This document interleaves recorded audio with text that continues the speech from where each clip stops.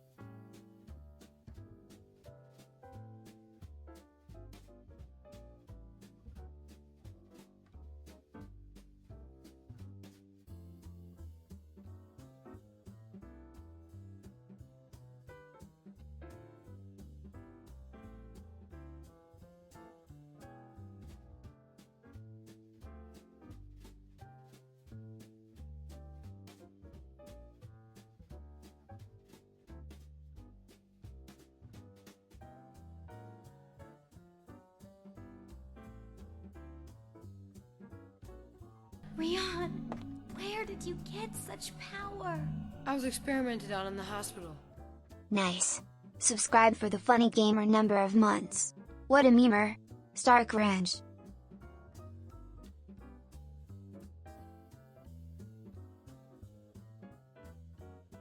Okay, hold on. I downloaded Mozilla Firefox. What cool browser are the kids using these days? Everyone makes fun of Chrome. So I downloaded Firefox.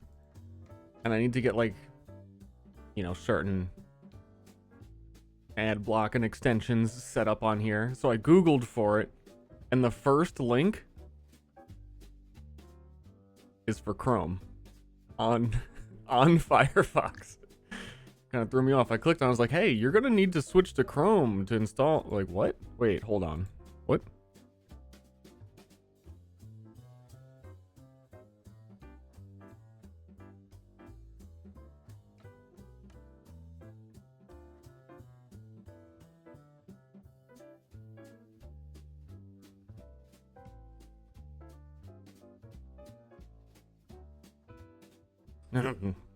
Hold on, back to bed.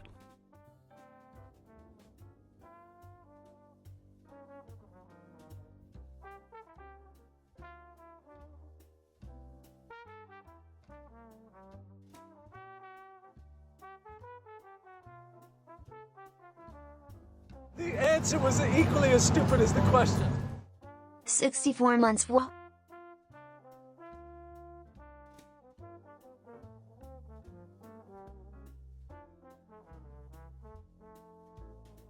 Thanks to Stadu and Leaf Mace.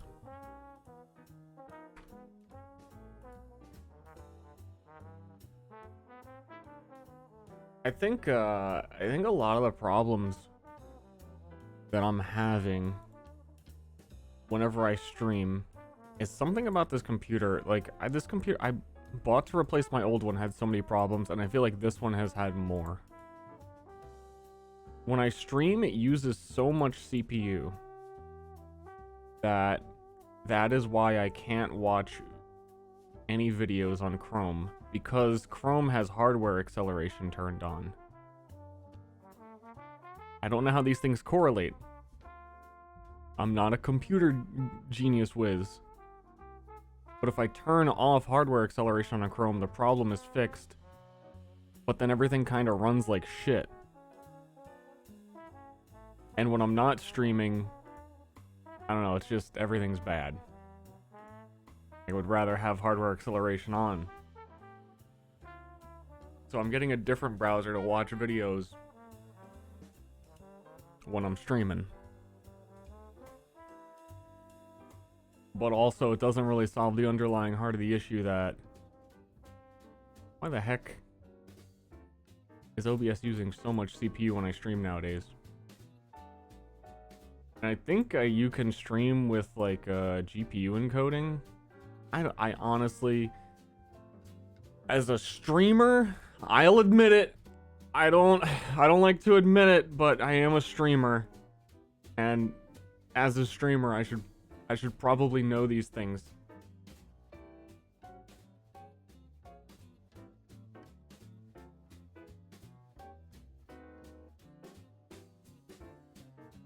I'm not on AMD.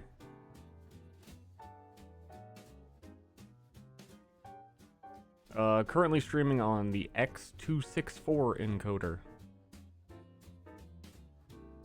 I think I tried streaming on the like NVIDIA or whatever the other one is at some point, and it was awful. Maybe worth trying again because I can't remember.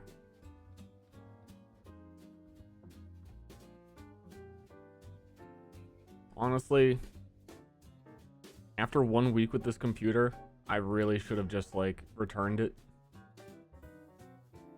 But at the time, it was such a pain in the ass, and I really like needed it then to not want to do it.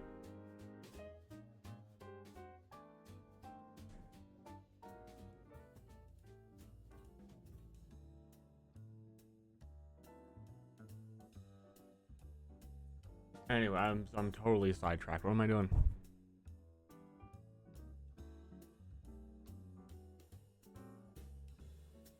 I still need a sec.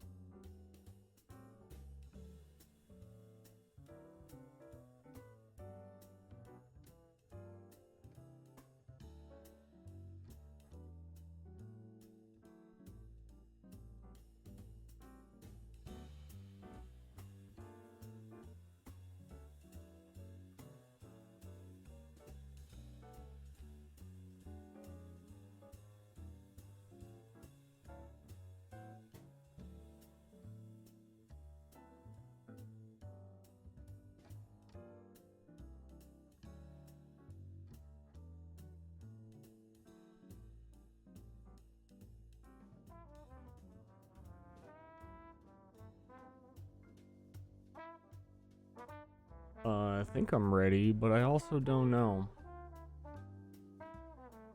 I would like to feel more ready, but it's just the 10-hour plus a day stream fatigue.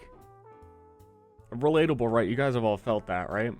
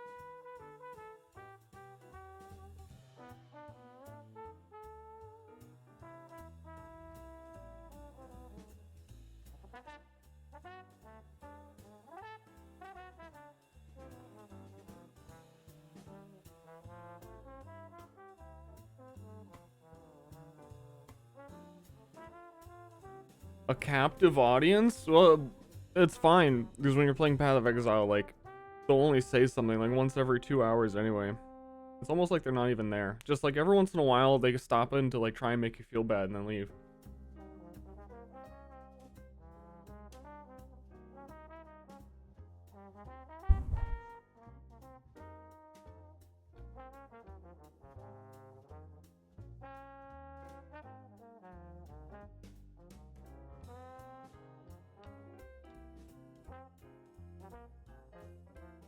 So ready to react. So ready to wake up a little bit. I need an insane reveal trailer that is just gonna wake me up. Something to pog about.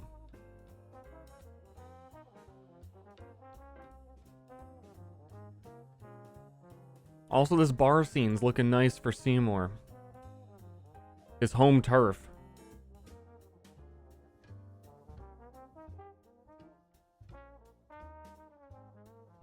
Also, I need to test something. I think something might have broke.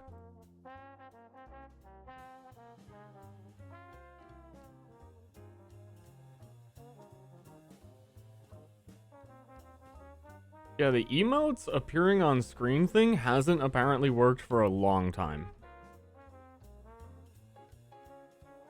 From chat on this screen. Hold on, I want to investigate that.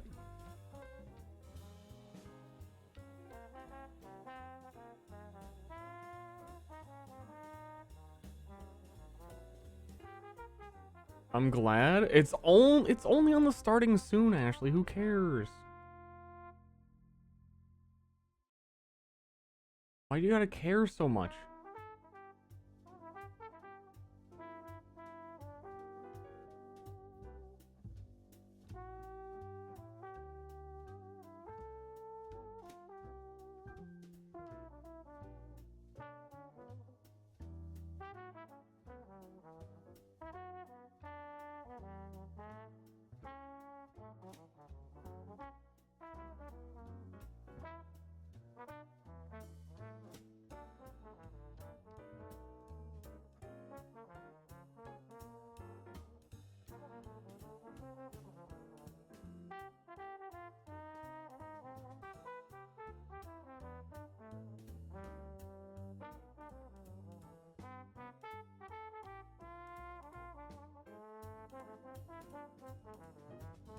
Huh.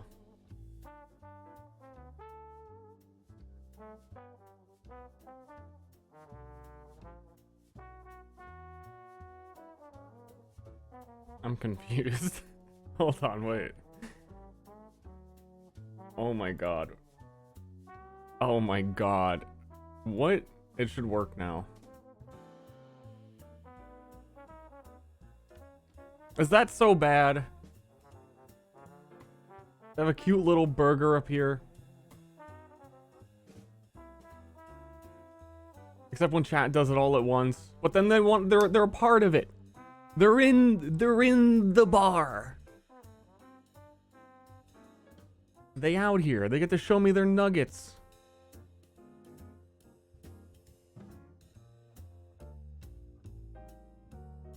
Here, I know, Ashley, you'll like this. Here. They're bigger now.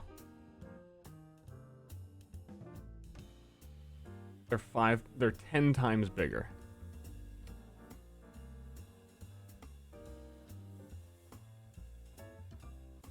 They're huge! Okay, we're gonna get started in 1 second. 1 second, 1 second, 1 second. They should not be that big. I'm just trying to make my wife leave me. I've been trying everything. You know that old movie, How to Lose a Guy in a Day or Two? I'm doing that to my wife. But it's been like a couple years. But like it doesn't work. Because he just fucking loves me so much. I can't get rid of her. No matter what I do.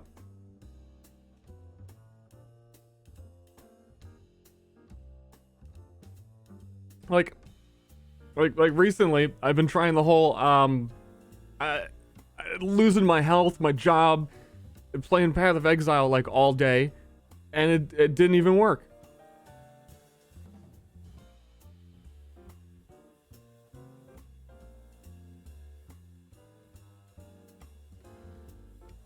Hold on, I just realized something.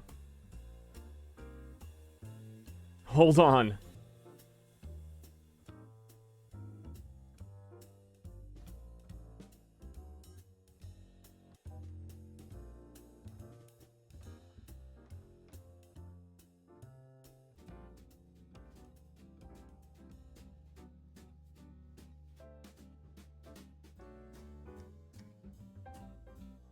Okay. Okay. Oh my god, I just made things even worse.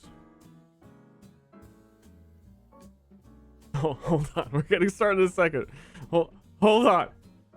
Hold on. Also, this thing is supposed to be random every time. It's always the exact same order. Isn't it? Am I crazy?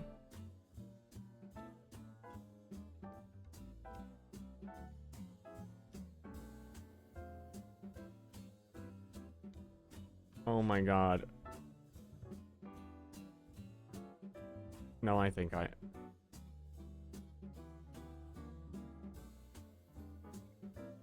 Okay, no, there was... there was no problem. Everything is fine. Nothing is wrong. Let's watch this. Let's just let's go. I'm gonna be here all day just like making problems up. Where am I? Who am I?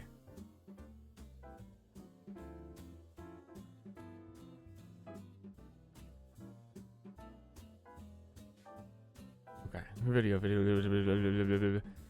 We're changing the way you play. We're reinventing the algo.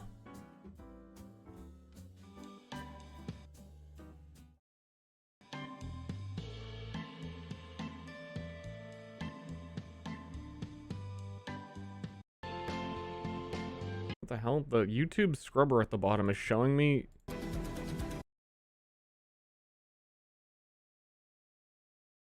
What? Oh, goodness. Oh, gosh. Look how bright this is. But, like, look, you... Oh, you can't even... Oh, my... It's not... Hold on! Hold on! Hold on.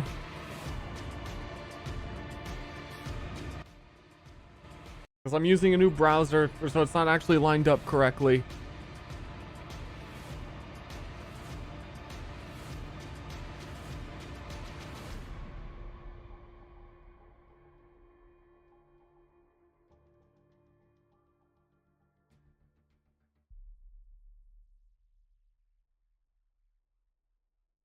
Wait, yeah, it is. Wait, what? It is totally fine. It's perfect. It's literally perfect. I'm making up problems. Why can't I just exist?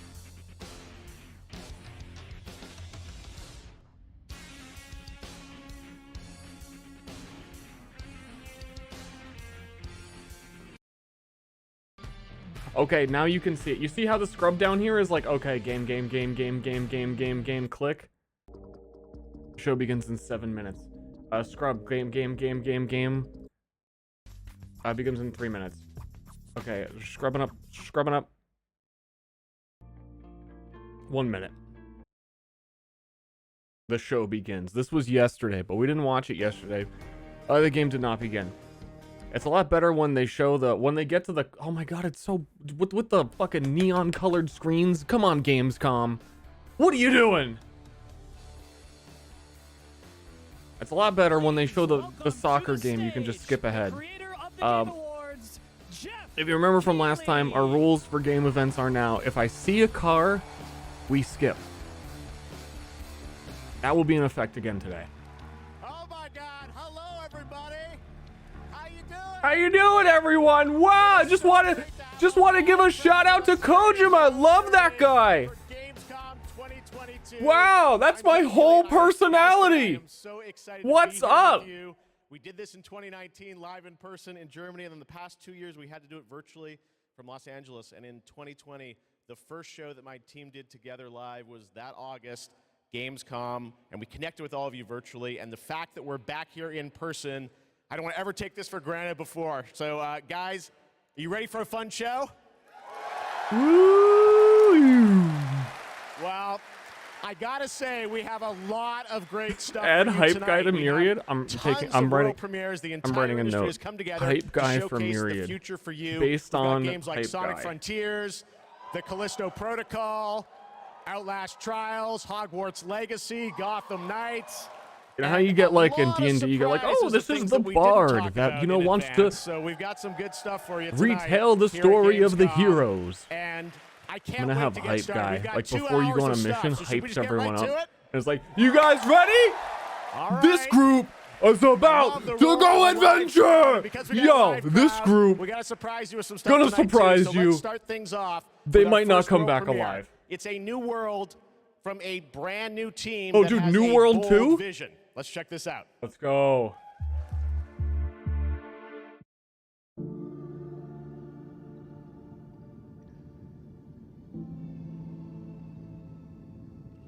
We want the community to build this. We want it to be their world. Wait. We want them to tell You're the game dev.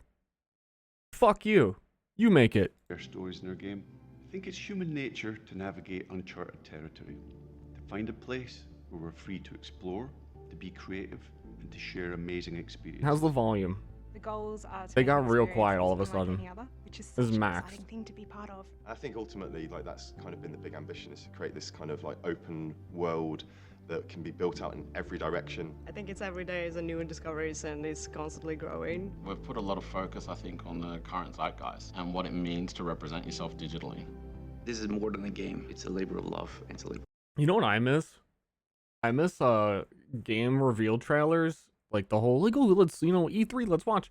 And every single game is a Kickstarter. How come like they have stopped announcing Kickstarters? Whatever happened with that? Because this so far is feeling like, check out all our concept art. Check us out on Kickstarter. Of passion. The dream is to create a whole new world for the next generation of gamers, and I think that we've kind of captured that. Players will play a massive part in this.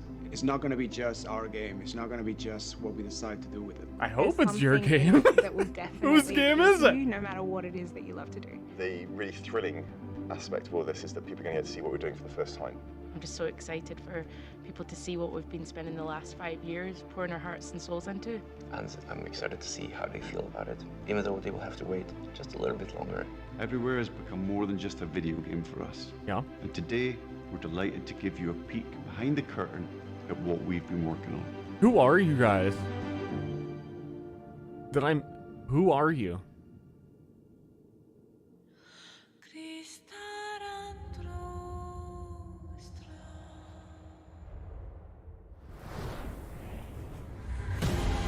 God, now it's so loud.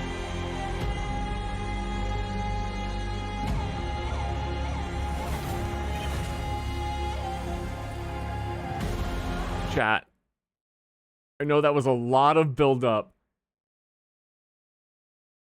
but that was a car. It was a fucking car. Ah, shit. I can't. I'm sorry, I'm breaking the rule. Also, what is this? What is this on Firefox? Pop out this video. No.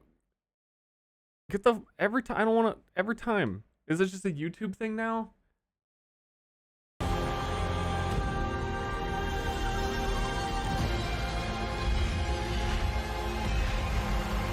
I saw another car. Oh, come on. It can't be good now. Just factually speaking.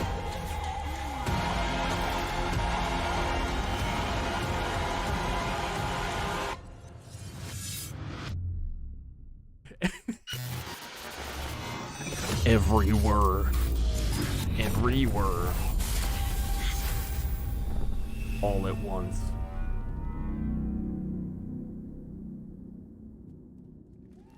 Oh! What is it? Who are you people? Why is it not your game? Why am I making it for you? And I'm sure you've got a ton of questions. And joining me now from Builder Rocket Boy is Adam Whiting to hopefully answer some of those, because we're a little confused, but we want to know a lot about this. So tell us, everywhere, what kind of game is this? What can you tell us, Adam? Well, firstly, can I just say it's really exciting to just be here, and we've been looking forward to coming out. Dodged. Question dodged. What emotion is that? Our stealth mode, and really delighted to start the conversation today here at Gamescom. Now, I won't be able to reveal everything, but what I can say is that really we're not trying to make a normal game. I think the scope and ambition of this... Dodged. What kind of game is it? Oh, you know, it's not a normal. It's not a normal game. Projects are quite unlike anything else. We want to build a whole new world for gamers, and not just a place to play, but watch, share, create, hang out with your friends. Ah, it's a metaverse. And so much more. Well, I got to say, the end of the trailer, I think we all were taken aback by, whoa, change art style. This seems totally different. Is that part of Everywhere? What can you tell us? Well, Jeff, that's one of the many surprises we've got in store for players. I mean, we are passionate about making games and telling stories, but ultimately we made Everywhere. I think we're going to introduce a new rule. Sorry, I'm being a pauser right now. I don't like when my streamers are pausers, but I think a new rule for skipping or immediately distrusting and hating a company is when their on-dev personality says, "We just love telling stories." It's just like,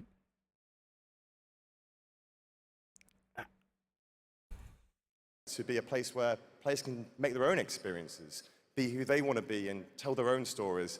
But we're still passionate I get to about tell my making own as immersive well. cinematic experiences that players can just get lost in and enjoy. I guess you could say we want people to have their cake and eat it, and Everywhere is the place that can happen. All right, well, definitely a bold vision for what you're doing here. The other question I'm sure we're all wondering is, we didn't see any date on the trailer. Any sense of when we're going to get to play this thing? Where are you at in development? Well, I'm delighted to say that we aim to have Everywhere in the hands of players in 2023, but we've got many more things to show and tell over the coming months. And we're really excited for you to sign up on our website, everywhere.game. But really, today was just a sneak peek behind the curtain to see what the team has been so hard at work on. And we're really excited to get this in the hands of players as soon as possible. Amazing. Well, Adam, thank you for sharing the reveal here at Gamescom. It's awesome to have so many European studios on stage. And tonight, we've got a lot of European pulled the curtain back and showed me nothing. And right now, we're going to move to another world premiere announcement.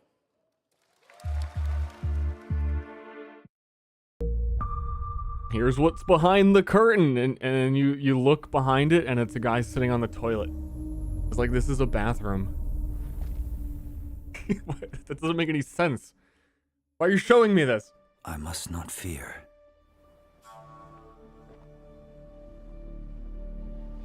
Because fear is the Dune Awakening. Fear is the mind killer.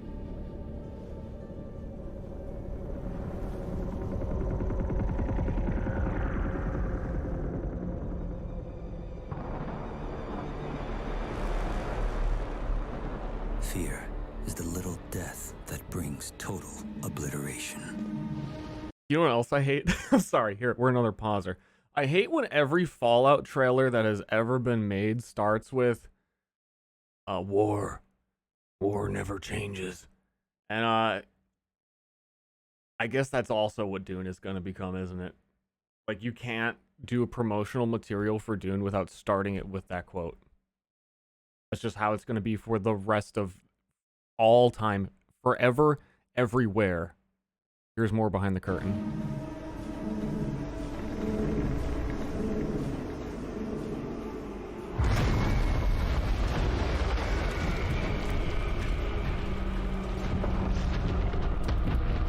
You know what else I hate? No, I'm just kidding.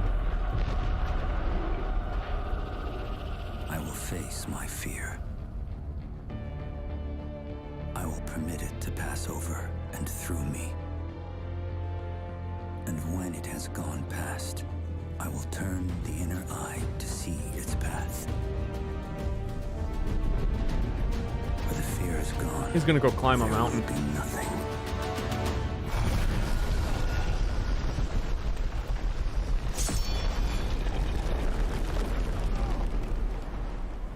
Did it. Only I will remain.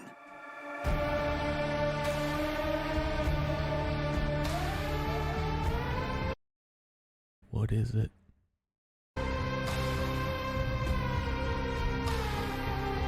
No gameplay, no buy. Open world like Ark. It's dead on arrival, absolute trash. Everyone will get hyped. It'll be like, what was the game? Atlas.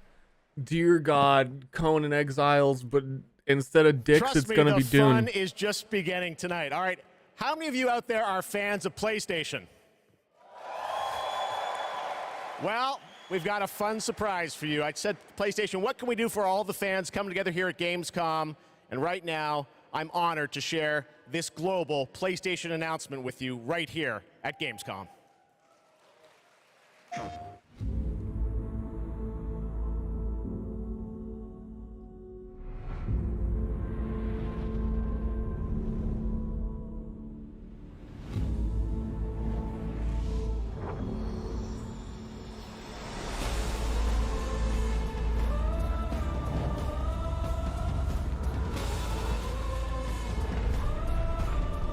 This is a car. With us here at Gamescom. All right, next up, the Callisto Protocol. You guys hyped for that game? Thank you. Well, joining me now is Glenn Schofield from Striking Distance. Glenn, we are so excited about this game coming out in December. You came all the way over in the middle of development to Gamescom. We really appreciate it. How has the response been to Callisto so far? Man, Jeff, the response has been fantastic for a new IP. I couldn't ask for anything more. So I want to thank the fans, and I want to thank my team for just really killing it. And it's great to be back at Gamescom, man. You know? Hey, why do you got to get up on stage to thank your team? Don't you work with them every day? People bring food to you, or you Kinda keep food weird. stashed next to the computer because you literally do not want to get up from the computer. You got some good stuff for the fans, and we're going to get to that in a second. You brought some gameplay. We saw some great stuff at Summer Game Fest. You brought more now. What are we going to see today, Glenn? Yeah, you've got some live gameplay. We've got two sections. The first one is going to show some crazy combat. And the second one is something new from the game, a little different than what we've shown with a pretty crazy ending. Yes, it is. You guys are going to love this. One thing I wanted to ask you about was you're known certainly in the team for your work on Dead Space. And that game, we love the strategic dismemberment. I understand you're kind of one-upping things for this game? Well, we got dismemberment, and we've shown the gore system. And today we're going to show a couple new things, including one that we're showcasing called mutations. So the enemies may sometimes have these tentacles that come out. And if you don't shoot them, take them out on time, this guy in real time is going to mutate in front of you into something bigger, badder, faster, meaner, and he's going to be taking you out. I don't believe them. That's the same shit they said about Dark Souls 3. This is one of my most anticipated games. It's coming out this Never December. happened. Glenn, thanks to you and the team for putting this together. Let's take a look at brand new gameplay from the Callisto Protocol. Thank you. The answer was equally as stupid as the question. Thanks, Metro. Stargio.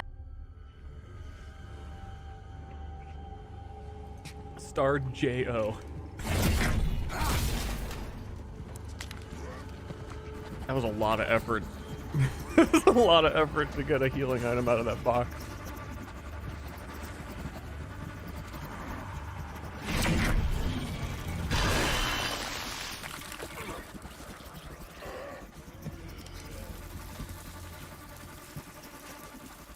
What?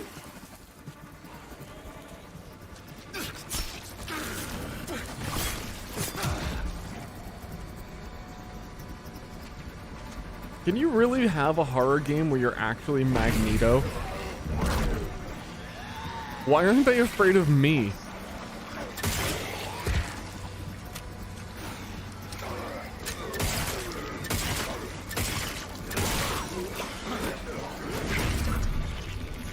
Why don't you just do it to everyone? Fucking con ult, the most OP shit in Paladins? Just do it again. He doesn't have enough men.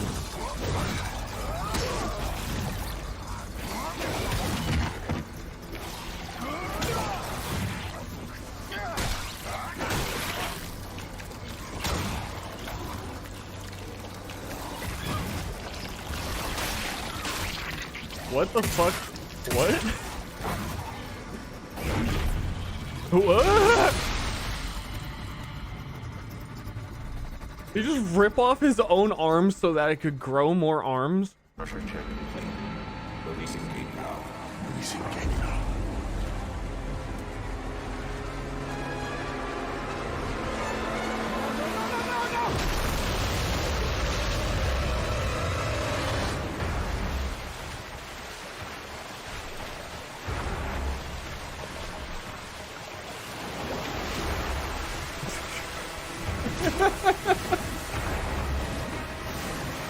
I don't know.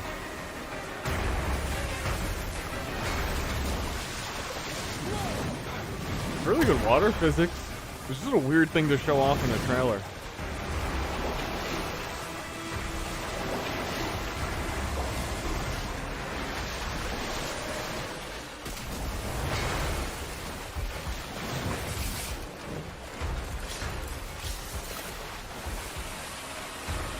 Gonna rip his pants apart. Yeah, I hope you get to the end and you're fucking nude. I hope he gets to the end and he is raw dog, naked, wet, and slippery.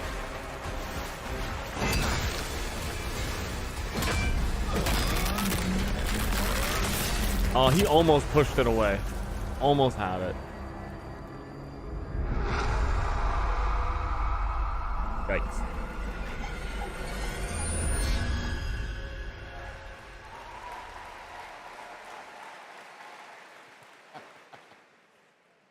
All right, that's pretty good, right?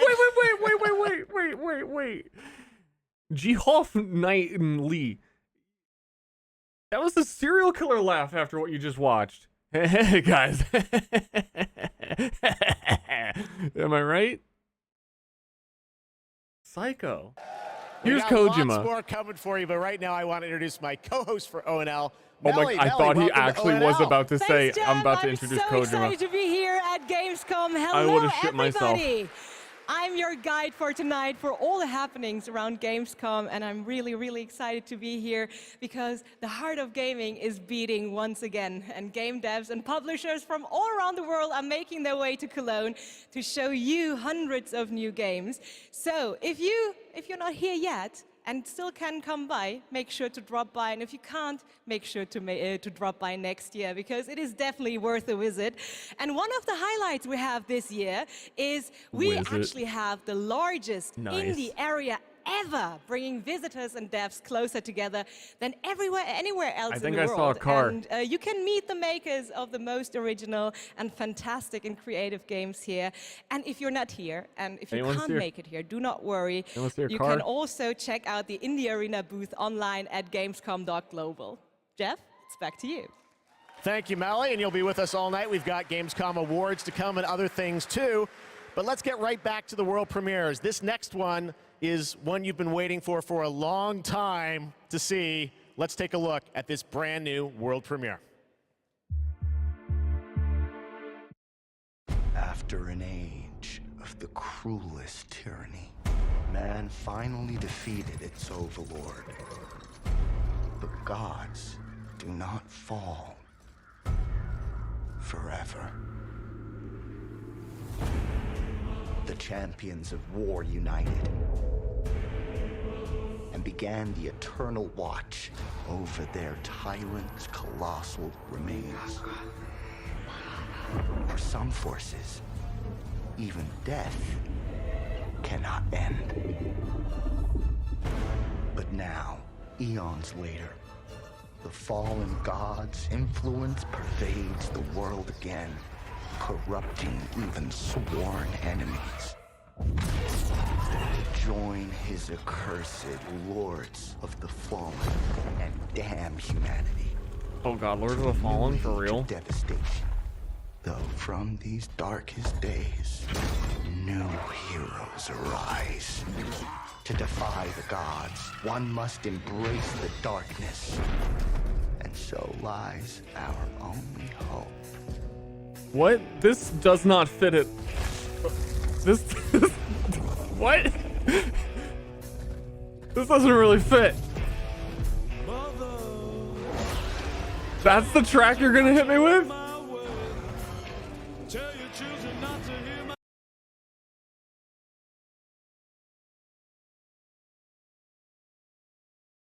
Does it? And also, I don't believe in DMCA. I don't think it's real. I think it's a fairy tale. But also,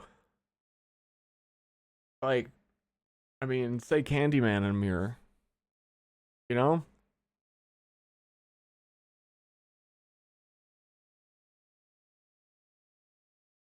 But I want to see the animation. Oh, I'll do the sound effects. I won't. I'm done, actually. That was it. That's all the sound effects. I don't remember why. I don't remember the reasons, but I remember playing Lords of the Fallen 1, and in my mind, I equate it with Styx, Master of Shadows, whatever, like, on the level of I hated it so much. I, like, hate played it, because I had to see more. See more! Yeah. But then didn't they make a second one? Or is this the second one? They look like they're dancing. They were definitely dancing to the music, weren't they?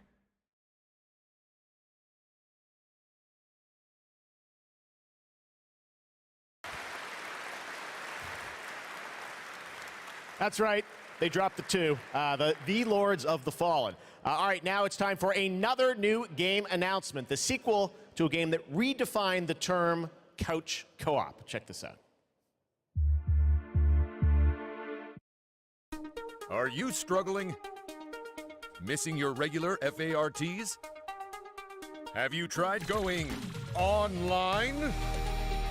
Visit exotic destinations. Move your dreams, whoever you are. Apply today. No skills? No worries. Everybody's welcome. You're hired. Open a door of new opportunities. Work alone or with a friend, or two, or more. Wait, was there a car on the road? You can do it. Move locally or connect together online. Yeah! Nice one. Coming 2023. Yes, it's time to step into the Potterverse. You guys excited for Hogwarts Legacy? Did they really call it the Potterverse?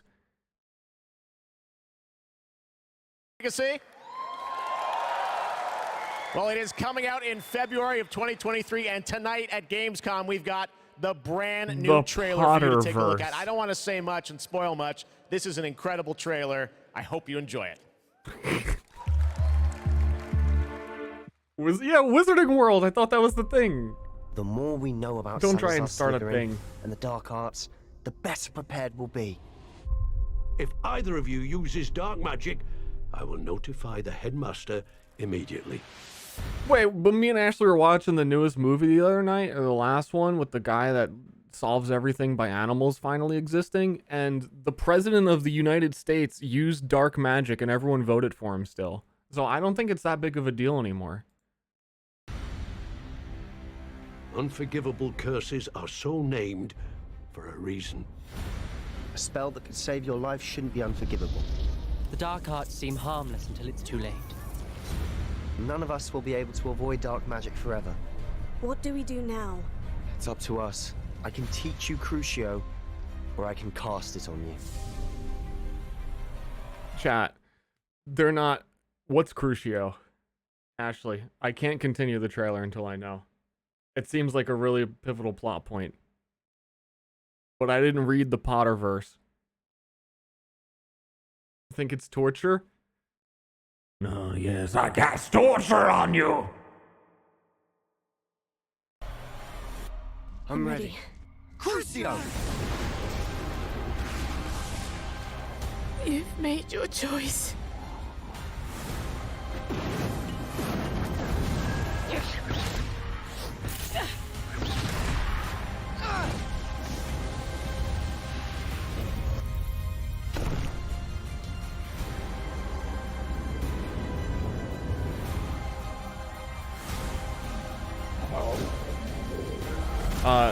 Second question, like this is actually really relevant to me.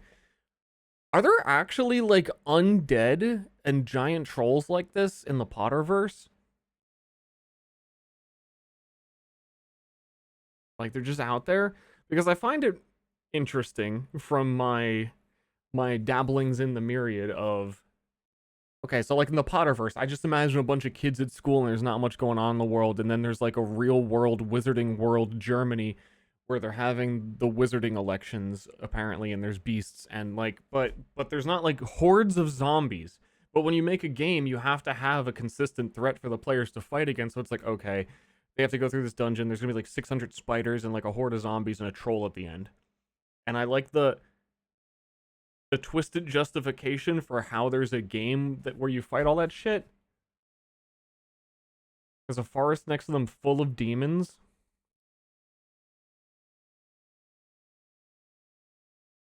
Is there a lot of lore where all that stuff comes from? Because it seems like it doesn't come up a lot. You'd think it would be more relevant.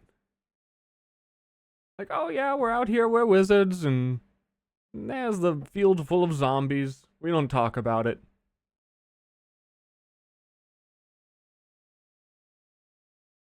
The world building I've noticed for Harry Potter is very like, when something needs to exist, it does. And that's it. And then if you think a little bit further about it, it's like, wait, what are the implications of that? There are none, because I didn't need it before. Exactly, okay. I'm glad. I guess I'm not glad, but it's reassuring to know that I'm on the right page, because usually I'll say something like that and everyone will start correcting me about like, no, you didn't actually, but okay. I thought like I'm missing something. The two of you but I think that's the point. I think everyone's missing something.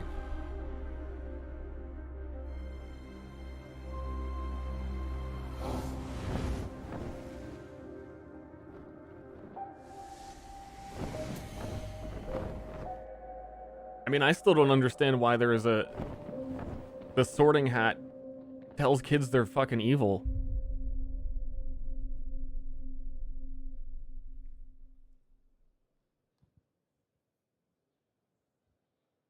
You young boy. You seem like a right douchebag. That's right, it's time to step into the world of Borderlands now. Joining me is the founder of Gearbox Entertainment Company, Randy Pitchford. Randy, great to see you here. Thanks for the intro, Jeff. I think a lot of these guys probably know me from my work at Gearbox creating Borderlands. Any Borderlands fans in the house? No. Well, I got good news. I know some of you hardcore folks saw the leak, but I'm here to officially announce new Tales from the Borderlands. So, tell us about this. We remember Tales from the Borderlands. This is new Tales from Borderlands. This is new characters, new story. It is. You know, I love the original game, and so that's why we got some of the original storytellers and writers that were back in the day at Telltale, and developed an all-new storyline with all new characters, created with production from Gearbox Studio Quebec. Did he get dressed in the dark? And we're here to show it for the first time today. You guys want to check it out?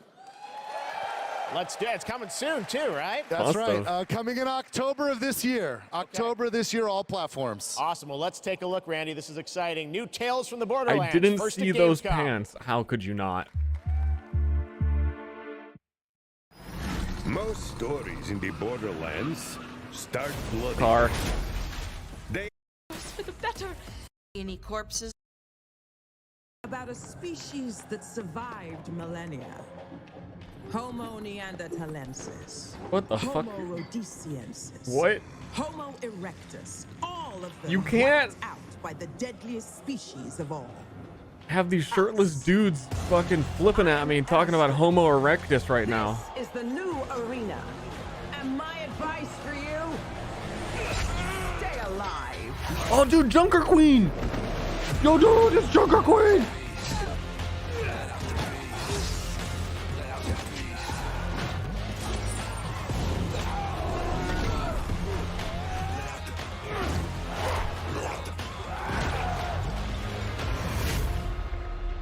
Every day you fight for survival. But today you fight for I glory. skipped the beginning. This was made by Ubisoft, right? Anyone can be a warrior. Don't know what this is. Didn't see the introduction to it. Spirit of a champion. It's made by Ubisoft, right? Oh, it's Dying Light. That's the vibe I'm getting. And they definitely took a book out of Ubisoft's book with that new game.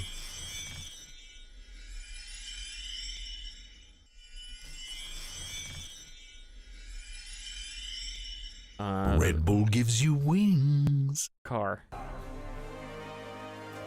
Boats are just fucking water cars.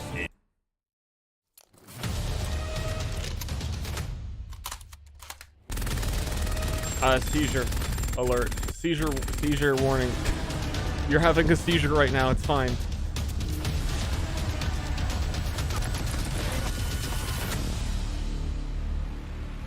Marauders. He's doing it again. What? 3 times wasn't enough to get the point. When they see this glorious end. Oh shit, another Halo. Let's go. Come for us. To savor the fruitless struggle. To its last drop. It's who they are.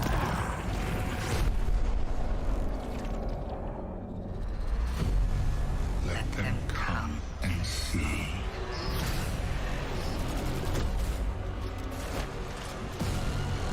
Our shape revealed.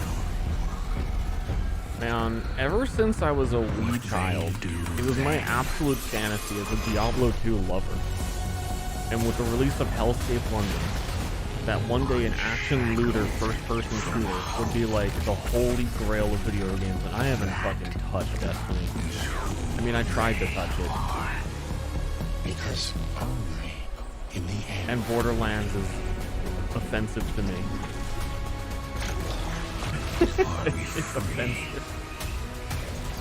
I don't know, they all feel like they're missing the whole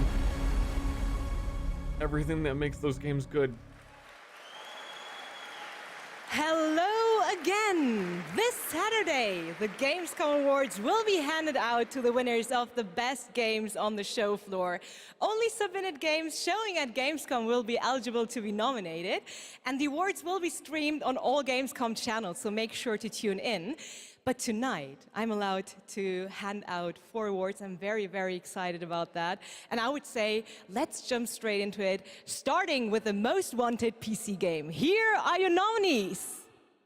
Which PC game do I want the most? Let's find out. Metal Hellsinger. System Shock. I forgot they were making System Shock again. Warhammer 40,000 Darktide. And Really? the winner is Metal Hellsinger. And here to accept the award is Sheila Wikström. The cars are made out of metal. Every day. And the truth is, making games is super hard, and it's precise. Thank you, Melly. Well, the world premiere train keeps going. It's time to move to the world of Sonic. Any Sonic Hedgehog fans out there? Sonic has had a pretty good year with the Sonic 2 movie, which was a ton of fun earlier this year. Well, Sonic Frontiers is in development, and we've got a brand new trailer for you and confirmation of the release date, too. Check this out. Oh, Sonic.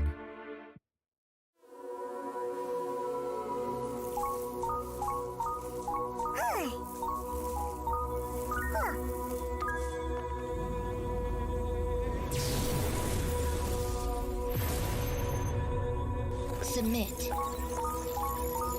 Your reckless actions endanger What the the world. fuck is this Persona X Sonic?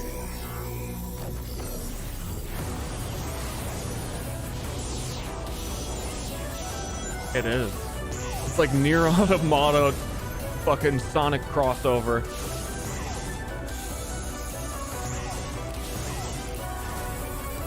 I'm going into the grid, you guys. Amy, is that you?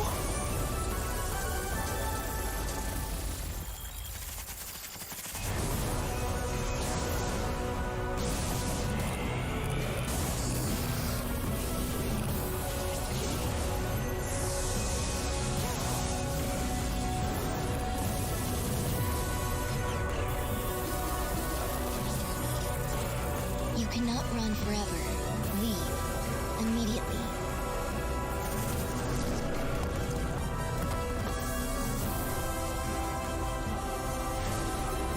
What?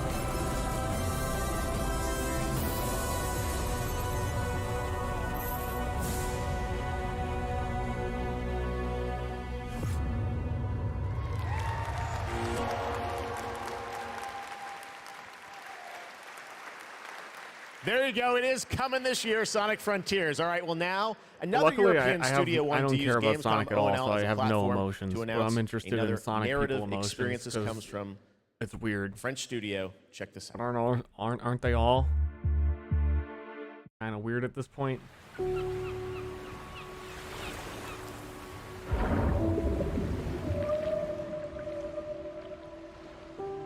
We leave so many things behind us. Objects, memories, mistakes.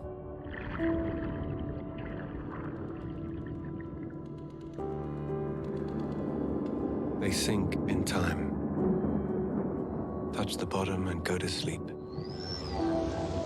Silence is full of ghosts.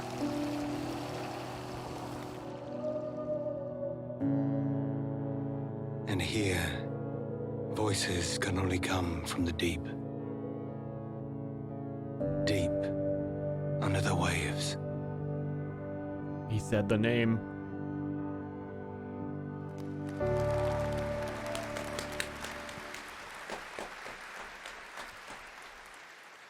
Guys, it's time for the goats. Ready for some goats? You don't, No live guys. You goats don't have today, to cheer. But we are here to talk about Goat Simulator 3. We got to announce this back at Summer Game Fest. And now it's time to see the gameplay of Goat Simulator 3. Car.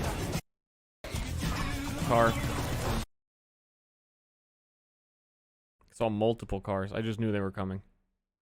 Development right now. Ron Gilbert, the series creator, is back. You may have heard about it. Return to Monkey Island. And tonight at Gamescom, I am so excited that we get to announce the release date. Or actually, I don't. We get to go to Stan to tell us the release date. Check this out.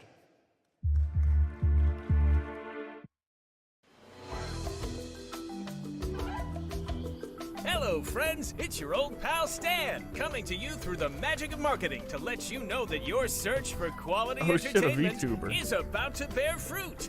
But I wouldn't be doing my job if I just dropped the details on you without a little build-up. I want you to see the kind of fine dining establishments you'll be visiting, like this one. Get lost. And if escapism is your cup of flavor, you can't do much better than this exotic and extremely remote island. Stay back! How did you find me?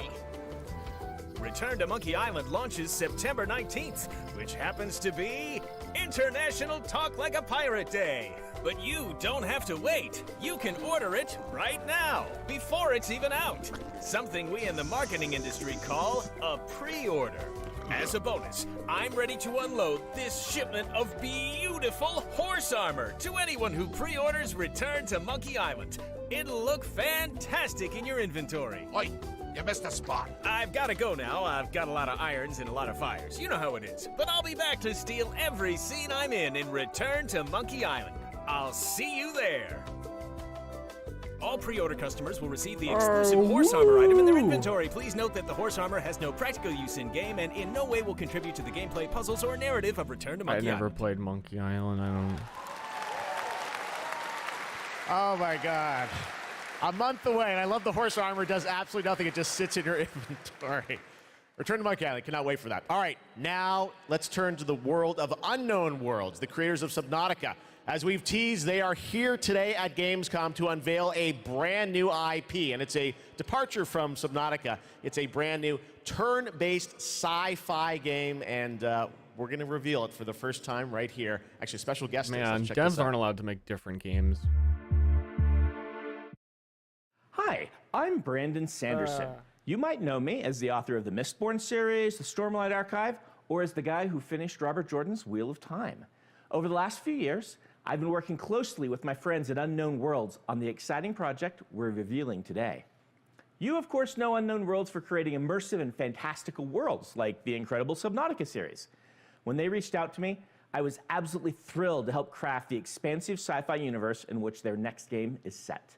This secret has been a hard one to keep, and we're so excited to finally show you what we've created together. So, without further ado, this is Moonbreaker. That's fucked up. George gets Elden Ring and you get Subnautica? That's fucked up, dude. You gotta fuck that guy up. He can't even finish the series. Let us keep this civilized. Welcome to the party. With you till the end. Needles up. Stay alive.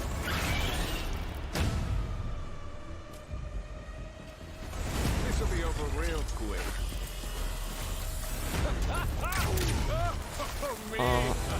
Get over here.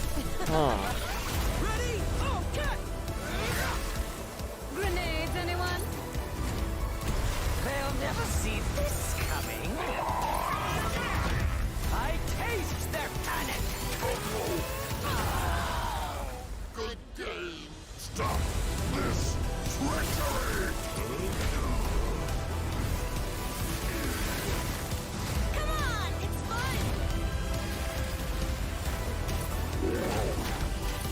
fun. The crowd goes wild. Build resources.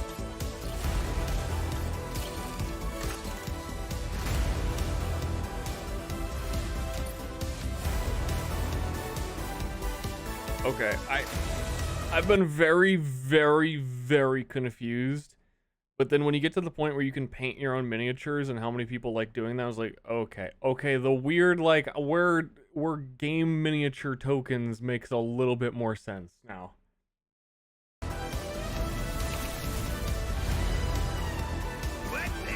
I'm painting a dick on all of them.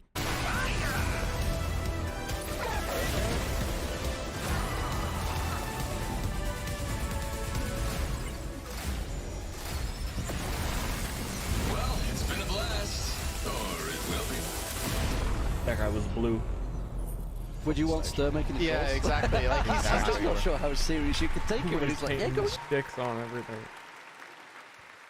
And joining me from Unknown Worlds is Charlie Cleveland. Charlie, Moonbreaker, it's real and it's so different than Subnautica. So Yes, tell us, it is. this Confused. departure, you guys like to kind of reinvent yourselves every game, right? Yeah. Hey, I'm the interviewee. Hey, wow, this is really different. If you had to compare this to 2 existing games, would you say this is like tabletop meets Dark Souls? Is this the Dark Souls of tabletop? So people thought we were kind of crazy for making Subnautica after making Natural Selection. We went from a strategy shooter to a pacifist underwater game, survival. So I feel like we've done this before. We love changing genres, but I'm hoping, our Subnautica fans will still come along for playing a digital miniatures game. I hope. Well, it's so cool. A digital miniatures game. Everyone loves miniatures, but how do you translate that into gameplay? What is the gameplay of this game? So we're kind of channeling like a Guardians of the Galaxy or Firefly kind of feel. So you can see that from the colorful art style we have. So you choose a captain and 10 crew, and you build a roster, kind of like a traditional miniatures game. And every unit in the game is the worst thing in the known universe is to be the dude in these front seats that are just slightly out of view, and you have to turn completely around to look at them talking. I can't imagine a fate worse than sitting in like row 2 and 3 right now. I would just get up and leave. It's over. really like strange and special and kind of game breaking. So yeah, you deploy units and you move them around on the battlefield and you get all these crazy game-changing powers, kind of like Hearthstone meets XCOM, kind of. He did it! Wow, let's fucking go! He named 2 games, let's fucking go! Well, I mean, you see the gameplay here, it looks great, and it's coming soon. As That's we said, exactly what we needed. Early access, not going to wait long. But the thing I want to get to is the painting of miniatures, which we saw. Is it multiplayer? That's what I'm confused about. Of in the trailer, and I know you actually, painting was cathartic for you sort of during the pandemic, right? Yeah, so the painting, I mean, you can't have a miniatures game without painting. And during the lockdown, I just found myself like learning to draw and just zoning out and feeling really relaxed when the world was basically falling apart around us. And we really tried to capture that feeling. It's not like Photoshop or like special technical tools or anything like that. Wait. You hold up. You tried to capture the feeling of like being alone and depressed in your colorful game? Was that what he said, or is he? I don't think that's what he meant to say. We just simulate washes, dry brushing. We've got decals. This feels like you're actually painting a real miniature. And I have to say, because everyone is surprised by it, like all the miniatures you see painted in the game are all painted with the tool. Wow. So it's like actually pretty powerful. Amazing. Well, it's so cool that you're revealing it here, and it's playable at Gamescom, right? It is. It's here. You guys are the first ones to play it. Wow. And oh yeah, it's like. We're over in the Crafton booth. Okay. Crafton booth. And for everyone else around the world, they're not going to wait long, right? We'll be on Steam Playtest in September. Intrigued. We have a couple open weekends. I would and like then to we're try going to be it. launching Seems like it could be good, into but Steam Early Access September 29th. So it's really close. Only a month Cautiously away. Charlie, thank you so optimistic. much for coming all the way out here. Thank you. I know you had a tough time. My pleasure. Here, but Thank you, made everyone. It. All right, Charlie Cleveland with Unknown Worlds. Thank you so much, Charlie. Hold on, we're pausers. As someone who has like basically at this point made a tabletop game and has played so much D&D, I have realized like I hate most turn-based games. I really had this moment one day where I was like, wait, why am I spending so much time making a tabletop game when I hate turn-based strategy games? Like if I go through and try and think of like the Pathfinder games that came out, there's a whole bunch of D&D games that come out, like I don't like almost all of them. And I've realized that the number one defining reason why I will or won't like a strategy turn-based game like this is if they give me 6 units to control or like 2 or 3. That actually makes like so much of a difference. Like Into the Breach, god tier game. You get fucking 3 dudes. Divinity, you take the mode where you only have to control 2 guys. XCOM, I got like fucking 8 guys jumping out of a plane like my turn. I don't care. Just feels like it takes so long for anything to happen. And D&D is at least like I only got to worry about my one turn. Like my party, they do whatever. So if this is, I'm hoping there's not too much, because I've realized that for me that's the very, very specific deal breaker. And now it's time to reveal another game with a very catchy tune in the trailer. Check this out.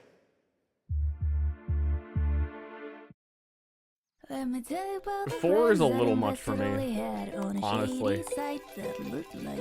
Like, I'm surprised that I don't like controlling 4 people in Divinity.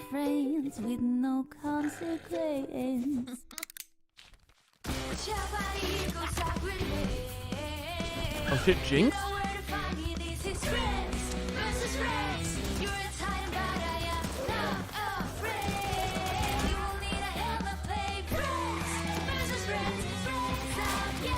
Neon White 2?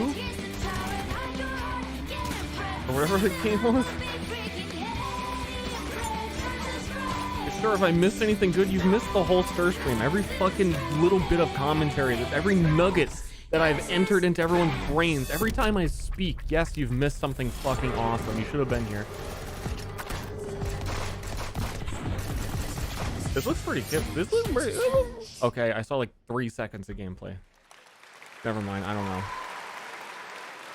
I was like really waiting for them to get into it there. Inspired by the familiar story of Pinocchio, Lies of P is a new action Souls-like game that is coming out from Neil Wiz, and you guide Pinocchio on his unrelenting journey to become human. This game looks absolutely great, and we've got a brand new gameplay trailer to show you, and this game is also coming to Xbox Game Pass on day 1. Let's check it out.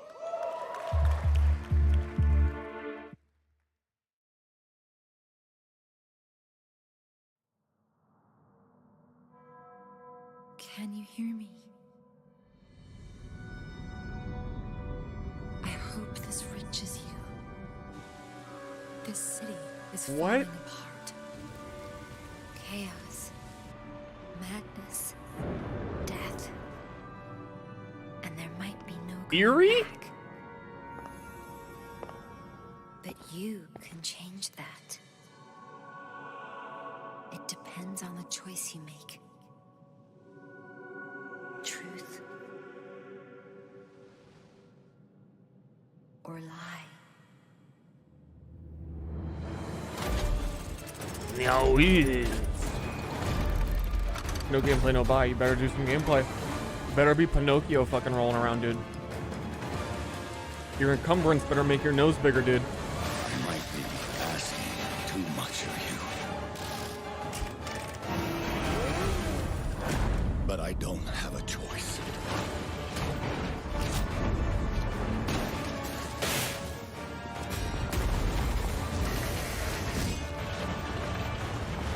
Only you can do this. Please, help me. That was not actually gameplay. No gameplay, no buy. That was like showing pre-rendered animations at very specific moments. And I'm mad about it. Finally, we meet, son. Who are... Am I invested in these characters? The light shines brightest in the darkest. Dampierre's coming back for Soul Calibur 7? All right, buddy, I'm here for you. They got the whole crew. Don't worry.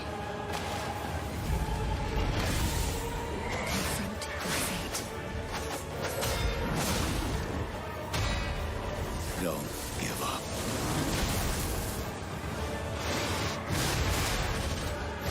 Keep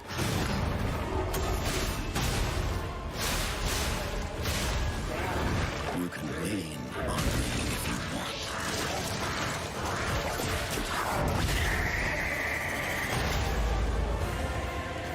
protect. Fulfill.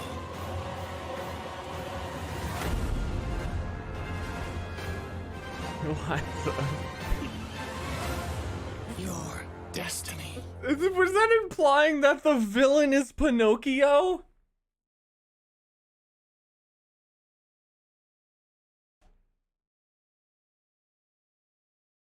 Some of the designs there are super cool. I like just...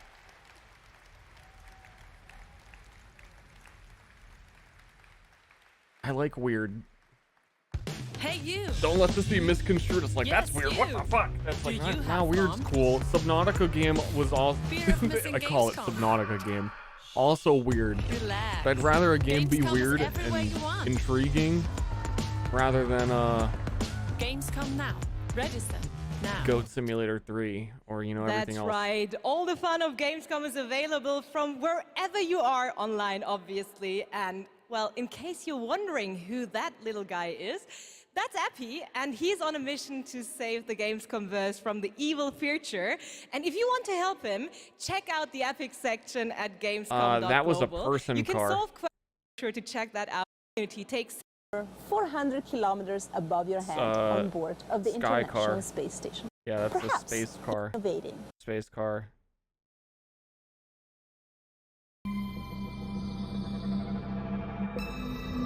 We skip cars.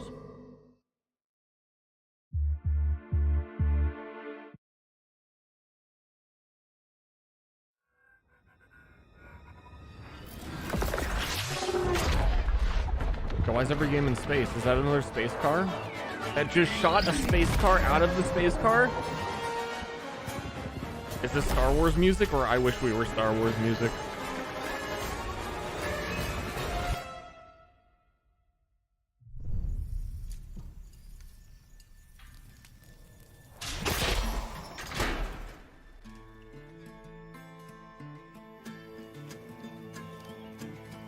Oh, let's survive.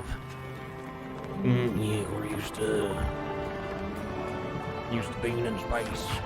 But then we landed down on this green thing, and there's all these beasts roaming around that are slightly different than the beasts you and I know on the real Earth. But the same kind of trees and shit. And we was like, let's cook some wood. Because we're stranded on the alien dome.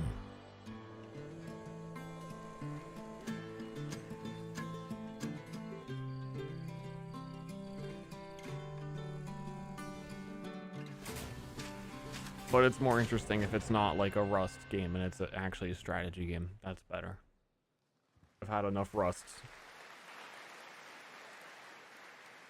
When we were looking at games for Gamescom Opening Night Live, one of the things I was most impressed with this year is there are a lot of European studios that wanted to debut games here, and also a lot of brand new IP, brand new worlds, and we're going to introduce one of those to you right now, and I think you're going to get pretty excited about it. Check out this world. But I kind of spaced out. What he said was, to recap, he said, when we were looking for new games, we were excited to find new games, and we found one.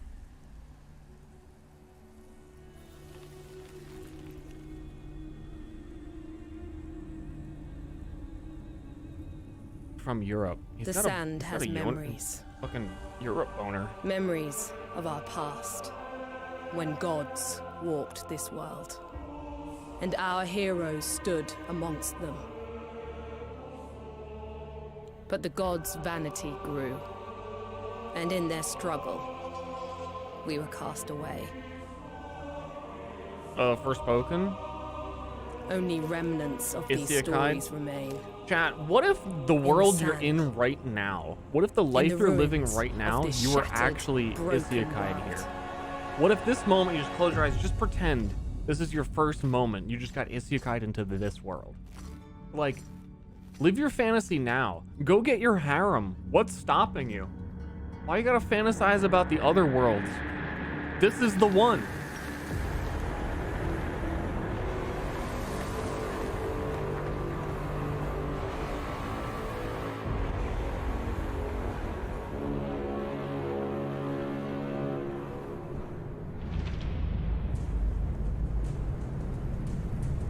Oh shit, Tremors.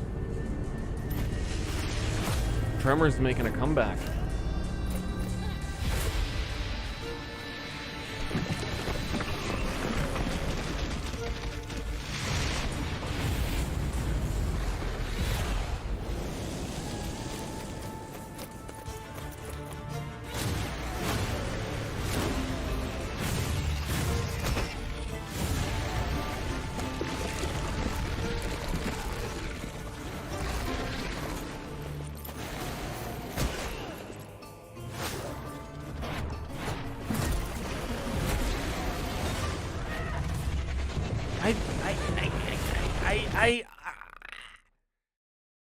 Let's pause. You know what else I hate?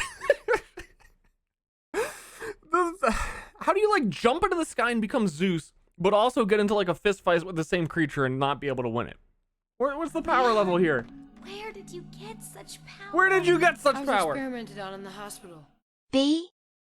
Like when you're in the Calypso game and you have Magneto powers, why don't you just use them?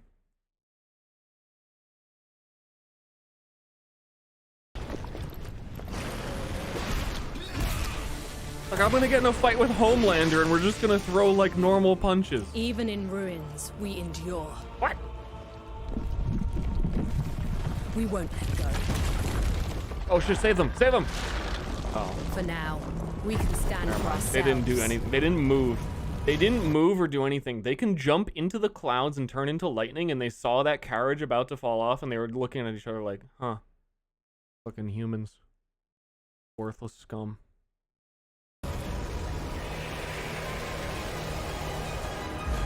And face gods.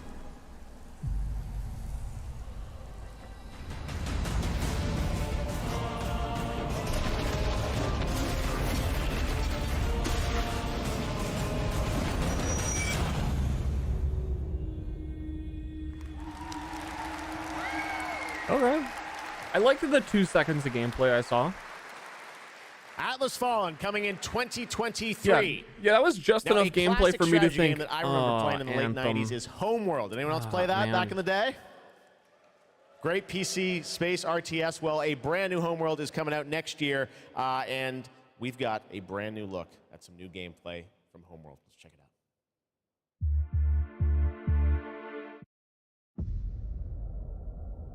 out. Space car?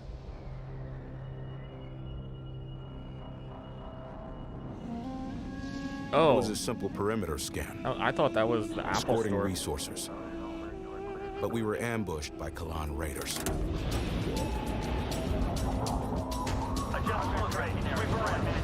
The fighters were no problem, but the missile frigates were a different story. Command got clever. One wing used cover to keep themselves safe on approach.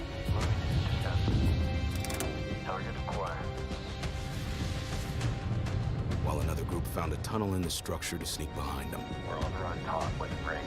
Gauge them up. Let's do this. It worked. But just before a carrier battle group arrived, we scrambled bombers. Which came first? People leaving Steam reviews like this, or the trailers that talked like this? Chicken or the egg? Perfect for attacking capital ships. We protected the resourcers while they hauled in the goods, which meant we could roll out assault frigates. Cleared hot. Let's take it to them. Stay on them. Break contact. The raiders weren't pushovers, but command countered their hit-and-run tactics. The way their carrier exploded, beautiful. And we even grabbed a little... Beautiful, 10 out of 10. That missile frigate is ours now.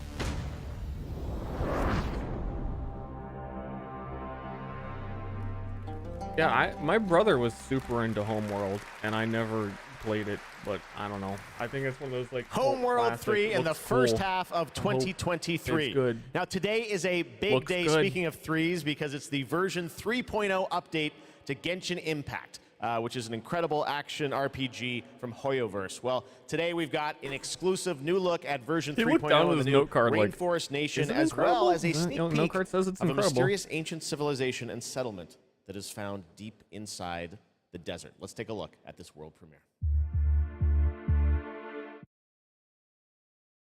Skip, I'm actually interested in, wait, is this actually Genshin or Zenless Zone Zuckerberg?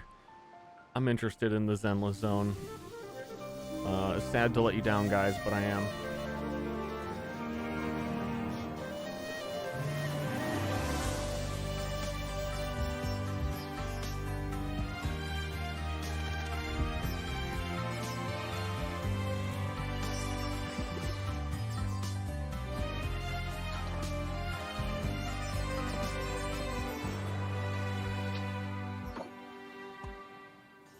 Can't see? Pokeball.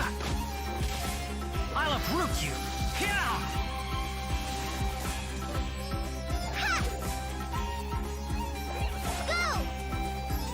Come on, let's go. There's a fortune to be made. Your more is mine. Oh shit, did that child just charm me? Now I have to do anything she says? I'm her slave? Oh my god, my master wants me to what? Oh sure, I'll...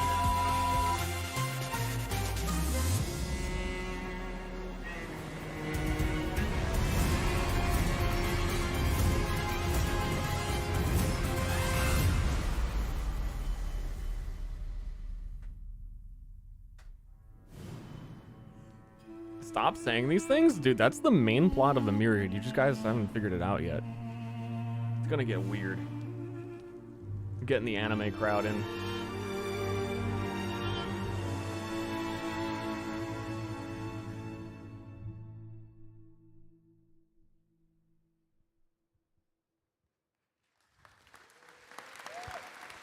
Those are the least enthusiastic claps I've heard in my life. What an absolutely beautiful game. And that's not all from Hoyoverse, because they also have that same crowd was Star Rail clapping like crazy for shit I did not even understand. Interstellar adventure with strategic turn-based combat. And now we're going to take a new look at the story and adventure that awaits you in Honkai Star Rail. Yeah, I don't like Genshin Impact. I'm going to go home and spend $1,000 on it. Yo, Zenless Zone?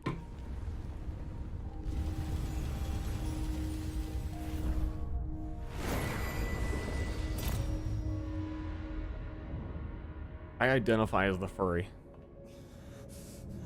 This game gets me. This is the other game? Of 5 They have another game? 3 must pay a price. You are not one of them, Jin Yuan.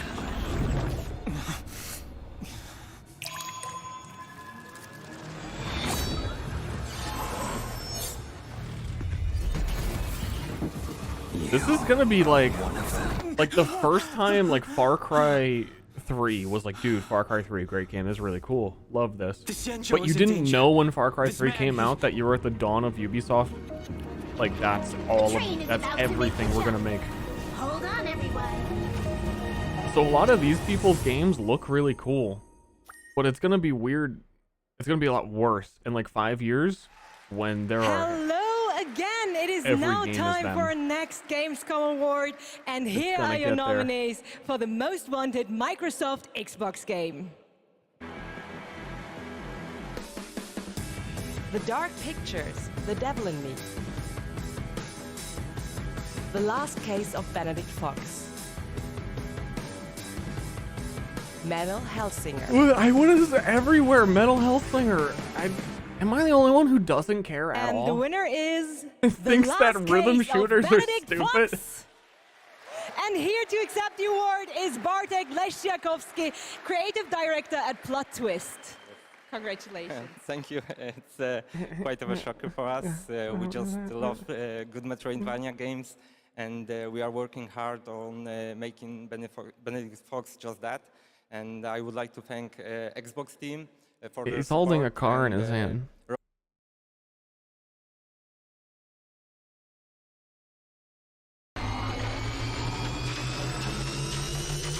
Where am I now?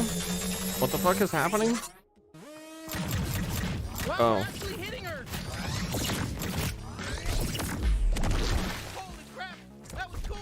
The not Rick and Morty game. Wait, no. The Morty game. Come on, wait. We're hurting you. No, fuck you.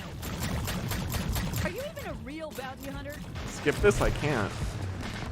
Jesus, it's so gross you even went in there. That sludge tastes like shit. Yeah, so stop diving into it. Shit, she's filling the place with sludge. Stay in the air. Better not fall in. Hey, I'm still here. You can still use me if you want. Is that like? Attacks. Did you know that? Not just all about stabbing. Well, Is it Australian Rick? and tethering, but I can also deflect attacks. Rick doing an Australian I'll accent. slice them the fucking damn. I'll cut their fucking heads off. I need a knife. Knife here. Oh, give me a knife. Fucking cut right into them. I'll cut their fucking asshole off and eat it. You know, this sludge matches your toxic personality. Fuck off. That wasn't even a good one. Surprise! Flashback!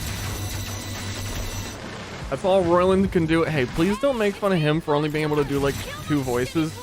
Because Myriad's gonna come back and I'm gonna have Gruff and Guy, and like, I don't need that kind of down talking on 2 voice Andys. Bet you're just as nice and squishy on the inside as the rest of them.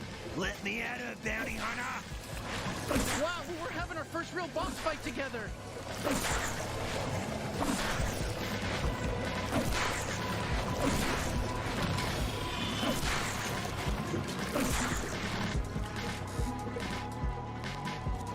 I'm the strongest out of all the Torg clones. I'm gonna go get some water. I'll be right back. You guys enjoy. Soldiers are extremely strong. Honestly, I don't think they were.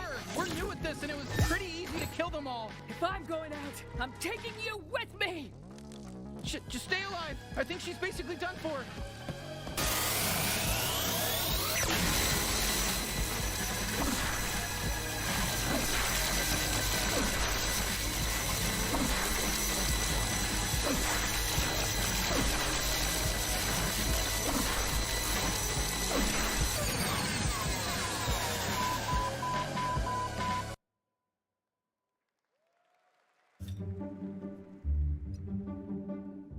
Do you see that?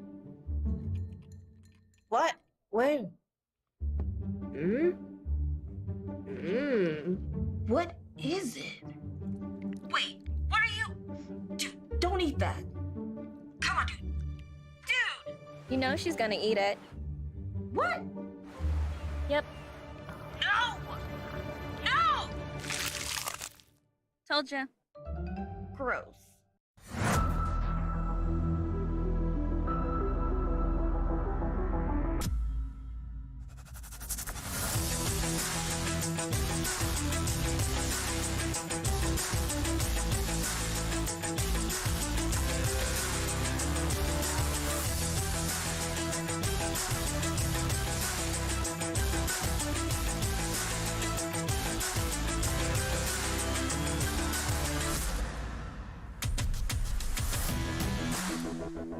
Yeah, I just stay asleep and don't come back to the stream ever again.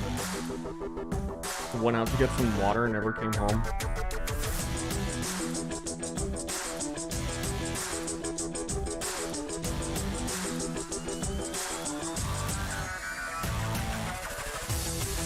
Yeah, people. Oh, this is like check out all these games on Game Pass.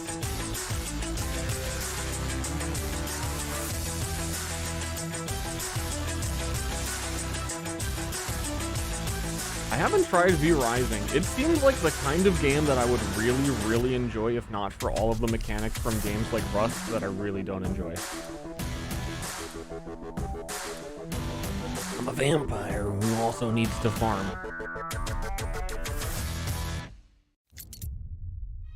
You've been selected I go from out at among night and I thousands of suck candidates. blood. I eat them and I Join the destroy. family. And I have to make sure my garden This is more kept than up just a or I job. will run out of It's material. You ever miss it? Caution. Oh shit, oh shit. Links. Making the world's A better place.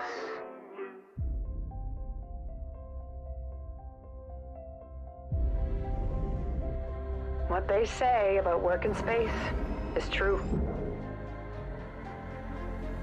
There's something real special here. You don't have power here. You never will. Look around you. We're expendable. I can hear them in the walls. Ain't a trade like it. Dancing between the ribs of a ship, gaze out at the I was rest of thinking the of streaming human this a race, while back because it came buzzing in the out. distance. That's when the sky fills up with flames. And I was definitely like, man, I would make That's Jeremy the play way this with me things because go. this game is up his alley if it actually had co-op, but it don't.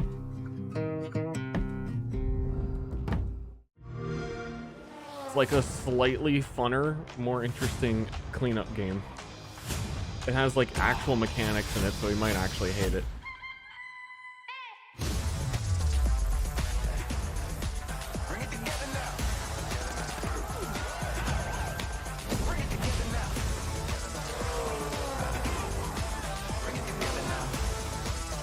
I saw a car.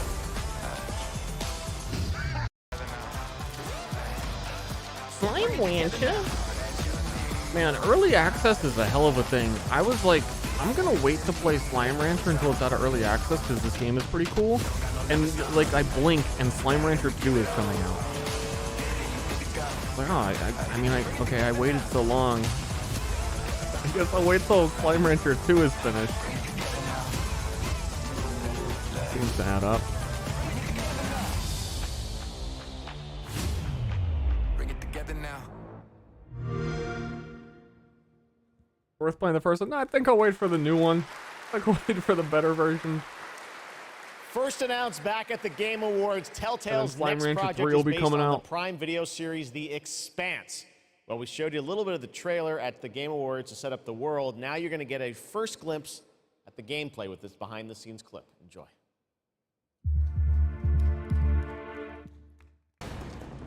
Drummer, his suit is punctured and losing pressure.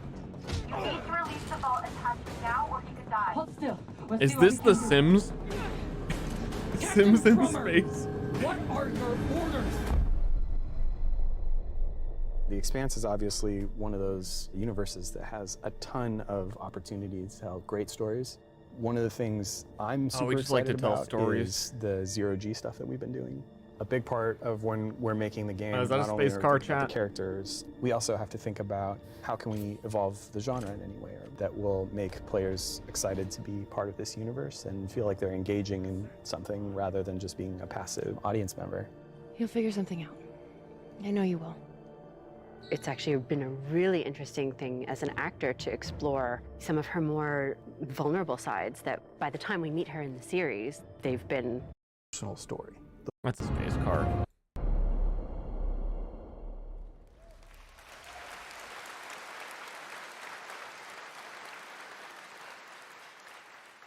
Speaking of adapting things from one medium to another, here's a film adaptation that into a game which I don't think you would have ever expected. Check this out. Oh shit, Forrest Gump action RPG?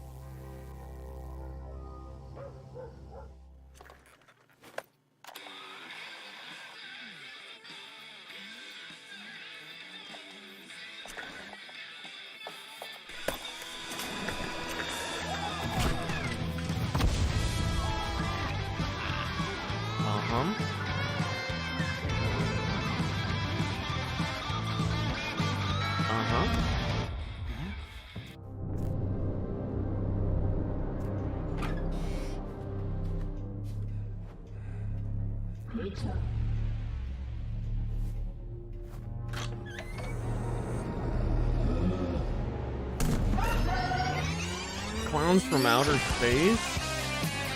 Oh no!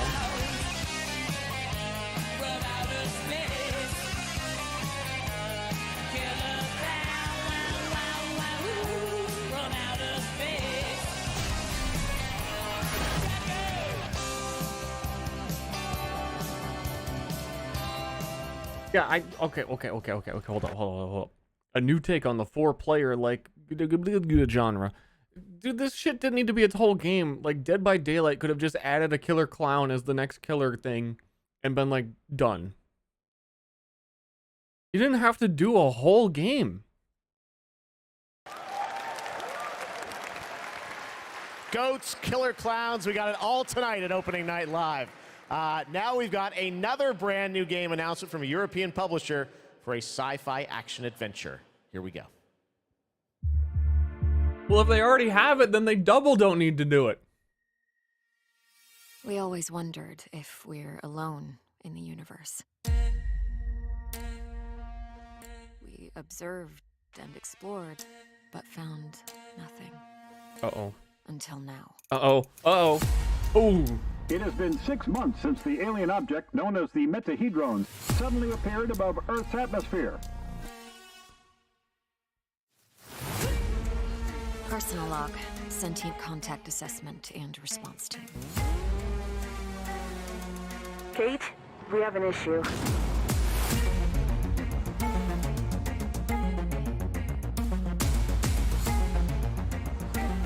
What happened? Power supply failing. These are Mass Effect Andromeda level facial animations. They're like polished. What they are. Sensors offline. I'm switching to backup generators.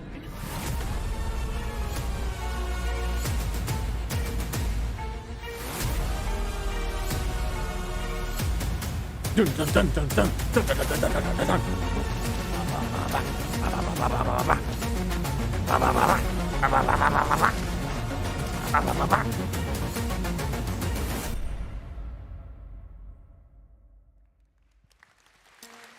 Man.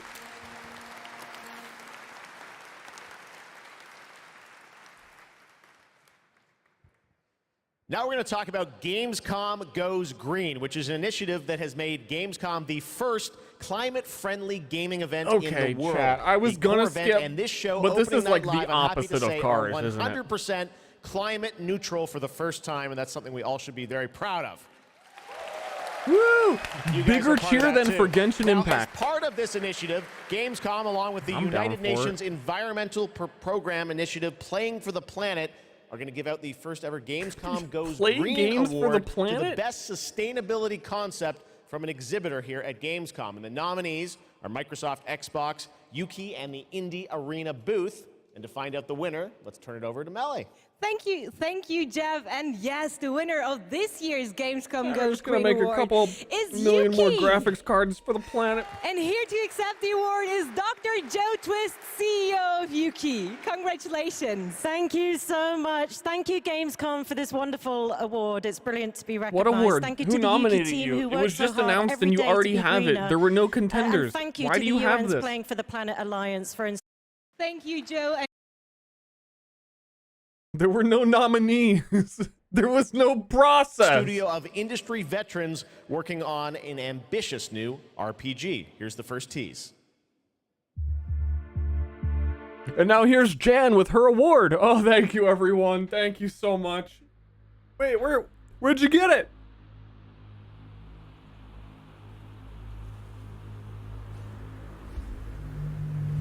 They didn't do anything. It was just for a concept. I had a good idea about doing something. In the crux Let's see if they of do it. reality, Keep our eyes on that one. there exists two lies. One before the shadow, and one behind the eye. What?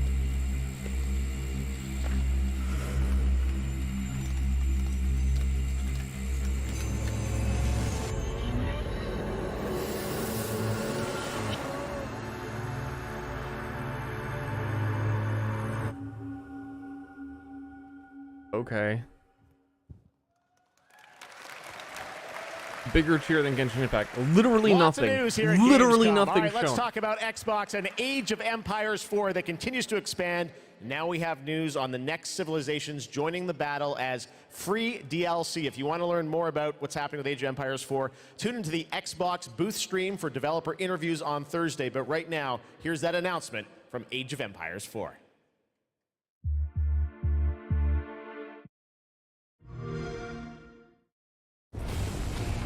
There's more than one way to win a battle, and every empire must find their own path to victory.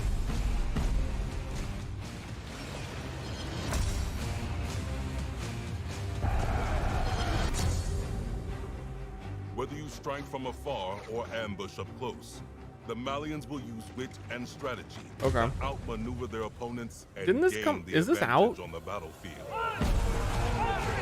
Didn't this come out like 10 years ago?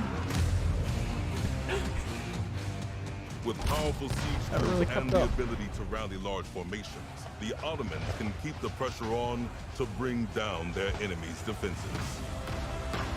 20? I'm the drum guy.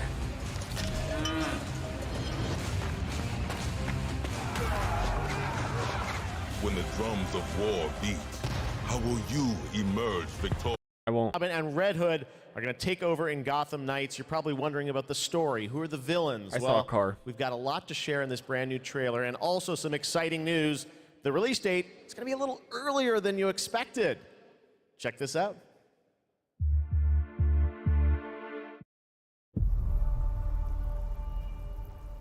Jim Gordon I have no never gave expectations, up on though. anything. That's why Gotham City is still here. It's why I'm still here. And I've known for a while now that someday, like him, I'd have to work with you.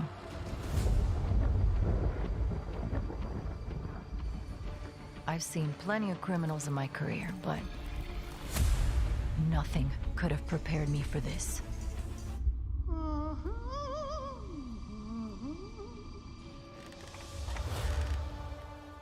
Well, well, if it isn't Brat Girl.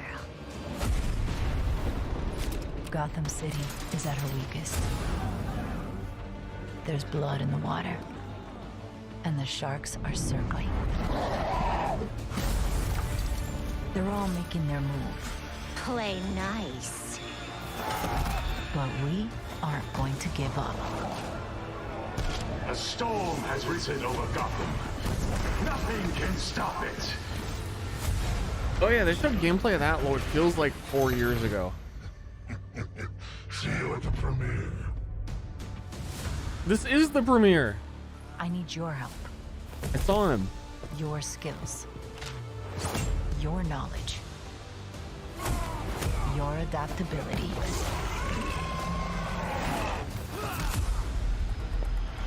You got my back? Oh, boys! Uh-oh, she's the CEO now. This biopic is based on a true story. My story. Soon, the world will feel the cold as I do. I got one last little surprise for you.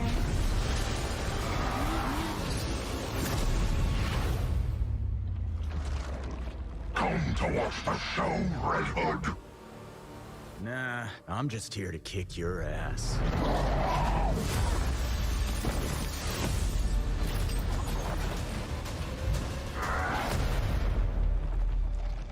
They spelled night wrong.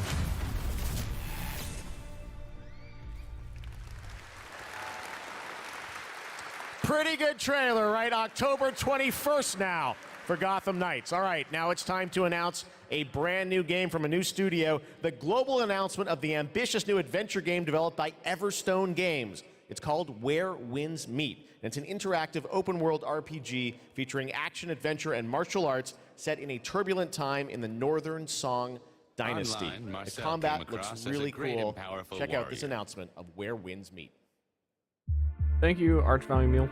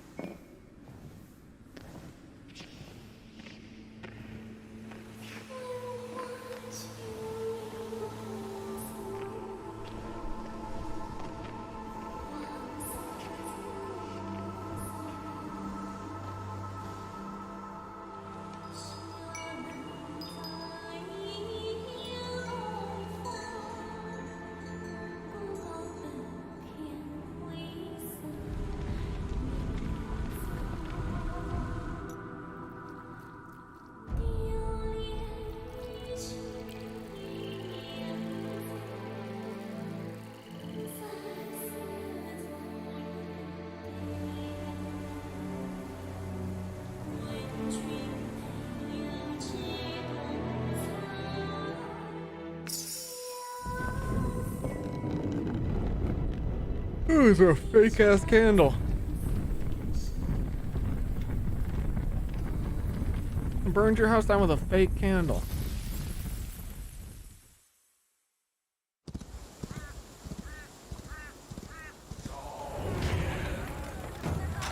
Oh my god, the frame rate to hit.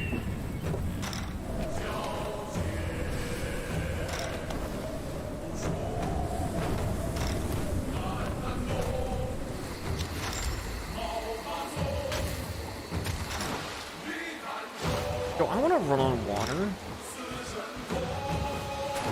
Man, it's always...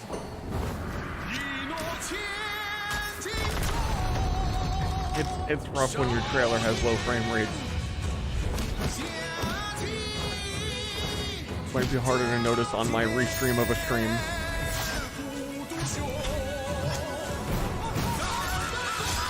Also, this singing is not it.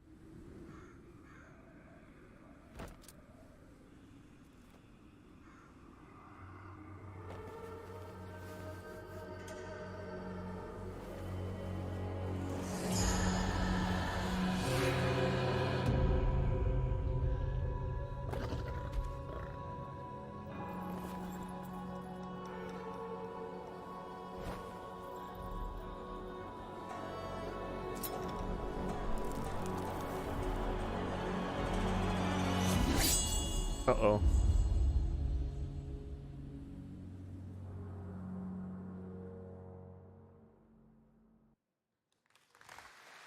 Where winds meet. Again, so much new IP tonight. It's really cool. All right.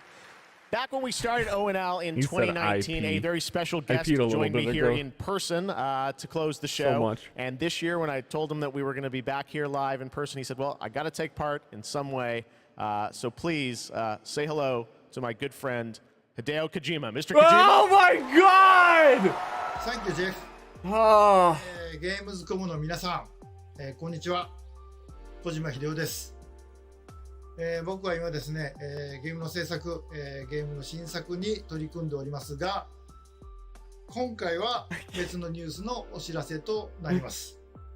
この度9月から、僕のポッドキャスト番組を Spotify でなんと独占配信することになりました。それでですね、英語版と日本語版をそれぞれ同時通訳を交えて制作するというですね、新しい試みです。全世界のリスナーに向けてお届けをしたいと思います。またですね、ジェフ・キーリによるエンタメ業界ニュースのコーナーもレギュラー化の決定です。第1回の配信は9月8日を予定しております。If I was Kojima, I'd be like, this fucking guy will get in front of a stage. So many people are gonna see this. I could promote anything I want anytime. He doesn't give a fuck. He thinks I'm God's gift to Earth. This guy is so into me, but he can never have me. I'm gonna go to his fucking game trailer show because he does it Gamescom, his own show. It doesn't matter. He's there. I'm gonna fucking just make a fucking bunch of money with Spotify. Yo, Spotify, this guy will put me on screen no matter what it's for. It doesn't matter. I just need to say, hey, bro. And for those of you at home, put me we've got on. a brand new trailer that shows you more of this incredible amusement park simulation game.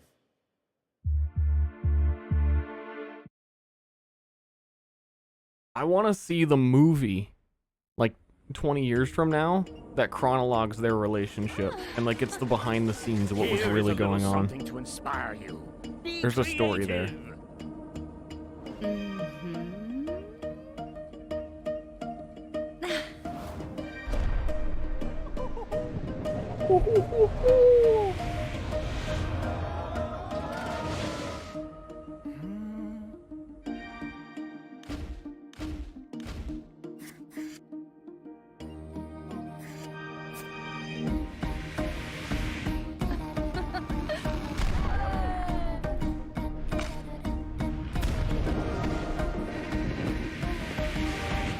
Can we get to the part of the trailer where it crashes and everyone dies? Because if I'm sorry, but if your roller coaster tycoon game doesn't murder the people, you shouldn't have made the game. You wasted a lot of dev time. Couldn't we go a step beyond? Ta-da!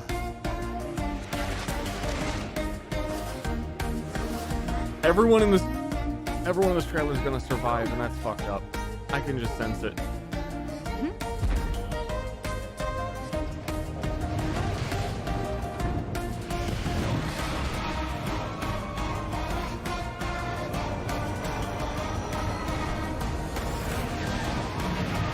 What about you? Will you go beyond your imagination? Talk Beyond, coming soon. Let's go beyond the fun. What's beyond the fun? So much fun. I love the diversity of games we have here. Amusement park simulator. I love theme park back in the day. Great to see that's coming out from Limbic and Bandai Namco. All right, now it's time to share another special announcement here at Gamescom. Not a game, but a concept car. That's right, it's here at Gamescom, and I got to catch up with Oliver Heimer, the head of Mini Design. Let's check it out. Okay, it's over. Explore the world. And They're still going. Oh, it had the "it's over, see you next year," and they're still talking about this car. They're still talking about a car. If you were watching this live, you have no idea, right? You have no idea the show's over.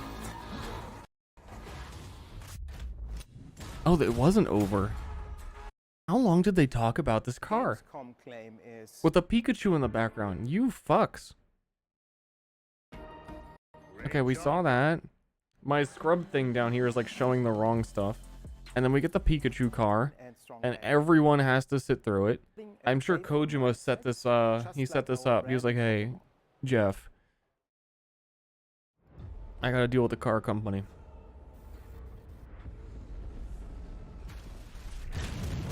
Darktide is a first-person co-op game set in the grim-dark future of Warhammer 40,000. Welcome to Tertium, a sprawling hive city on the brink of destruction. You are a reject. Come on, no! Come on, no, please! This darkest of hours. He knows. It is your duty to fight, and, if necessary, die for the Emperor. You can expect no help. No reinforcements. You are Tertium's last line of defense.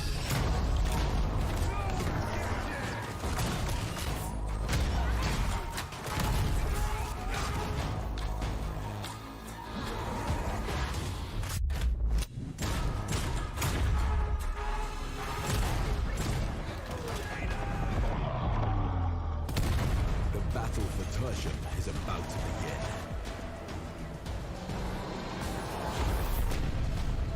Rejects will rise.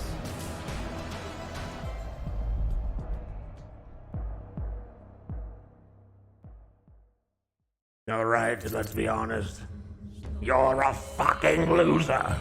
That's why you're going to take this quest from me. Two twin sisters. You have nothing better. Zora and Yaga. You got it all wrong. Once upon a time, there was a freak with no face. Stop it! You can't hide from Baba, princess. How much longer you want to be a nobody? What? What you really... They put this all at the end to just tear me down. Hey, check out the new game. Check out the new game. You're a reject. You're a nobody. You're a loser. Fuck you. Come back next year. You like the car? Buy it. I want to find is the hut.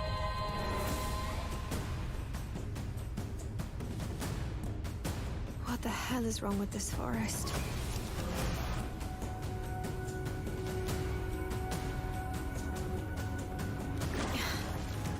Not bad.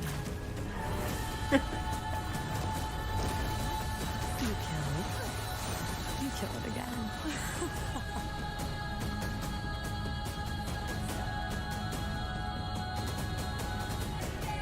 If anything bad happens, always head straight to the Red Oak. Kicks me in the ribs and spits on me. For the VR chat audience, they got all hyped for that.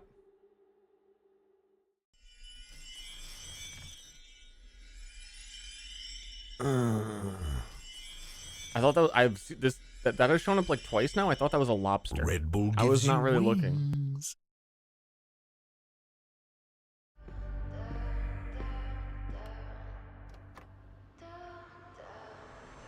looking. Duh.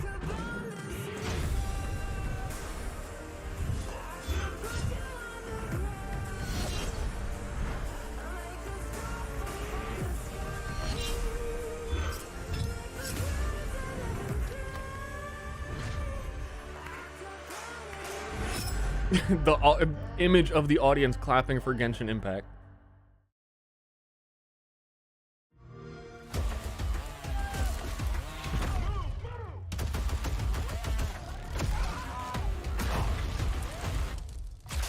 Man, how far we've come for this to not be every single trailer.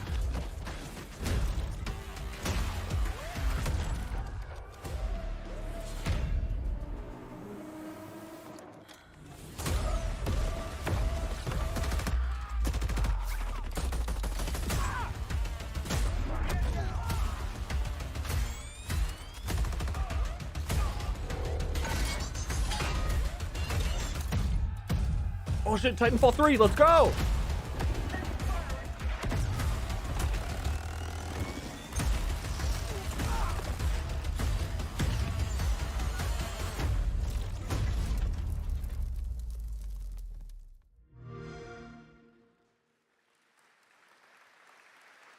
And now Isn't Crossfire the clone of like Counter-Strike in China? Yeah, so it is like we copied Counter-Strike and it's been going really well for us. Let's do Call of Duty now. Okay. time for a final award. But don't worry, there is more on Saturday, so make sure to not miss our award show on Saturday. But here are your nominees for the most wanted Sony PlayStation game. The Dark Pictures, The Devil in Me. Who? Lies of P. First Grindelwald, now P. And the winner is Lies of P. Every time they've done like these nominees of like, what's your most anticipated PC game? I'm like, I haven't even heard of most of these. And not a single one is like, is the future of gaming dead? of P. Here to accept the award is Ji-won Choi, project director at Neowis. That was a good time to yours. unpause. I liked it. I did very good there. First of all, I'm very Hercules, proud of my team members, and we always do our best to live up to our team's name enough. And finally, Lies of P. Thank you so much. And yes, that's it from me for tonight. But before I say goodbye, I want to bring your attention to a more serious matter. Uh-oh. The past 5 months of war have been devastating for the Ukrainian families, and UNICEF I think she mentioned a car from or me something. and have a wonderful. Oh, here we go.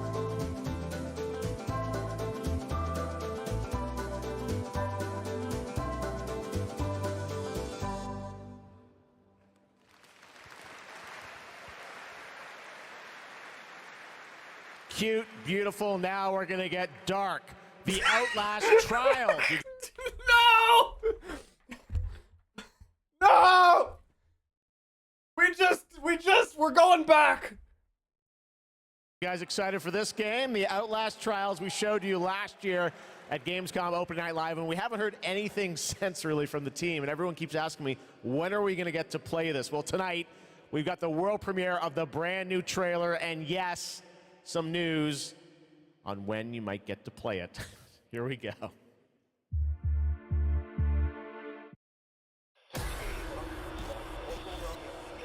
Hillary, Hillary's emails, the documents, they're in here, the documents. The numbers, Mason, they're in here. We need to learn the truth.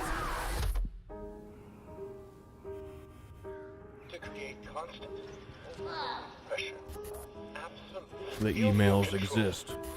but they're buried deep within. An entire gauntlet of horror. Hell awaits you if you want the ultimate reward. Only the truest, the strongest, will get to read them.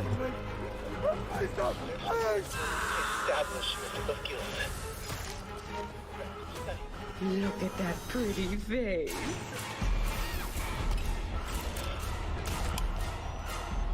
Progress and harmony.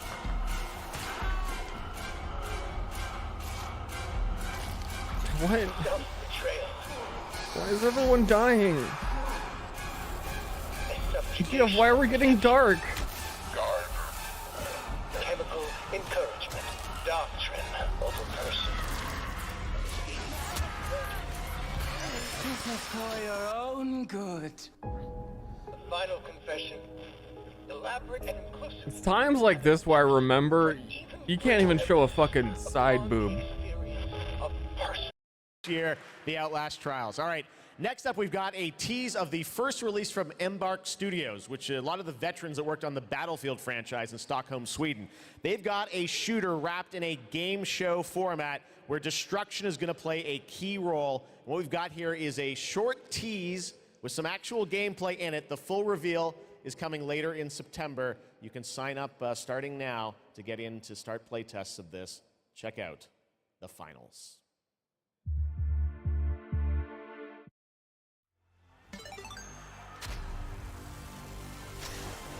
Next on.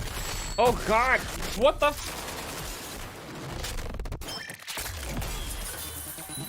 We just want everything in this trailer.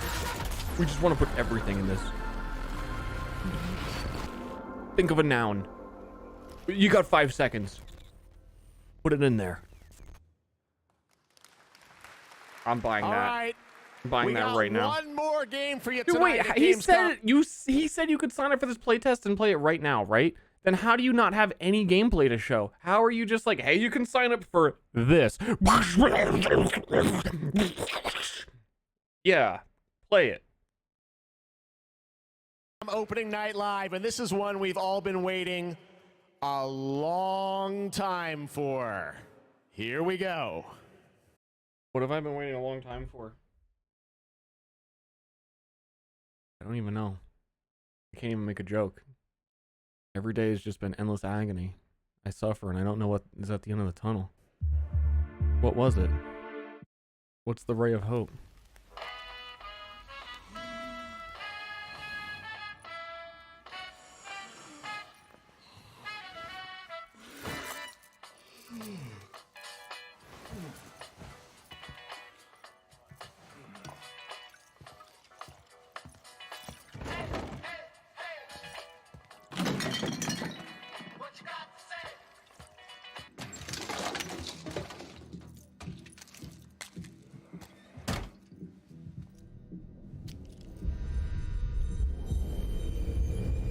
Got box eye.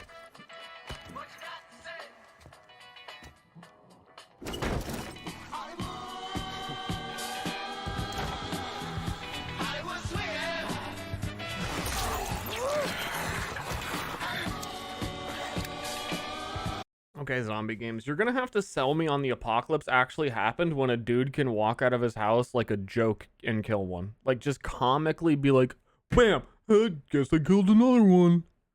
They're really gonna have to do a lot of work to explain to me how everyone else died.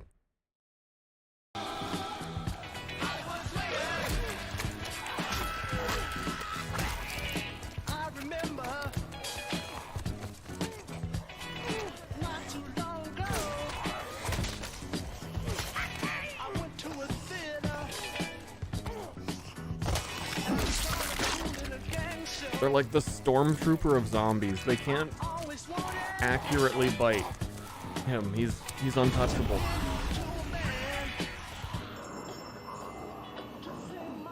Is this what I've been waiting for?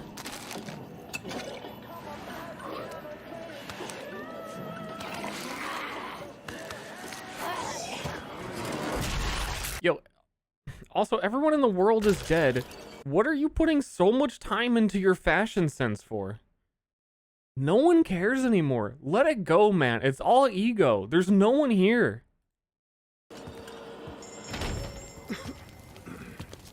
For yourself? Why do you care so much about yourself? Why do you think you're the fucking only thing in the world?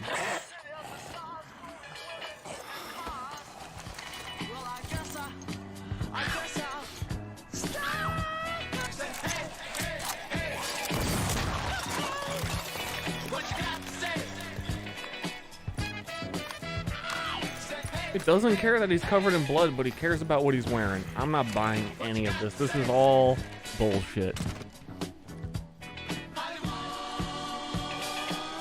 Oh, I left the house without the katana the first time. Come on, this sword. I'm not buying it.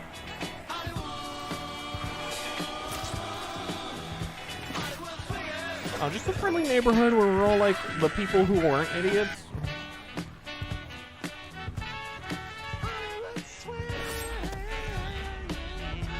I'm not buying any of this, man.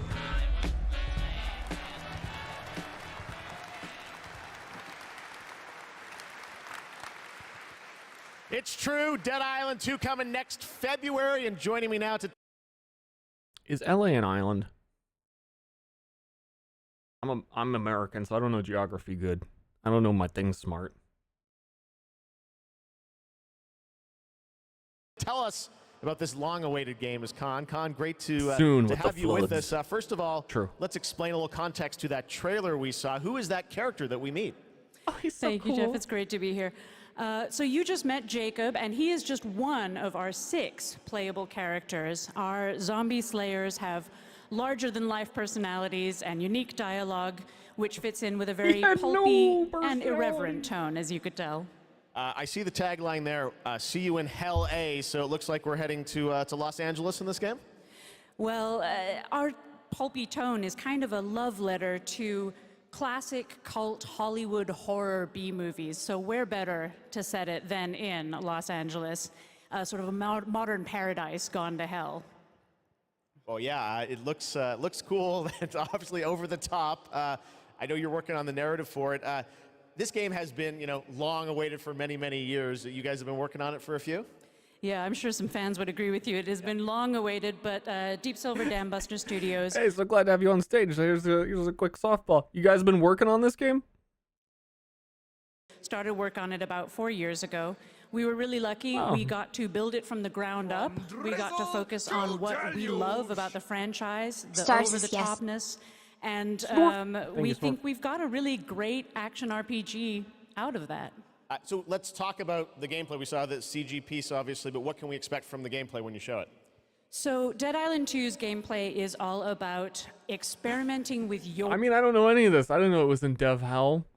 I guess that's even funnier to say it that way then. Hey guys, yeah, so you guys been working on this, huh?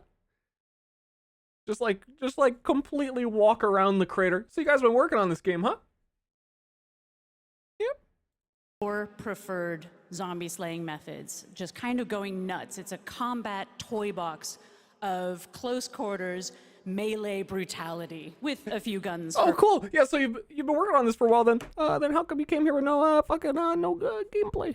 How come we just fun? Do we got gameplay? Okay. Well, can't wait to learn more. When are we going to get to see more? See some gameplay of it? You want to see some gameplay? I want to see some gameplay. You guys want to see the gameplay? Show it. Can we do it now? Show it. How about now? Show it. Okay, let's do it. Here's your first look at the gameplay of Dead Island 2. Thanks, The God. natural progression.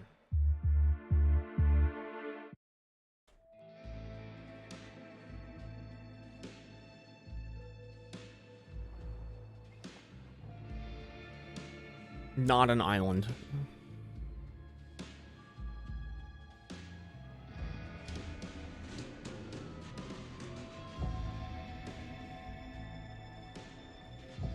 That was some crazy environmental storytelling there. Also, this isn't gameplay. Where the shark statues all had blood around their mouths. Survive, kill, rebirth, slay, feed, fury, angel, meet, devil.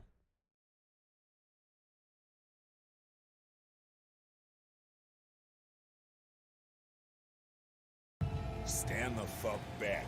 It's hammer time. But then you showed it. Oh, they're joking. They're doing jokes.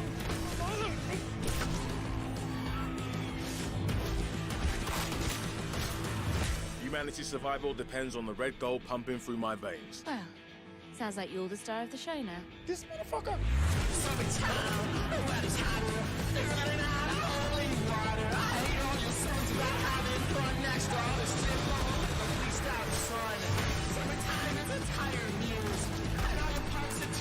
Oh shit. Boom! Gods and whiskey.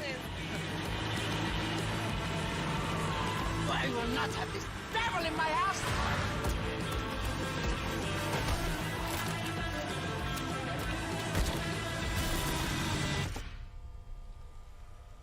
Gosh, this is beyond insane.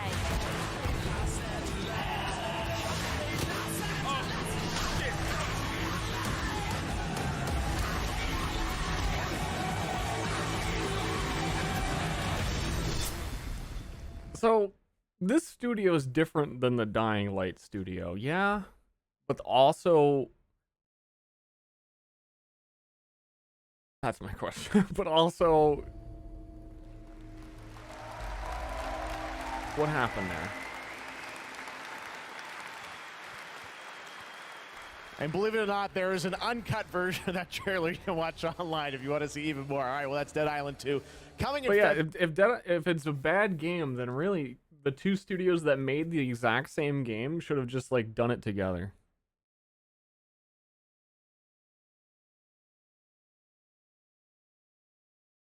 February, and that is going to wrap up all the reveals for Gamescom Opening Night Live 2022. It's been a fun show, but before we go, I just want to say I hope everyone has a great Gamescom. There's lots of live streams for the next couple of days, lots of things for you guys to go and play and check out here on the show floor. And as for me and the team, I gotta pee and I have go nothing Los Angeles and to get ready for the distract Game chat with Awards because it's over. 2022, which I'm excited to announce will be live on Thursday, December the 8th.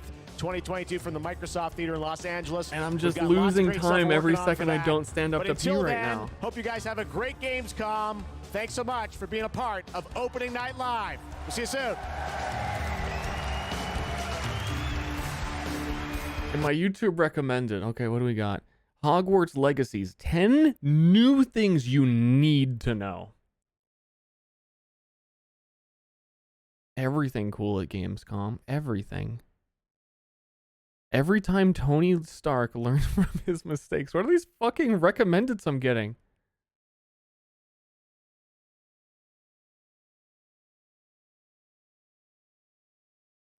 Tim Burton's Corpse Bride? What the fuck? Hey, you maybe check out some of these videos. See, you're watching a lot of game. Actually, I guess this is a new browser. This is the first time I've ever used YouTube. It doesn't know what to go. It doesn't know what I want. So it thinks I might want Corpse Bride. It wants a video about me. How does it know?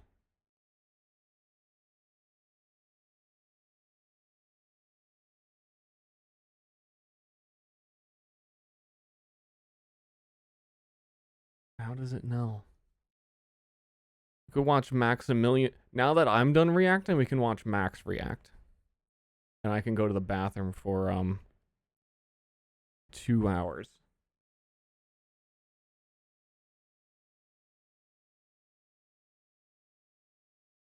Yeah. Here. You're gonna watch 10 minutes of. Okay, you're not gonna watch all 10 minutes. I just have to go to the bathroom. I want a game journal review when I come back. Forspoken.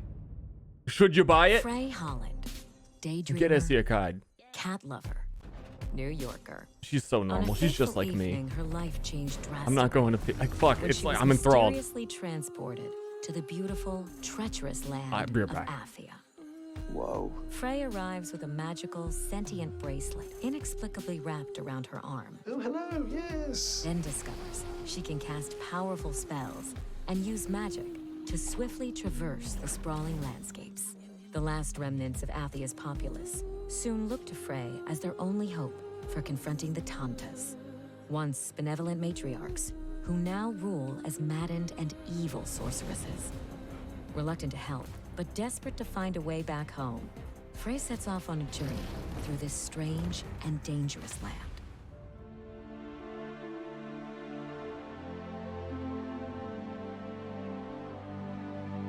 The only safe haven in Athia is Sepal, where refugees have gathered to escape the mysterious, corrupting force of the Break. Some of Athia's inhabitants will have quests to give or information to share. Others are willing to trade for valuable goods. And Frey may even find a small friend to act as a guide. At this point in Frey's journey, she has returned to Sepal from the wilds after finding a rare piece of Advaha ore. In the right hands, this ore may prove to be most useful.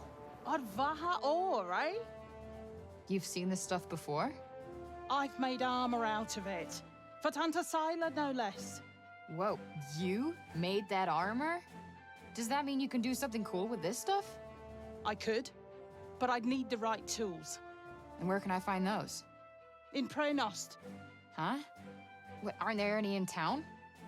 I'll draw you a map and give you the key. You'll have to do the rest yourself. If you can bring them back, and that's a big if, I'll make you something with that ore of yours.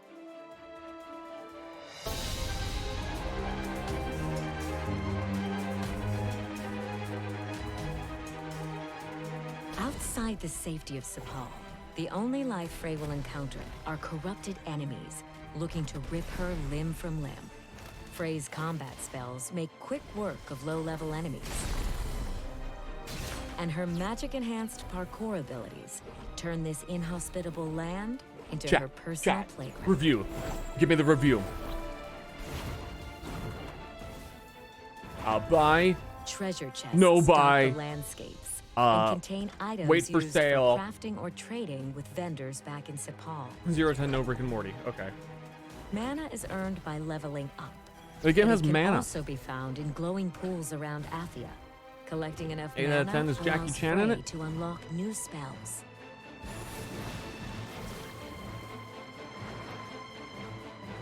You Spider-Man? Wait, who was making this game?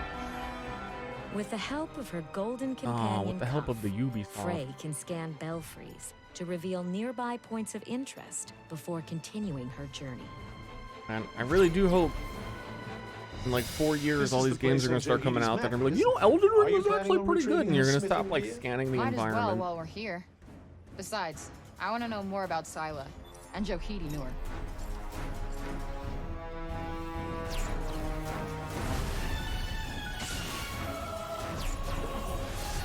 Yeah, who's making this? Is it me? Did I make this? Oh, and also, no, actually this is 0 out of 10 game because I think it's PlayStation only. So we'll never play. Well, as ever, it seems we have a few things to attend to first. Oh, there was something I was gonna come back. I walked to the kitchen, came back. I was like, oh, that would be a great. Oh, I remember. This is important. This is what I want to know. Chat, I have one question, and it's not about this game.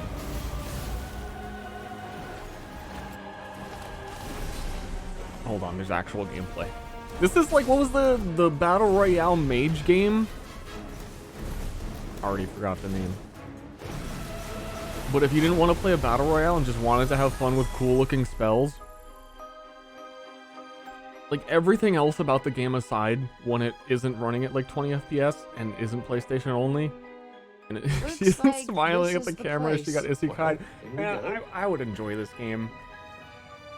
I've been enjoying that trope so much, but my question was, This stuff is heavy. Reassuring heft of Odvaha. is there an anime, an Asaki anime, where the person gets transported to another world and the protagonist is a woman? There is much to find in Athia, so exploring Does new that locations exist? before completing a quest There's no is way. always worthwhile. A variety of rewards are waiting to be discovered or Which unlocked, ones? including experience points, stat increases, bits of Athian lore, and new gear. This What do thing they just do when they get screams transported? prop. Because they don't start a harem, right? Do they get a harem of boys? Wizard of Oz? While That's my Frey favorite is anime. mysteriously immune to the corrupting influence of the break. She does get a nothing harem else of boys, actually. escape its grasp. Humans are Fuck, turned dude. into savage zombies, and worse, while animals are mutated into dangerous beasts. Oh, they do? What is the best, most highly rated isekai anime with a female protagonist? I'm gonna watch it. I don't care how bad it is. I'm gonna watch it. Pilgrims' I need to know. refuges are hideaways located in every part of Athia. I'll report back on some and other it's stream always of a good what my idea to findings seek them were. out. Here, Frey can Escaflahoon? craft healing drafts, upgrade gear, I'm and writing it get down. some much-needed rest.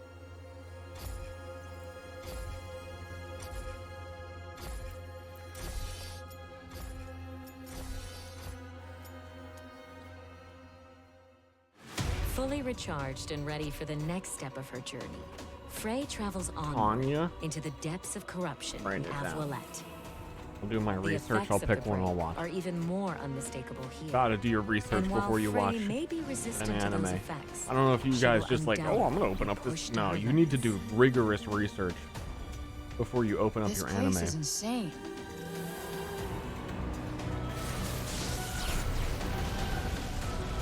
Spirited Away isn't an anime.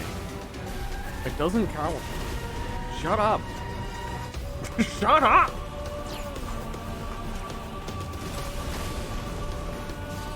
The fucking movie. Movies can't be animes.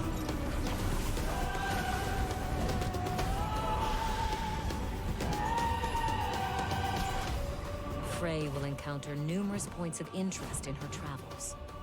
Many of these landmarks and locations have been corrupted or overrun with corrupted enemies, but they're always worth seeking Come out. on. What is anime? Well, this doesn't look good. Yes, something seems to have drawn the break here. If you don't know, you But I don't know. expect you can clear it away with your pals. It's not something you Give can it a try. describe with words. You know, there's like some words in other languages where you're like, oh, the translation doesn't really quite work. You just kind of have to like be a part of the culture and get the full meaning of what the word really means. Anime. You don't know, you don't know. If you're gonna come in here and try and define anime, you can't.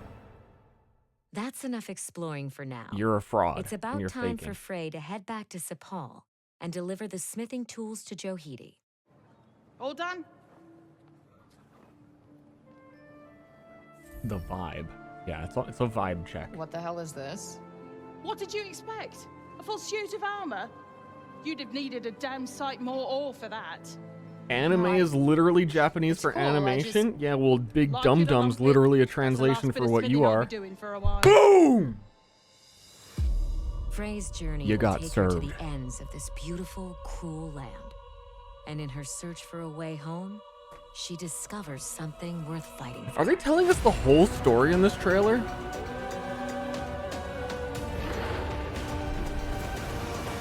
Is this the recap of every single thing you'll do in the game?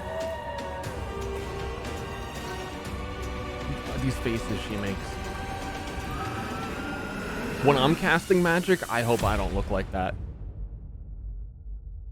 I hope I look like way cooler. With my like robe on and I'm like, here comes the magic. Whoa. Is Saving us that the trouble? a cat? Oh, you gotta have a little. Oh yeah, they showed this already in the original trailer. She gets isekai'd and she gets a little pet. That's also you gotta have a harem and you gotta have the little cute thing. And you gotta pre-order it apparently. Exclusive. PlayStation. Bruh. I didn't know that. Because marketing. Exclusive asterisk. Also available on PC, where it will actually run properly. We hope. Or it could be the opposite. You know, you never know. You never know. Exclusively available on multiple devices. Really a huge, wide range of devices. We're talking Steam Deck now. But definitely gonna want to play this on PlayStation. Are you like marketing wise just allowed to lie and then put an asterisk and say that's not true? I guess. That's marketing. That's kind of it's kind of fucked up. Kind of fucking me up with that.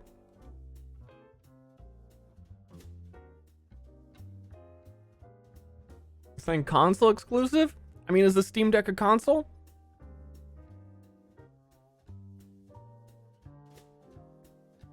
No, it's not real. Just like how anime. Ben 10.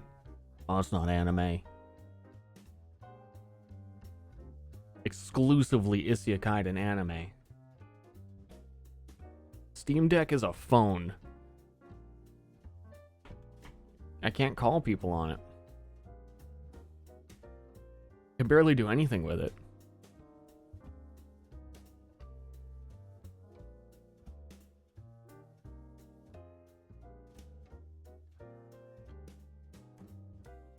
Can install Discord on Steam Deck? I assume you can. I mean, it runs on Linux, so can you do anything with it at all? Can you, like, really actually do anything on it? Probably not.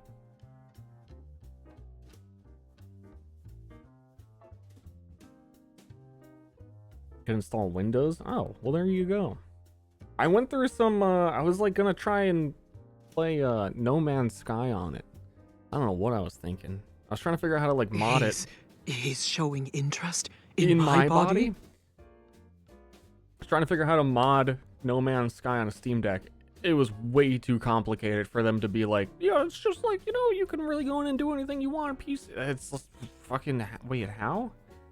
I watched like 5 tutorial videos and they were all just like, hey, how to install mods on the Steam Deck. You're gonna want to go to the Steam Workshop and click subscribe. Here you go. That's my video. Fuck you. Oh yeah, no, I definitely wouldn't be specifically looking for a Steam Deck video to learn how to click subscribe on the Steam Workshop. Oh, thank you so much. You fucking figured it out. I had no idea. Fuck. Steam Deck is good, but like, every time I go to look through games I want to play on it, the games that I like require more precise input, and I'm like, this wouldn't be fun on the Steam Deck. Like, I've already played it, like Terraria or something. Like, it's an absolute mess. It's so hard. I'll just play it on PC. And then every time there's a game that's a little bit dumber and easier, I can't even remember what they were. I've looked at a few. I was like, oh, that's, you know, I could maybe play that. I don't know. Maybe I should do that on stream instead. Then I'd be doing it on my computer. Like, if I'm gonna spend time playing this game. Turn-based games would be nice, but they're also not, because a lot of them don't have Steam Deck actual support. So like, you're simulating a mouse click when you touch the screen to play Slay the Spire,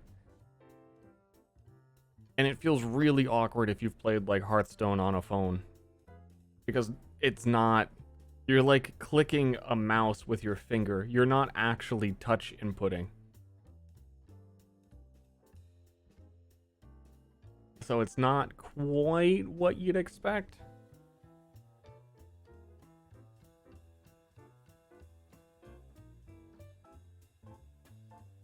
Cult of the Lamb. Yeah, you can play Cult of the Lamb on it. That game requires like one button. I booted up Children of Mortius? Children of Mordecai? That game was just boring. I bought it when it came out. I was like, oh shit, roguelike, let's go. It lost me in the tutorial.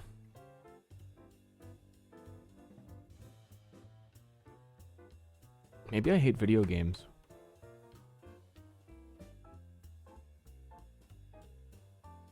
I didn't hate it. I didn't even experience it. I legitimately did not get through the tutorial.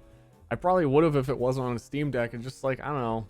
Felt like I was playing things I didn't really want to play just so I could see if I could play it on a Steam Deck, and then I'd open up the game and be like, oh wait, I don't actually want to play this.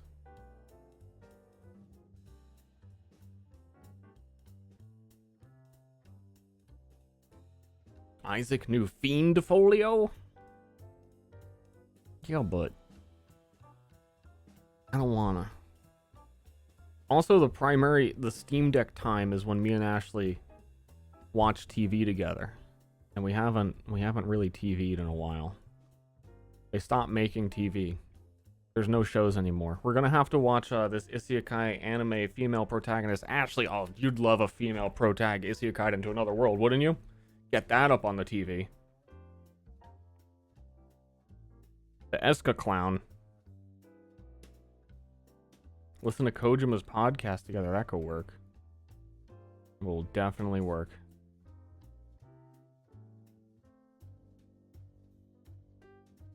Breaking Bad? Yeah, but that came out...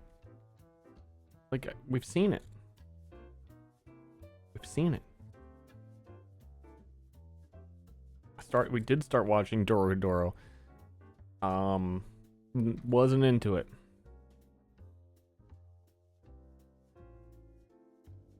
The Sandman? Ashley started watching The Sandman on her own. And I was like, I'm gonna try Sandman.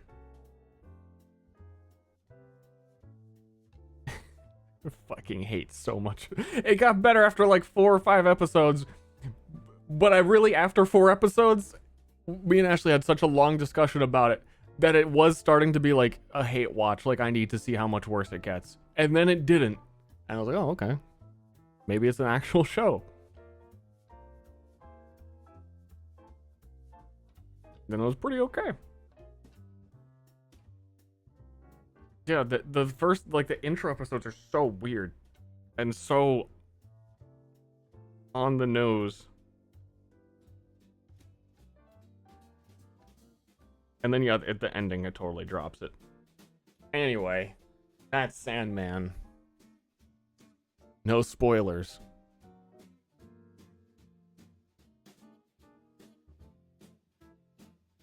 Can't even hate watch the Dragon's Dogma anime. I tried to watch it, and again, just like Children of Mortician, I didn't get past 5 minutes of that show. I saw, like, the animation, the general quality of it, and I said, you know what? Don't think this is it.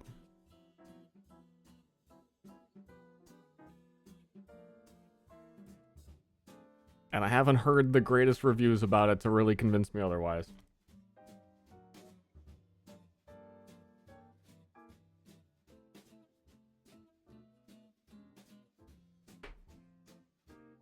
Yeah, so they announced Dragon's Dogma at Gamescom. He's super excited. Wait, wasn't there supposed to be a Dragon's Dogma specific show where they were like, hey, we're gonna do like a whole reveal party?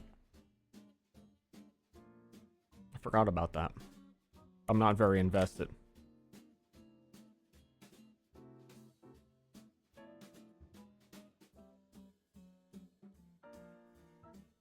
Netflix originals. I thought Sandman was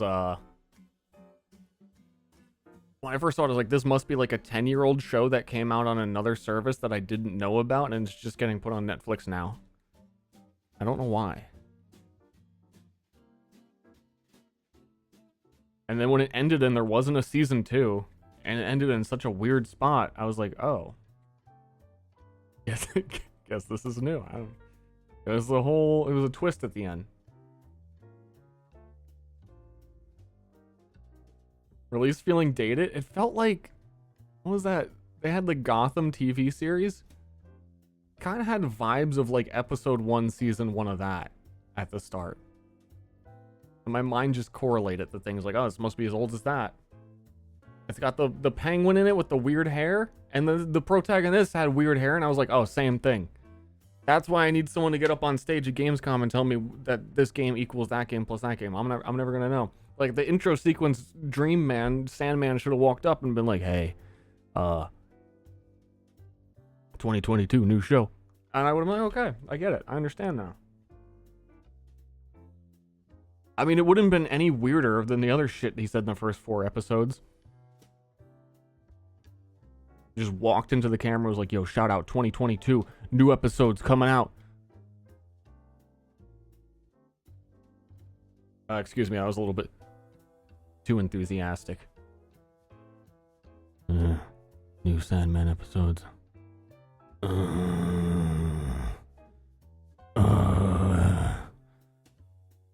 there's gonna be a new Sandman episode. That's about how it would have gone.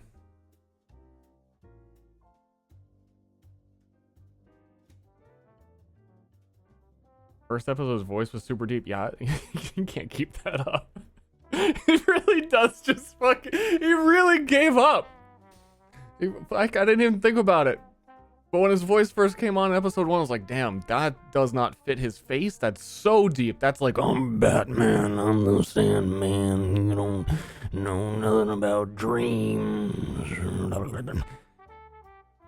And he's just like, oh, yeah, that's me. I'm the dream guy.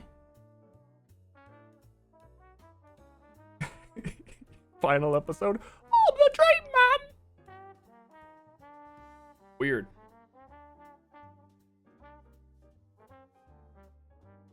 The hair, everything. That's not a joke. Yeah, Ashley watched the whole behind the scenes. She's an expert.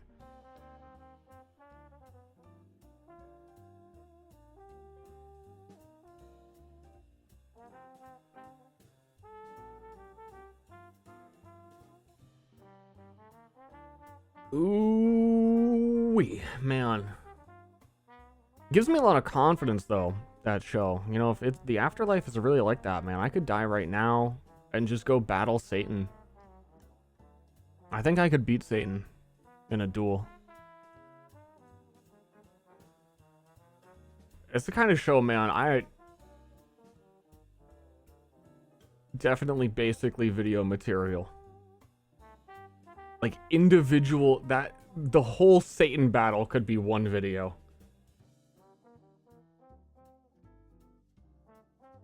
Just the end, like that would be the end. The rest of the show doesn't matter. The first 4 episodes and how weird they are. Climaxed at battling Satan. And I don't even want to spoil it. But at the same time,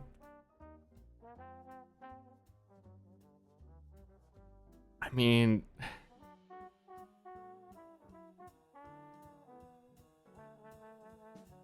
fuck. You know, that's, you know, if you know, you know. It's like anime. You just have the feeling.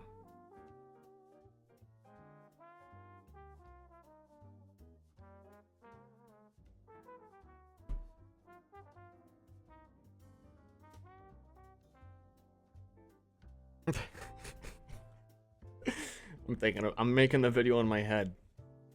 Thinking about how it goes. Man, like, I end Path of Exile season a bit early before. Man, I keep saying, I'm gonna stop. I'm gonna stop saying this. I really do want to finish that one basic video I was working on, but how about I just say it's never gonna happen? How about I just admit it? It's half done, and it will always be half done.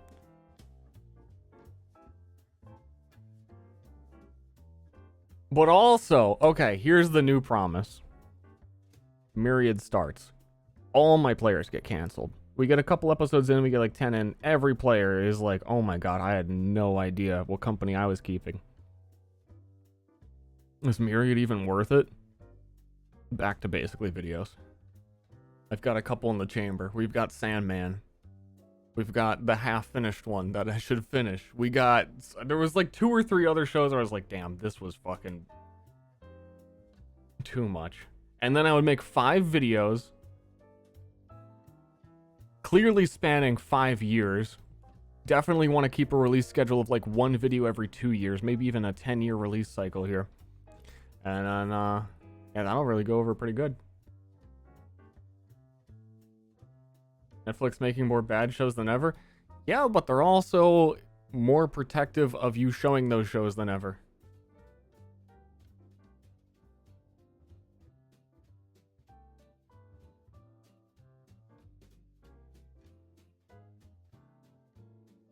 But I definitely overthought a lot of basically videos. I'm out here thinking, you know, as a content creator, I should really adapt and change the source material and really put some extra work editing and stuff. I don't think that's the play. Because they fucking copyright strike you anyway and it doesn't matter. The play is whenever you show the show, you just talk over it, lower the volume, add some sort of animated thing around it so it doesn't video ID it, and then try and cover up anything that's happening with other sounds. And then not edit it, because then you wouldn't even get to see the edit. It wouldn't matter. Just talk over it and say word for word what is happening on screen. And then that would be fine.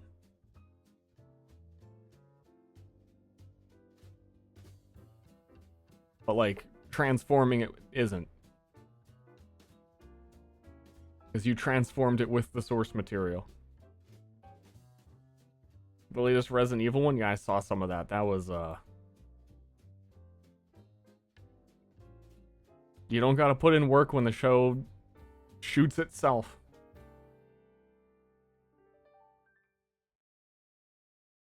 Reverse the footage, yeah, like horizontal flip it.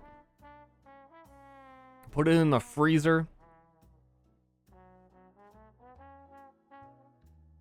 Oven at 350, yeah.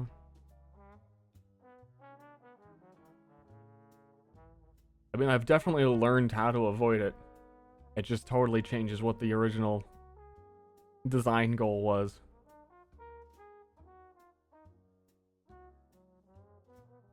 This is, wait, there's a Zootopia? What? They talk about Zootopia in Resident Evil. Also, I really don't want to be that guy. But what the fuck up was it? What's going on with Albert Wesker?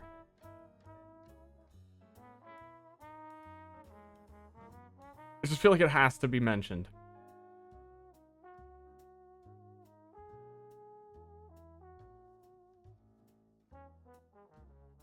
I already knew about that? No, I saw very, like, specific cuts. So I don't, like, have the full context for anything that I saw.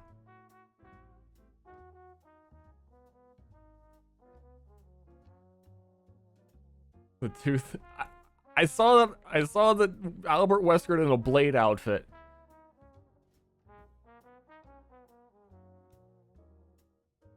Oh, okay.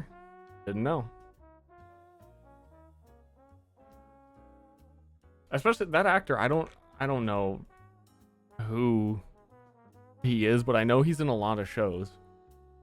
I'm surprised they got an actor for that show.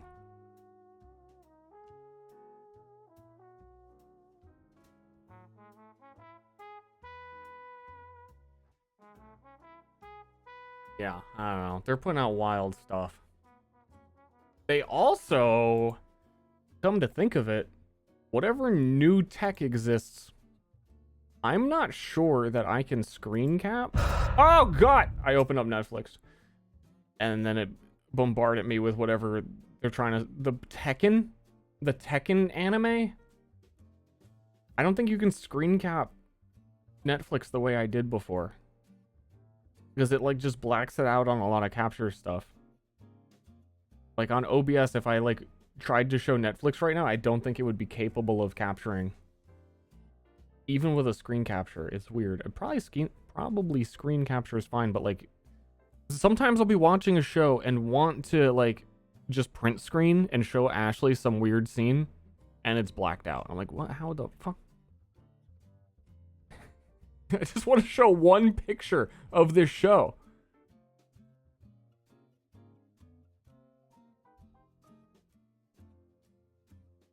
Need to turn off software acceleration? That would make sense. Because that's been causing me a lot of issues in a lot of other places. I was talking about it before. How am I supposed to send anime memes? I don't know.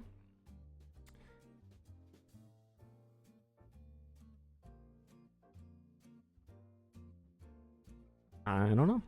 I don't know. Chrome? I think Chrome just sucks. I'm just too used to it. It has all my stuff on it. I can't possibly unchrome. There's just no way. Also, I'm not really... I'm kind of stalling here because I don't really know what else I'm doing. I don't know if I actually want to play PoE. I'm in between builds and I don't know what the fuck I want to do. At the end of last stream, I started playing a character for like 2 hours, leveling it up, and realized that every single aspect of the character that I had planned does not function the way that I thought that it did. So it doesn't make any sense at all. And then I was leveling something different, and I don't think I like it.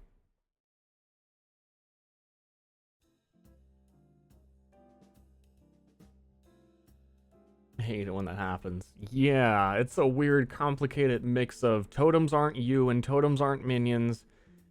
So totems can't trigger profane bloom on a cultist, and I'm saying a lot of words that a lot of people don't understand. And also, we tested on stream. I don't know what happened. We tested using Void Sphere off cooldown on 2 weapon swaps. That apparently actually doesn't work. If you weapon swap while a Void Sphere is active, it goes away. Like, every single thing was like, asterisk, actually not exclusive. It's also available on PC.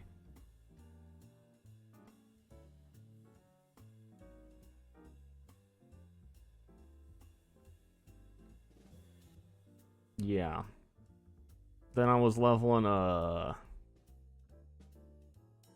lightning golem elementalist. So my golem shock for me, and then I was being lightning conduit man like everyone else. I'm not really feeling it. It's pretty good. I don't know where it's going, but I don't think I'm into it.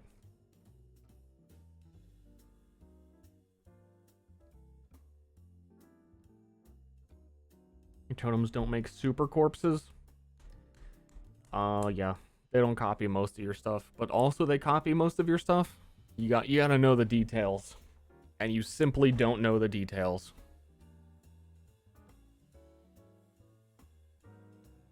You have trouble scaling shock effect for lightning golems? I do! I do have trouble. But there's some workarounds I'd thought of for it. But I'm still leveling through the axe to not even really be able to test them. Basically, replica primordial might to resummon a golem. It's a 6-link golem with overshock, with overcharge. But still, I don't think they would shock enough. Man, I went down some fucking rabbit holes and learned some really... Like, this character is one of the ones where I learned so much. My brain grew 10 inches. It absolutely elongated like a fucking hot dog.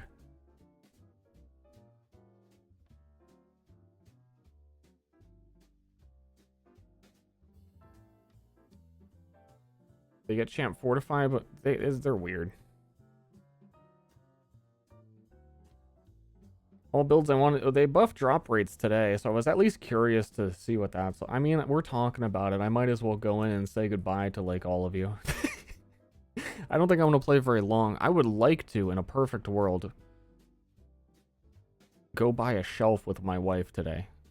I haven't asked her. I'm really nervous that she's going to say no, that she's going to reject me, and that she's going to throw me on the curb and spit on me and kick me in the ribs like she usually does.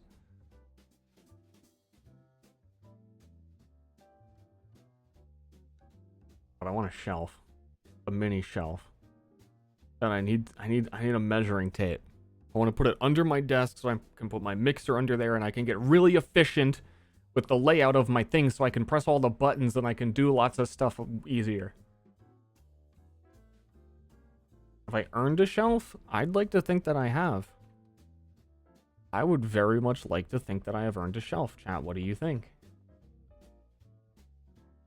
Here's what all I really need to say is it will make running easy. It will make running easier. It will make running myriad easier.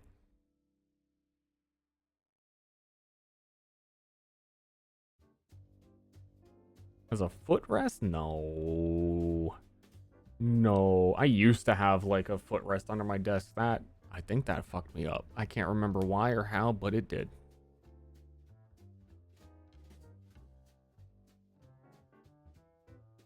Half a shelf? It only needs to be like 2 feet high. It is about half a shelf. It's got to fit under the desk and leave room to be able to put the thing on top of it.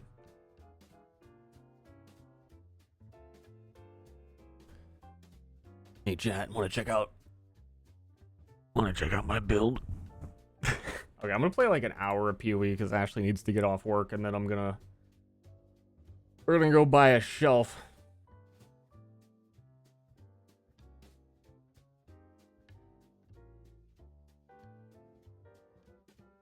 I have to make my title enjoying the game because Reddit, it continues to double down by the day at how much they hate Path of Exile.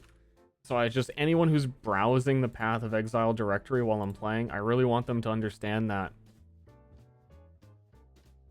like, I don't know, which if whatever streamer you're watching is doomsdaying, maybe they'd go, oh, that guy's enjoying it. Like, I'm sick of hearing how everything sucks. I'm gonna at least check his channel out. That seems like a solid technique. But I don't know, maybe they all want to be mad. There's the opposite of people that get upset when they run into someone who's like shilling for the company and they won't admit everything that's wrong. And I really wish that they would just admit they're doing it because it's their job to get paid by GGG to promote their game.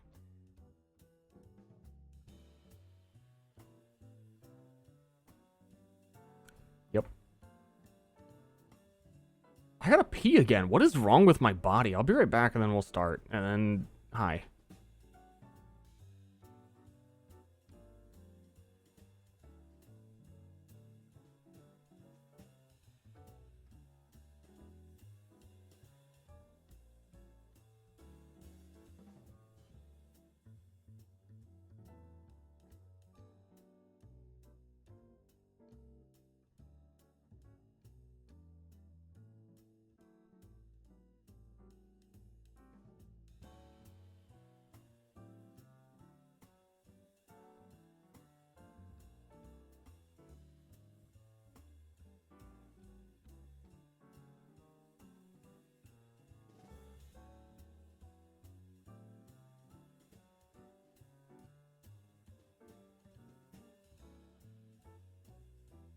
Hey kids, want to check out my build?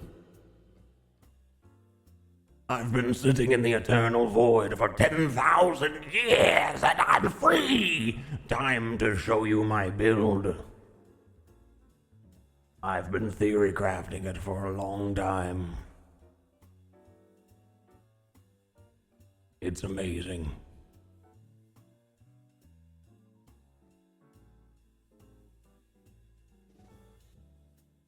Hold on, one moment. I seem to be... I seem to be imagining the thing wrong. Hold on.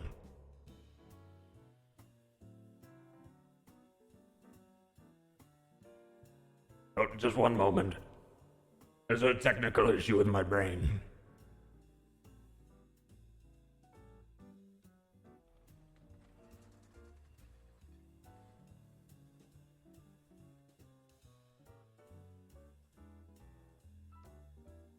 Okay.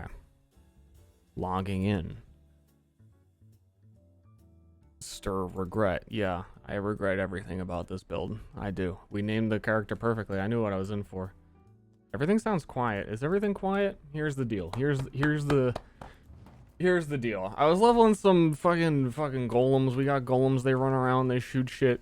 They go blah blah blah blah blah blah blah blah blah blah. But because it's the campaign, they kind of do everything for me. Yeah, it's louder than I thought. And then when they shoot shit, I summon the lightning bolt, and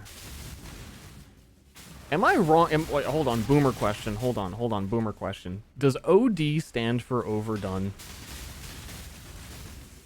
When I'm playing Guilty Gear and I watch Guilty Gear streamers, they will, like, every third word is OD. Like, so it either has no meaning whatsoever or it means overdone. No, it's overdose. Well, then they say shit like, oh yeah, that move from that character is so OD. Like, you're overdosing on a fighting game move? The fucking characters in that game have like 4. What do you mean?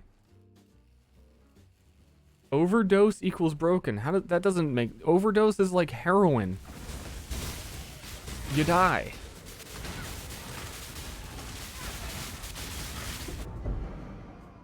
You're dead, kid.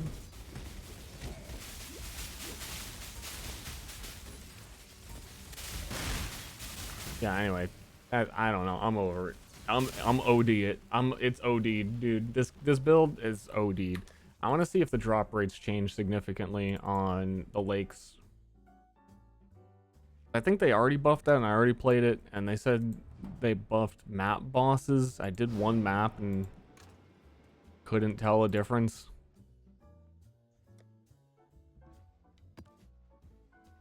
They said a lot of things. And I don't remember what they all are. Yeah, honestly, I'm at that point where I think I need a fucking break. I need a build I'm interested in and a break. Both of those things. Like OG is old gangster? Yeah, it is. But then what makes a fighting game move OD? I still don't get it.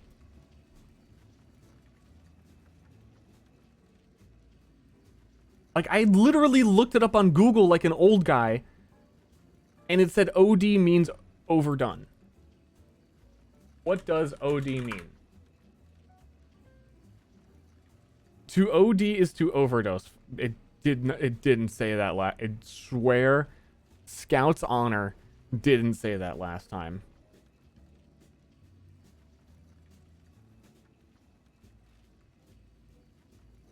The lake changes aren't in yet. The drop rates for chests were in yet, but the other things they want to do aren't in. Like the quality of life stuff, I think. Fighting game glossary says New York slang that means too much or very powerful. Then why say what? Does it say what it stands for in fighting game glossary slang? Because where does overdose come from to be associated? You know what I'm saying? Like, how do you go from A to B? Too much? Does like too much damage? It's OD. You're overdosed on like Tatsugeki? Yeah, Tatsugeki is overdose. Man, thank God William Shakespeare isn't alive to see the butchering of the English language like this.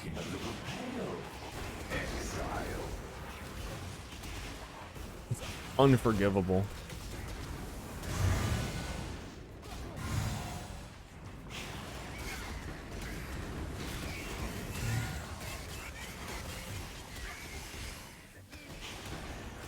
Fucking, what's that one author's name? Tim Horton?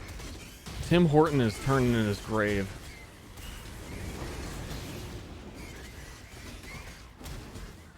William Shatner is just shatting himself. Someone is upset. It's not me, though. I'm never upset. Never angry. Always positive. Killing every individual monkey for this box. The mirror lady won't give me the box until all the monkeys are dead. Kill the monkeys, you fool!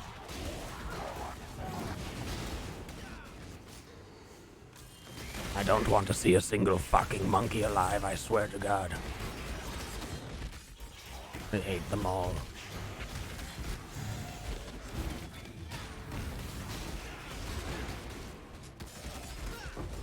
I open my eyes and there's even one goddamn monkey. I will destroy the universe.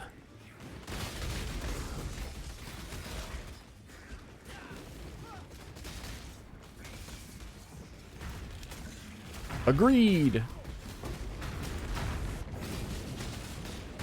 So wait, what else was buffed? Map bosses drop rate buffed. Anchoring became a new keyword. It's like a keystone that you can get.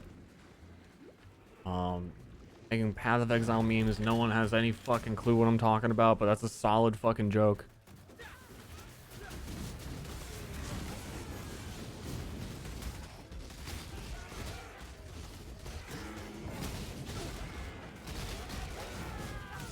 Underappreciated. Before my time, truly. William Shatner and Shakespeare, they'd be like, "Oh, Ster, I'm a big Ster fan."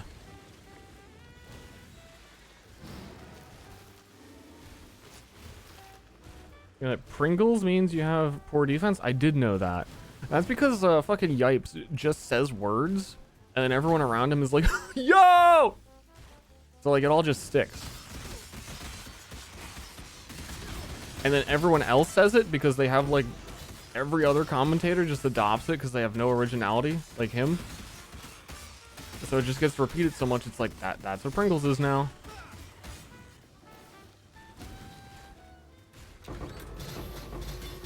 Did you know, upon the list of things that this today has, you know what else I hate? Fighting game commentators. Fight me in real life. Oh, you're so good at fighting games. Actually fight me in real life. Every single time a fighting game commentator says like, oh man, that was a really sick 2P. You fucking idiot. Wow, I'm getting really hype about the 236p that he just did. That's so exciting. That's so interesting. You're so selling me on this game. The most like visceral of all fucking genres of games, like two people going at it back to back. Oh man, that 236p right there was -6 on that attack, and it looks like he's gonna get punished for it by the 1-frame ID. You fucking nerd losers. Go into IT. Like, what are you doing talking about my fighting game? Get out of here.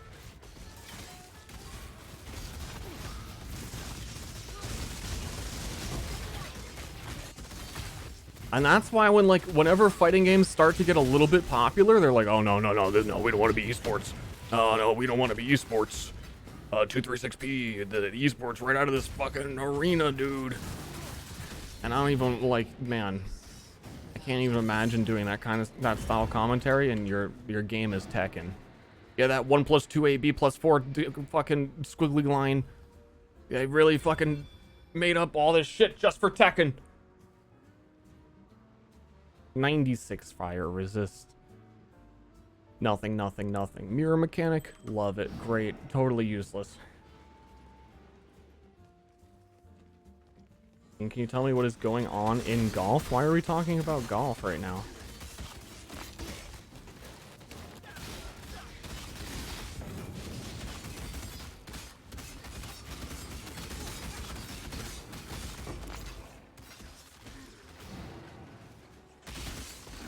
Kinda mid. Fighting game players and their lingo, it's honestly too wild. It's like listening to someone with an accent, like a thick accent from another country talk. For real. Not even gonna lie though. But unironically though, but for real.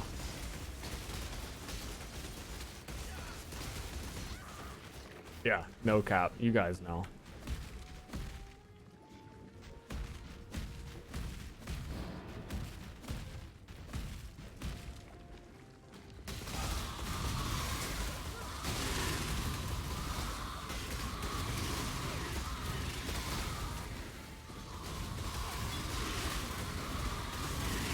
How's the league? I love it. I think the only issue that I had with it, they fucking took this out of the game and put it right back in. The only issue I had with it was fixed, so I'm happy. And will be continue to be fixed. Which was that the league mechanic actually was not, it didn't exist. There was no reason to do it. Which is what I'm doing right now, to see how much better it is feeling. I think everyone has Whiplash. Sentinel was on the level of broken as Harvest was for crafting. Sentinel is to mapping what Harvest was to crafting. So everyone came out of Sentinel League and is like absolutely whiplashed on what the game normally is, like they forgot.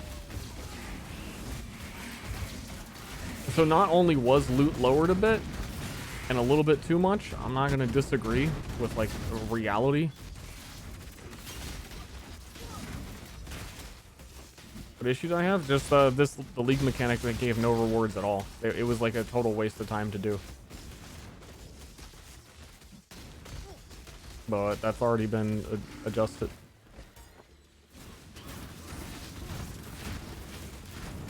And then like every other issue I have with Path of Exile is always like super minor. Like someone someone in the balance team that like rebalances monsters. Whenever I read a patch note that's like, hey, this boss was doing a little bit too much damage and we toned it down, you know, you won't get, like, they nerfed all arch nemesis, not all, they nerfed all the essence monsters because they had like too much life. Whenever I read that they did that, I'm like, can that guy, the guy who just did that, can he go look at the Val Temple boss real quick? And there's a couple other monsters in the game that like I never hear anyone talk about ever, that are so overtuned. Like, oh, arch nemesis ruined the game. There's some like unique bosses that are always broken every time you see them, that aren't like some randomly generated rare. But no one has ever been like, dude, I don't like, what's going on with the Val Temple boss? What is that? Get good? The Shriekers can eat my ass. They're like a certain sort of manageable, but they are definitely like when a new league comes out, whenever a new league comes out that has new monsters like Scourge, they nerf Scourge monsters like 3 times. Arch Nemesis, the first time it came out, they nerfed like 4 times. Every time there's new minions, new creatures you fight, they always get nerfed. And then there's this shit that's been in the game for so long that is so broken and so unfair. Like, no one complains about them. They're just like Stockholm, like that's, it's always been that way. What do you, dude, you get good. You're fucking, and then the new shit comes out that's just as bad, and it's not okay. Like we've been in that game. We're here. It's Path of Exile. Some shit is fucked up.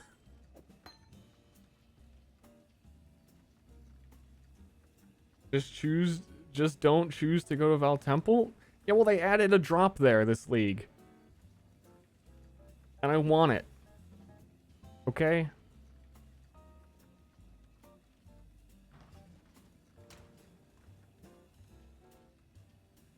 Was that the whole, was that ever, I think there wasn't like super high difficulty stuff in here. They're adding an easier way to go through here. Yeah, I don't know. I didn't quite get much out of this.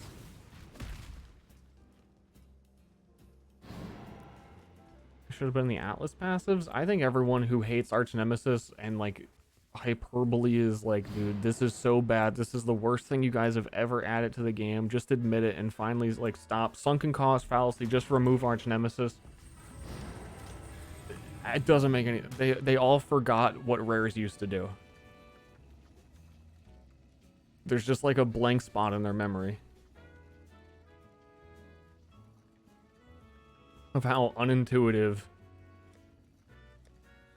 and worse it was.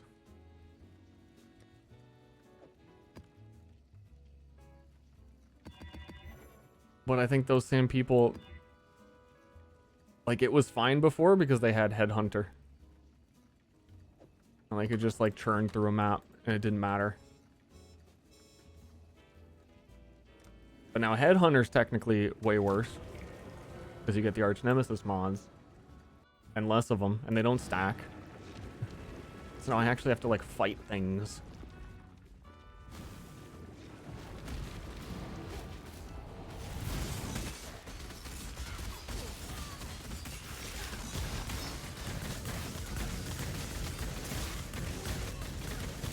Yo, man. Let me talk to him. Let me talk to Chris Willie.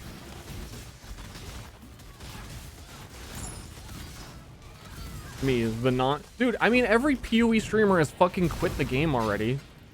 He's not gonna have anyone else to talk to. Let it be me. So everyone's being so fucking dramatic. There's like 3 posts on Reddit already. Like, Alkalizer has announced he is leaving Path of Exile. Path of Math is gone. Good. No one liked him, right? The whole meme with him was always, someone was complaining about some shit in his chat. And he was like, that's life. Well, dude, the game's harder now. That's life. Fuck you. No, I'm leaving. It's been enough of this. Okay, dude. That's life.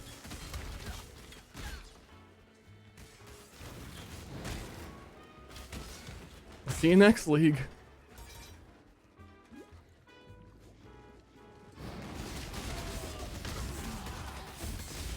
And I believe anyone who left Path of Exile for Lost Ark There's no way they could have ever liked this game to begin with. I just don't see it. How could you go from Path of Exile to Lost Ark if you ever really liked Path of Exile? How would you be like getting your same fix from that game?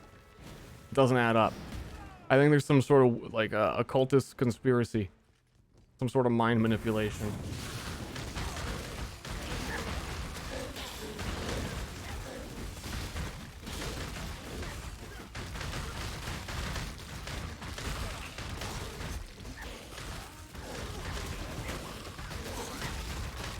Imperium. Everyone using the Imperium, like, it's more people than I realized. That group is like 8 people. 9 people. That just set out to trivialize the game in the most obscure ways no one will ever touch.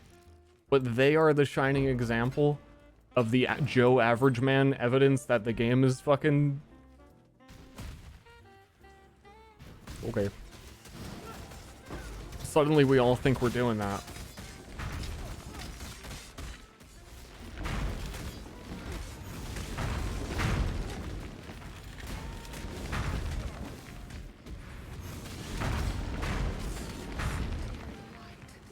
True.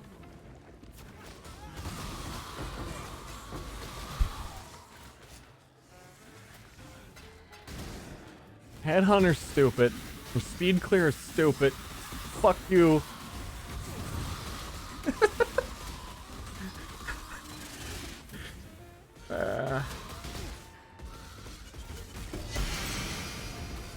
Oh, nice. I'm exaggerating a bit, but like, it's funny to me. And it's like the equal and opposite of how dramatic Reddit is. The juxtaposition of, you have to be equally just as mad about how much fun you're having. Fuck you guys. Oh, you're not getting any drops. Boo-hoo.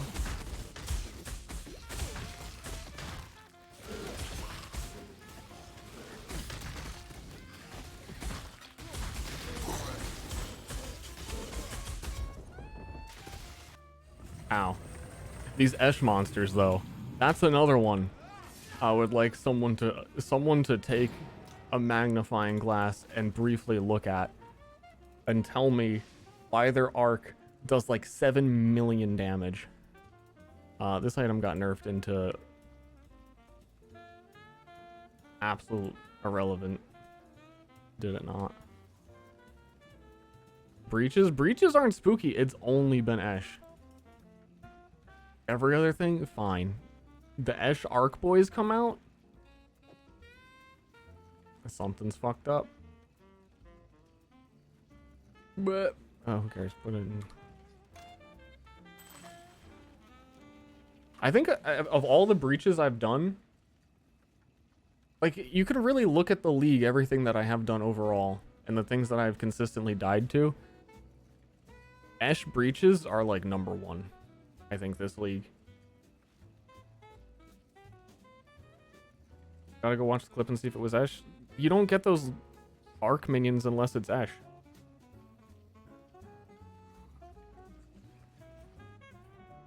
I'm pretty sure.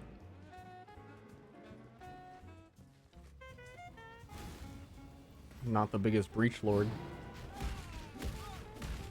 Breach of contractor over here.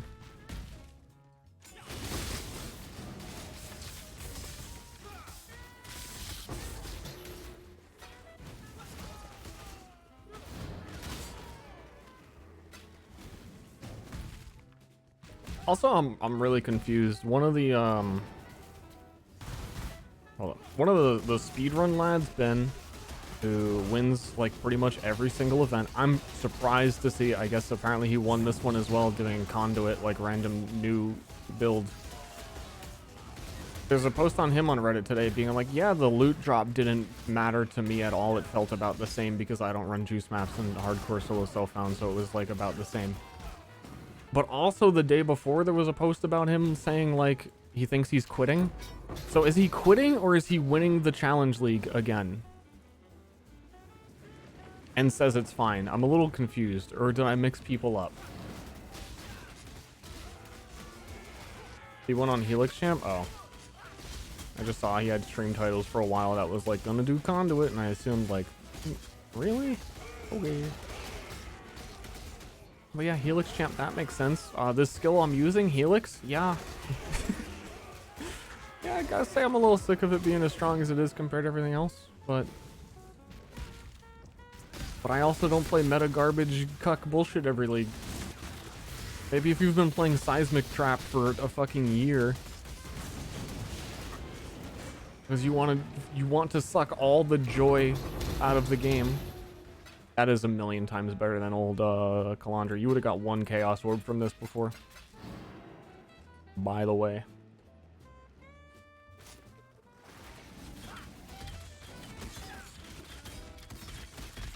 But yeah, Helix is way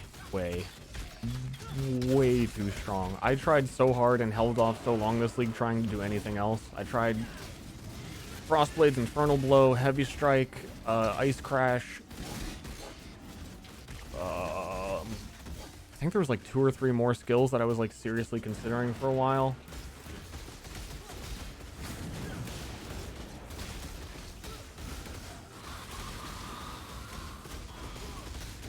None of them did with more.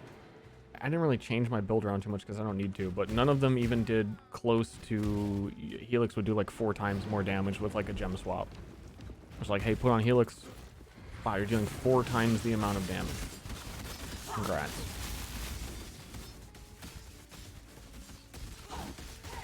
I was just testing it and I have 19 Fortify right now. Just leap slamming.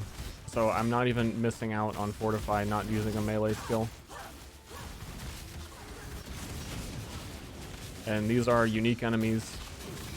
So normally they wouldn't give as much Fortify, but I'm still able to get a decent amount. It's a little inconsistent because my damage range is so erratic on Energy Blade.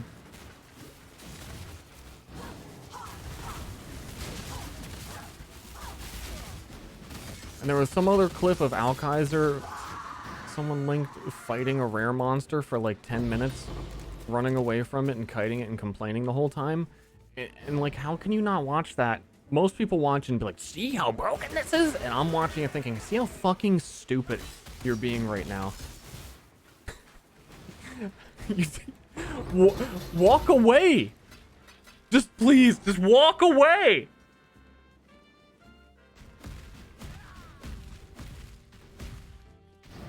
"100% clear or death."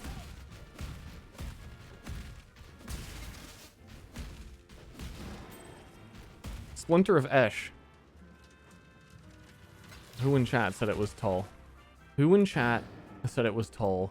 You're banned for life. You're dead to me. You're gone, and you're banned.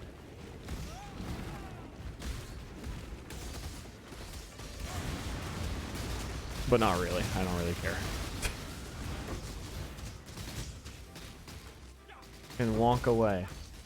And there's a couple of very rare instances where you can't walk away. And like, in order for something to finish, you need to kill everything. And you might just get one of those rares that you can't kill. But still, my advice, walk away. Do something else.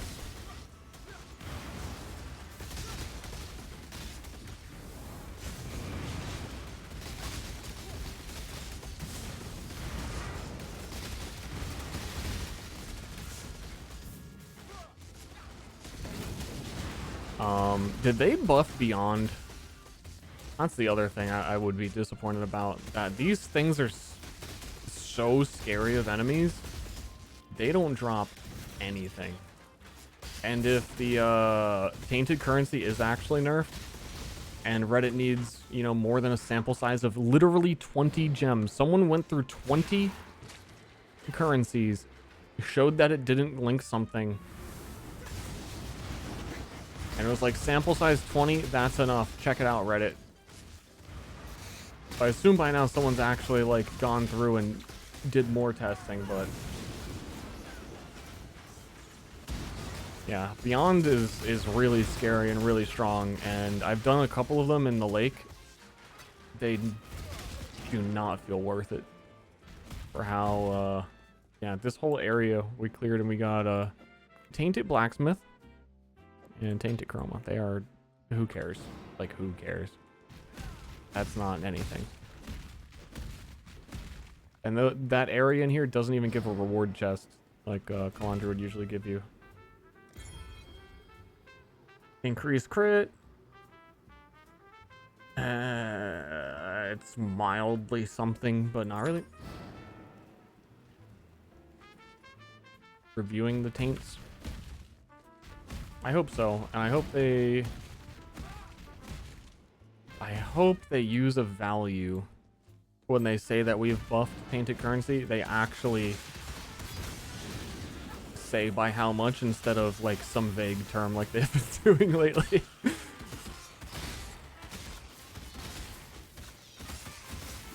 Very much like the meme that normally in Path of Exile, it's a meme that nearby could mean anything.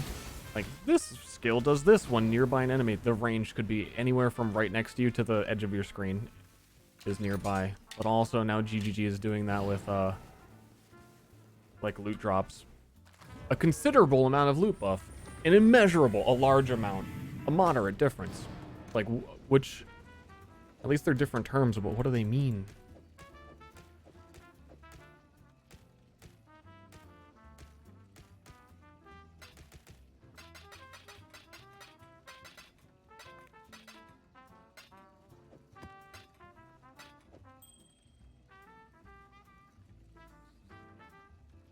I've been stalking them. I have a picture for you. I put this in my Discord a while back. I want to find it. I found this way funnier than it should be.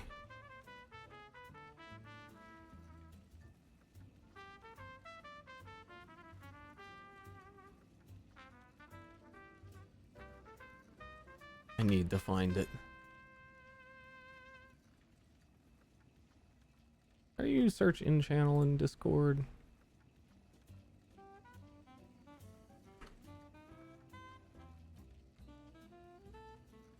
Please. Please. Found it. I'm saving this image so I never have to look for it again.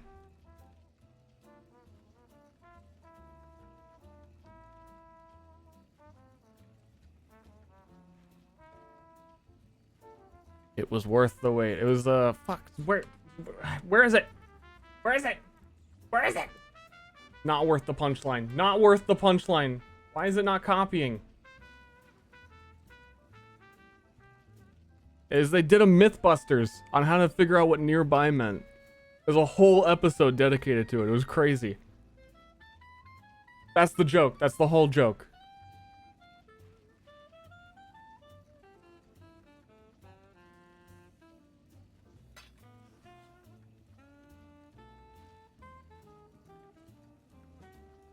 Also, that episode was weird because they did that whole spiral circle of distance, and then they walked in a straight line across it.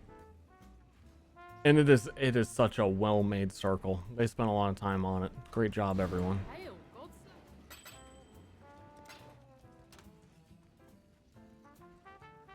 Worth the time, thank you. Hey, no problem. Yeah, all my other mirror maps I think are awful and are all like difficulty 6. Yeah.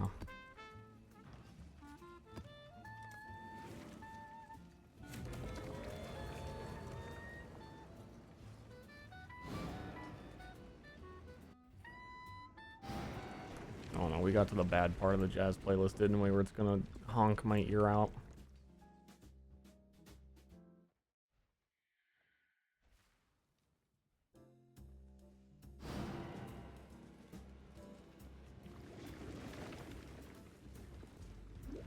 Well, I hope you get a good look. It's gonna be epic.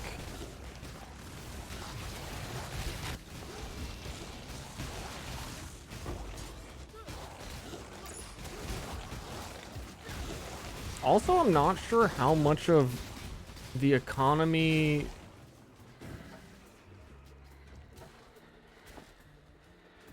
Noise. How much of the economy is, the scarcity of things is because of the change of divine orbs and how drastic that economy shift is versus how rare finding things actually has been. Or I feel like a lot of people are pricing things on the market obscene values. Like they just want to, like, everyone wants max value for everything.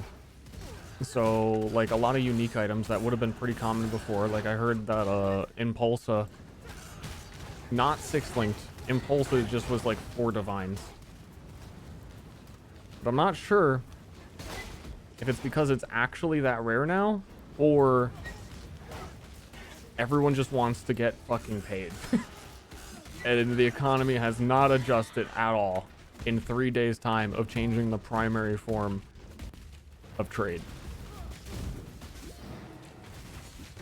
Okay, Rogue Exiles, I am honestly terrified.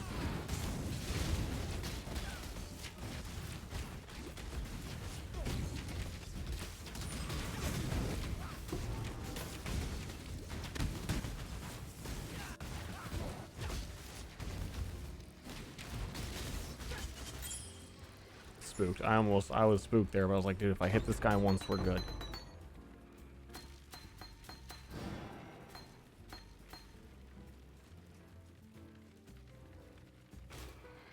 That's just day 5 was. It would never be like that. You'd be able to get a 6-link for 4 exalts like a week into a league. But now it's like Impulsa, no links, 4 divine is the equivalent now. Also, actually, that is also a fair assessment that literally every person is playing Lightning. Literally every single human being. But the post that I read that information from definitely was not biased in any way towards assuming the worst.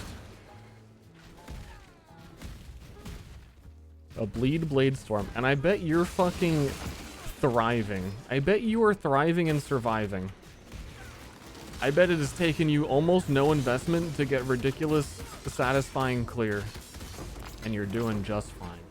Or you're new to the game and you don't even know what satisfying clear is, and it doesn't matter to you.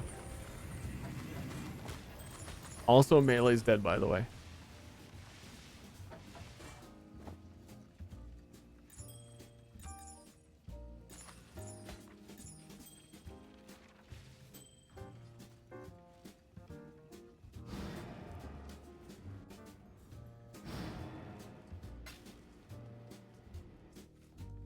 Helix is melee now? True. Oh, what aura came off?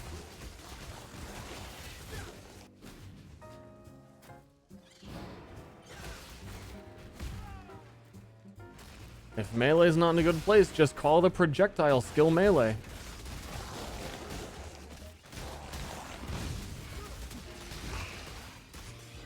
Guys, I'm on some, I think, I really want to figure out another build. There's a lot of interesting things boggling around in my brain. I learned some absolutely bizarre shit last night about so many things.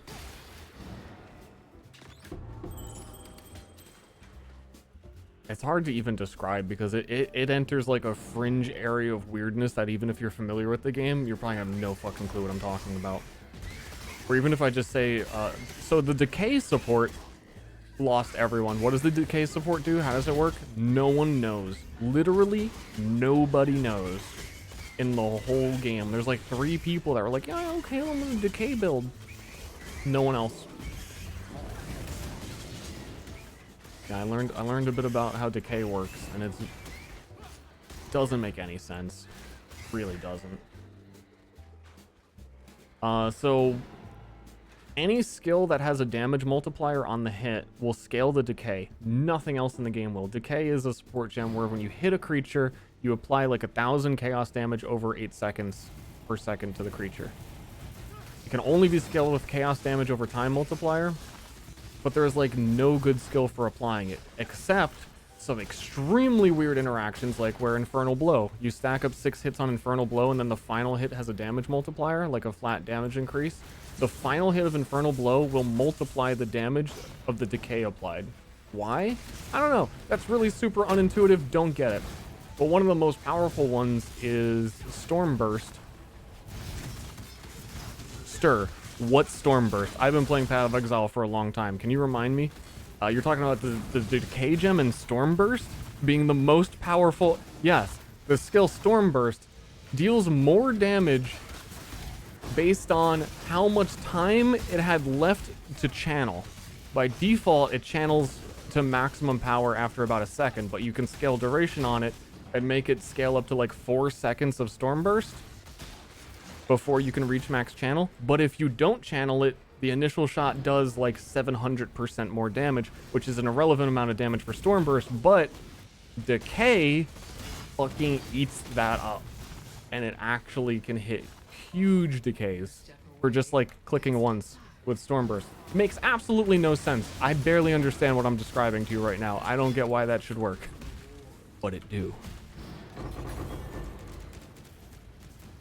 The other thing, one of the recent buffed uniques that I really want to experiment with, I think my next build really should be with this, the new Apex Rage. It's really the same thing. It makes poisons you inflict deal damage 50% faster. But poison damage faster is actually different than ignite damage faster. So when it ignite deals damage faster, its duration stays the same, but it deals a higher DPS ignite for the same duration. Poison, it actually exhausts the poison quicker. They're the same keyword, both for dots. They mean completely different things. So that's first. That's not the weird thing. That's how Path of Exile is. That's just like, you need to know that. So Apex Rage makes poisons expire 50%. What the fuck are you doing? It's a Harbinger who isn't summoning shit.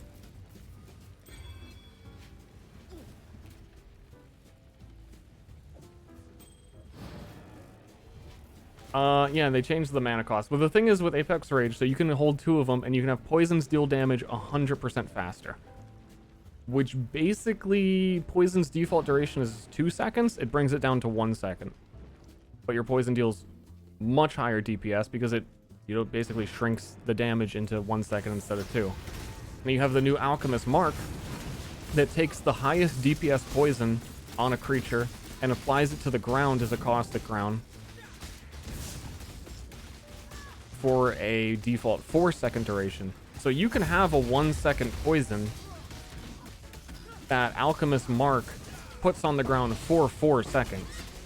So you only need to apply 1 poison that lasts like a fucking millisecond if you could get it that low. And then Alchemist Mark will put it on the ground forever, basically. Ow. Okay, only Archnem mod I hate. Crystal Skinned is fucking stupid. Everything else Archnem, I don't really care. Crystal Skin, that's the one I don't like.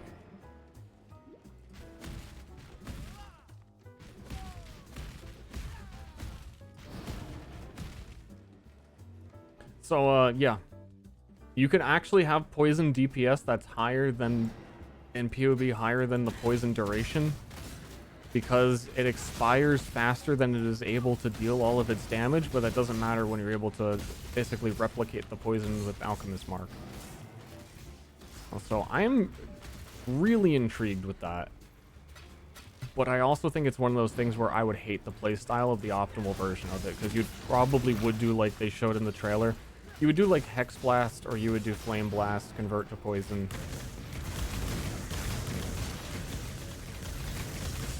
And then you'd get 1 big poison for a brief second.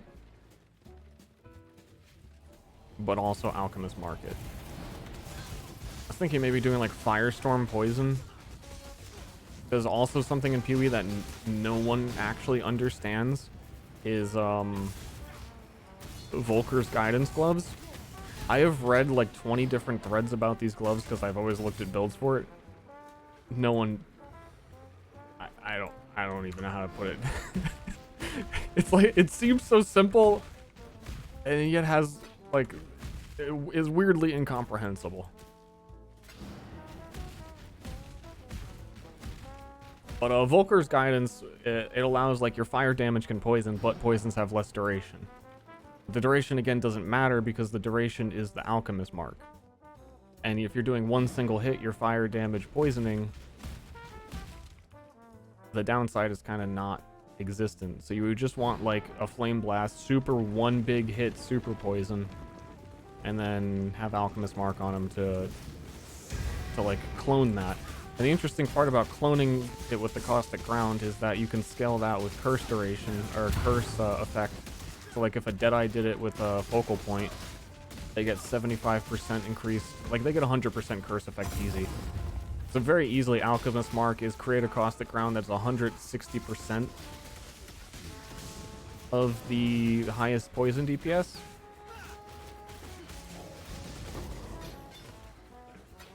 And this all does sound very clunky. I am very aware of how clunky it sounds, but I don't know, for some reason I really like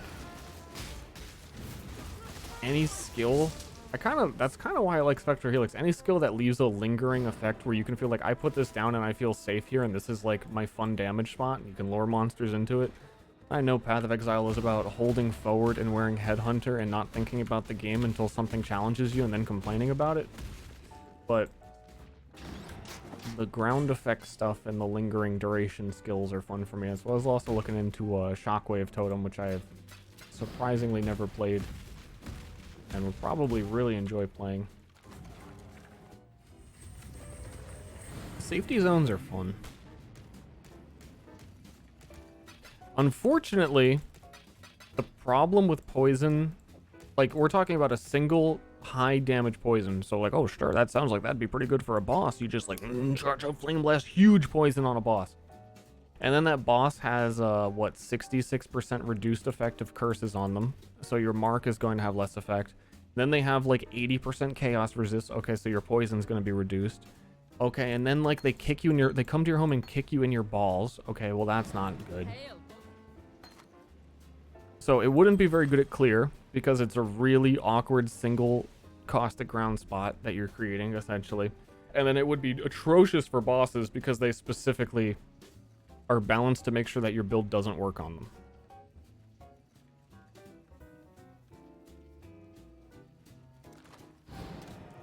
So who wins? Nobody. Nobody. That's one of the things that I don't like about PoE overall. I guess there's no way around it. But planning a build is cool and all. But sometimes it feels like you can get pulled the rug out from under you without knowing what your build needs to fight and what its resistances are. And endgame bosses are all like a very specific fuck you to curses and damage over time.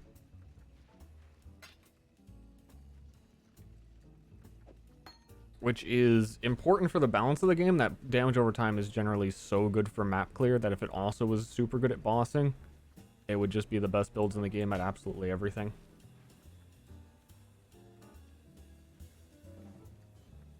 So I understand why it's there, but I guess it's one of those things, if you don't know, you might end up being surprised when you get there.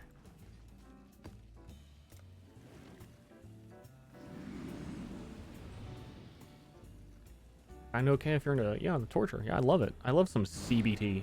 That's the time zone I live in. So yeah, too long, didn't read, learned a lot of weird shit, have no idea what kind of character I feel like playing. And honestly, I've been enjoying playing Spectral Helix, but this variant of like Energy Blade limits what I'm able to do so much.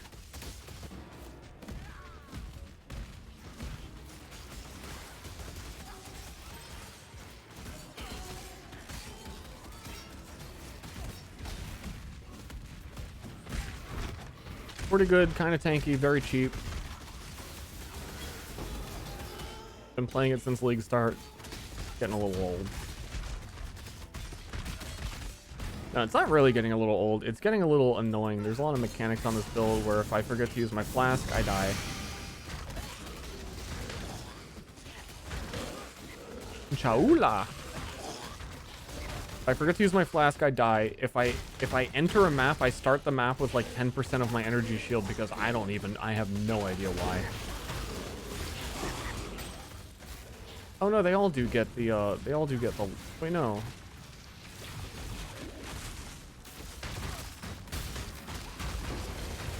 It's these monsters. They, oh god, they exist in here, but they're not doing the Esh arc.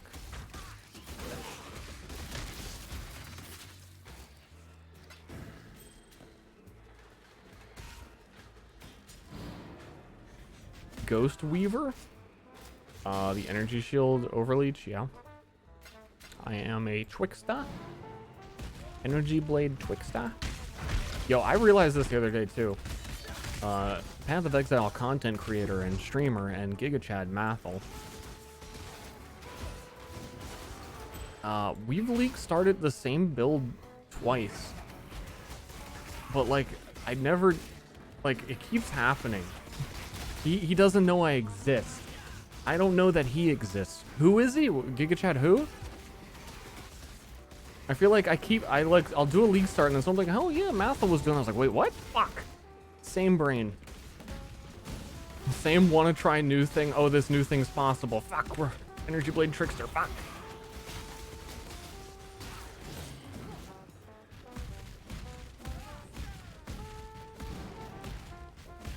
Another one, I forget. It might have been Scourge.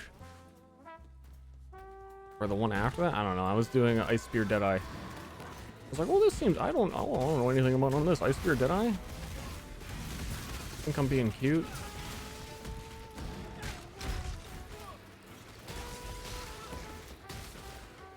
I haven't really seen his. I'm curious how we differ because, like, I made mine in a vacuum. I didn't, like, look up anything. And I assume he did the same. So I wonder where we did different things. Of the infinite.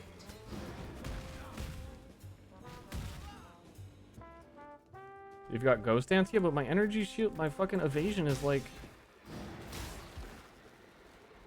24,000, 15,000.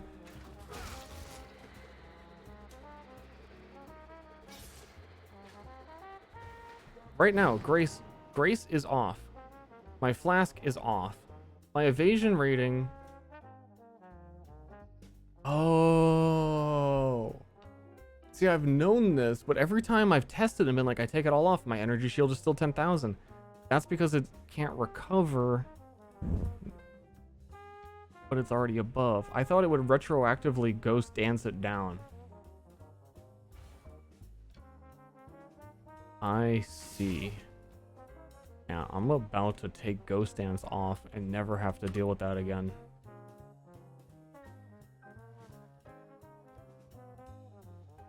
Because it's been kind of obnoxious. But also Ghost Dance is really good for me, so...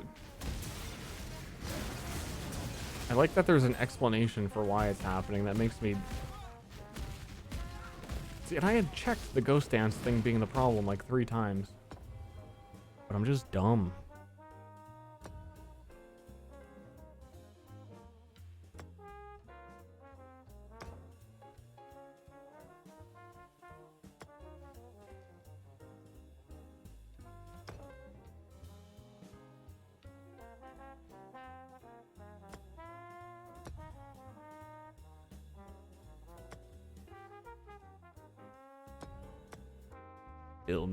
Building and building. I really want to try and get like a long, windy one. I haven't really like put effort into doing it, but I'm gonna definitely start making sure I try and like actually optimize these now that they're starting to be worth running, and I get what is going on and have all the unlocked tools. Is that why shield bar is done when reviving? Yeah. Because I technically revive with 3,000 energy shield. Or evasion max, and my energy shield can't go above my evasion rating.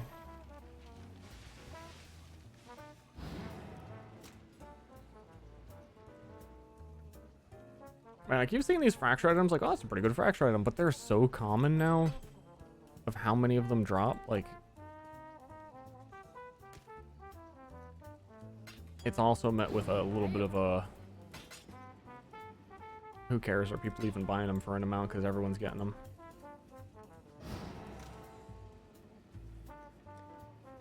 Fucking river! Let's run a fucking river. I just want to get my Maven. and build mirrors. So I'm not even gonna like roll the map, just run through quick. Want one? Nah.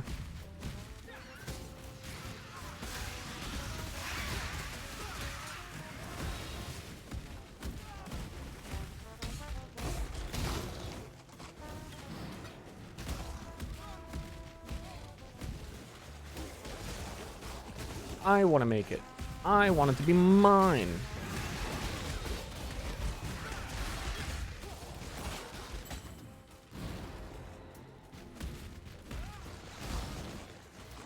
I do keep thinking about the last league I had planned out. I was considering doing for a league start a whole like Venomous Weave assassin. I was like, dude, I'm gonna league start. I'm gonna do bestiary. I'm gonna waste my time finding Venomous set, acting like they're rare and anyone wants them. I'm gonna get it on trade before I'm ever gonna see a Venomous boss ever, because fucking yeah. And then I'm gonna do like a poison assassin with some old school bestiary shit.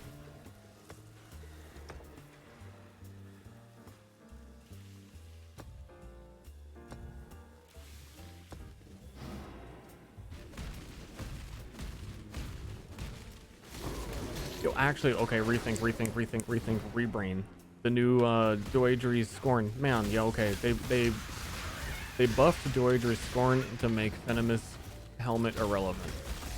I forgot. Doedri's Scorn is like 70 added chaos damage per curse on an enemy. Well, that's just setting you up for Hex Blast, is it not? I really wanted to do something more like multi-hitting. I don't know. I know I'm gonna go buy a shelf in like an hour. That's about all I know.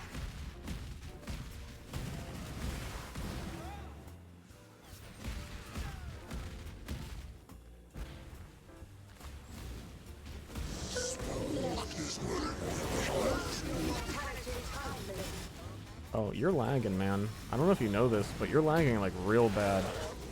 Yeah, it's your connection. Yeah, I think you're on Wi-Fi. Yeah, you're like talking backwards as well. It's really weird. Yeah, your mic's, it's not coming through clear. I can't understand you.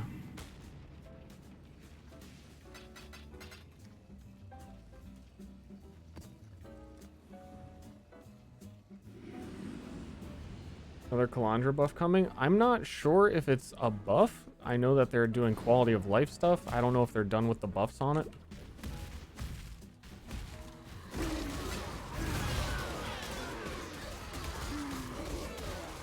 I think is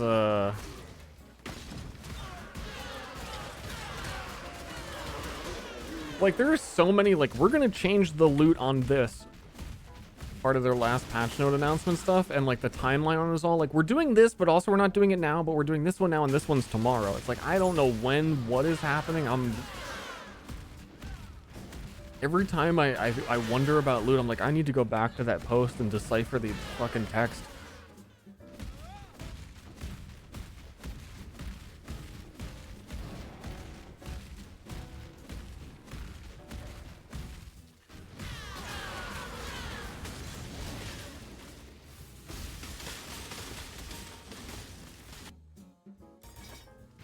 Yeah, I'm tempted to, again, I mentioned I tried this last league. Oh, I remember what happened. I'm remembering how it all went down now. I guess on a budget, if you don't got a lot of currency, I think Poison Tornado might be a little bit real.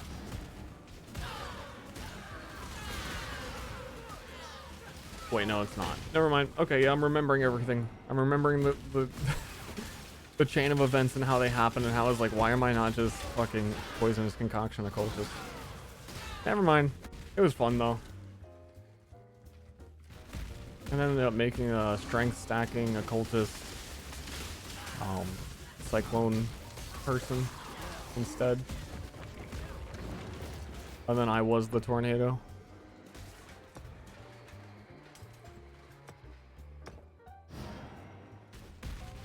Yeah, what happened to getting 3 choices for the mirror? Is that like not always the thing?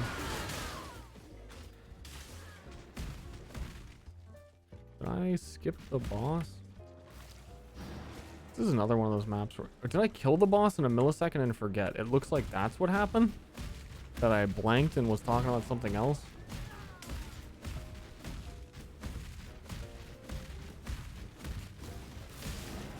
Yeah. Okay. That's what it was. I spectral helixed.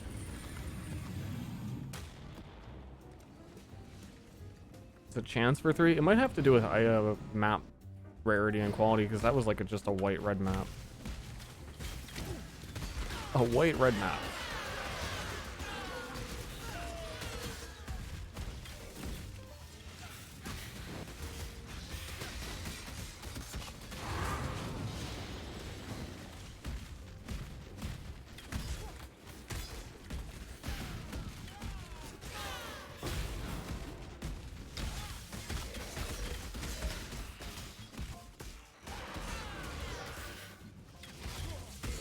Give me the guys.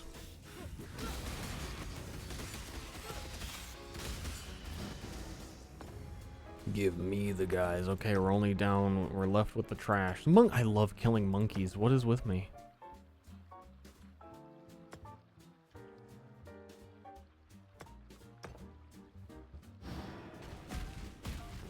Ever since like the version of this game that only had like 2 acts in it, like way back when, once you get out of Act 1 and you're in the monkey forest, I was like, these are the funnest monkeys to kill ever. Why doesn't everyone just farm monkeys here?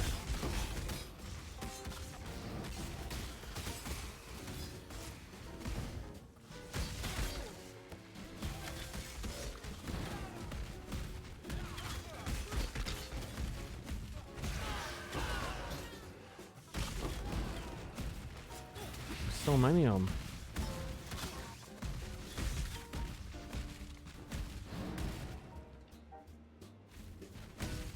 The great wolf hungers. This was my time. Life is separable. No! Don't do it. Don't turn into a wolf, you fucking furry. Or randomly disappear. This boss is either trivial or such an asshole. Okay, let's do another lap.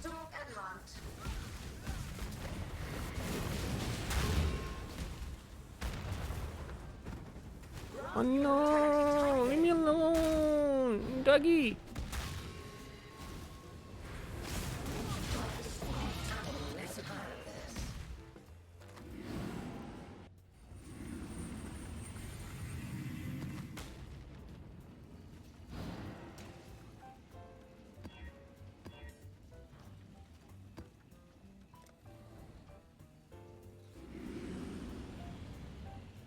Play the campaign 3 times to get to maps? Yeah, I played like the very first beta. I've been in there. Been in the trenches. But like I never farmed docks because I'm not like a psycho. Not like a total loon. But I did play at the same time other people were farming docks.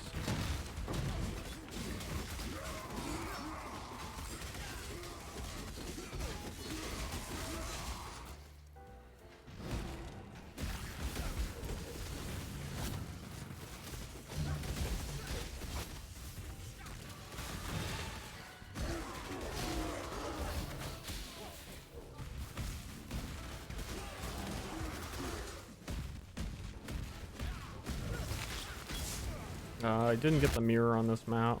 I'm gonna run through, look for that after boss is dead. I'm gonna get this shelf later.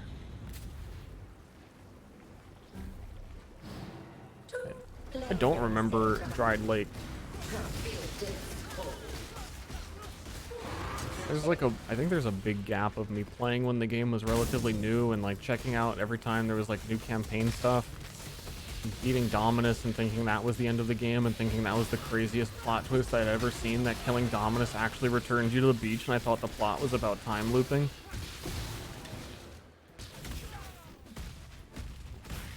That was fun. And then after that, I'm not sure that I played again until... No, I definitely did. I don't know.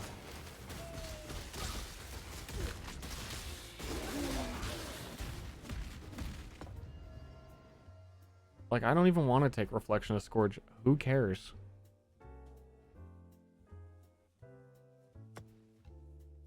I don't. I'm realizing that I don't.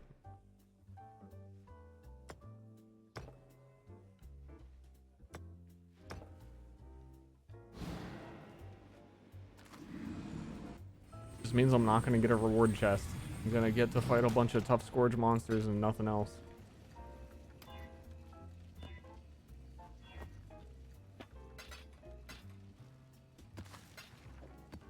I'm learning. One more for no, we got it.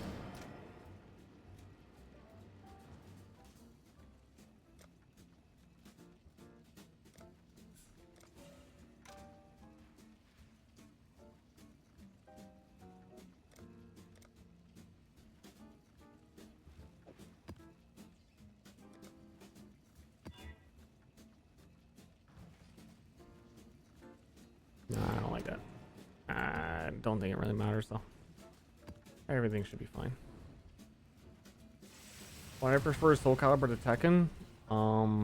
It has better animations. It has more interesting characters. It has better movement.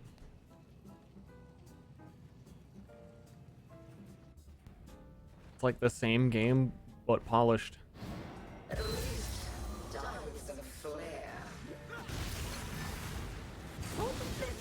Yeah, I started that fight with no fucking health. That's what I like. Hey, I'm gonna walk back in. I'm gonna walk back in real quick and have 1,000 energy shield. Just kidding. I'm gonna like teleport to the mines and then come back to my hideout every time.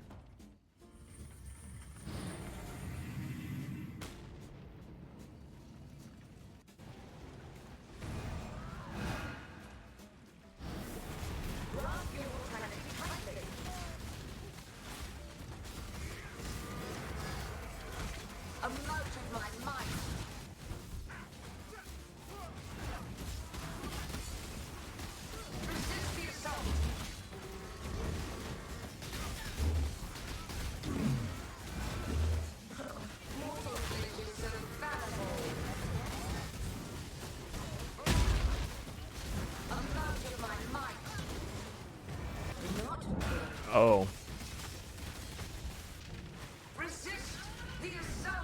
Why is this so hard? I feel like my build's better than this. Every time I come to a Crucible this league, I'm really like, I feel like I'm stronger than this. And then I'm not.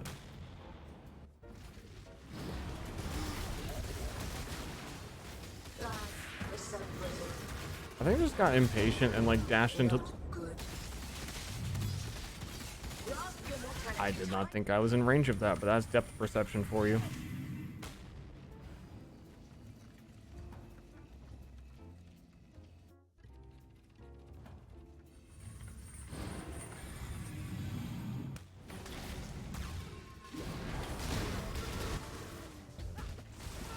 Actually, is that what killed me both times?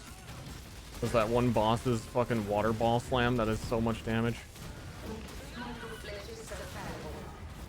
Or it's been more than 2 times, hasn't it?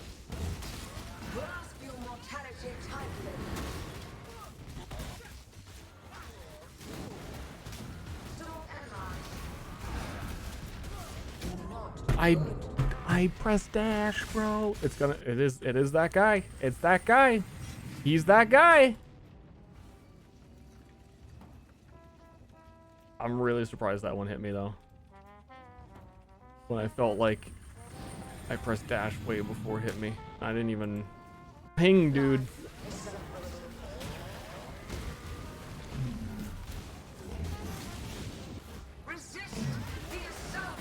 You know what it is? Like, dude, how fucking... What What? That explains it. They must have like 100 increased AoE. Like, you get hit anywhere you are by that shit. Because apparently I can't dash far enough to not be in range of it. So even if it was happening like off screen, I was probably dying.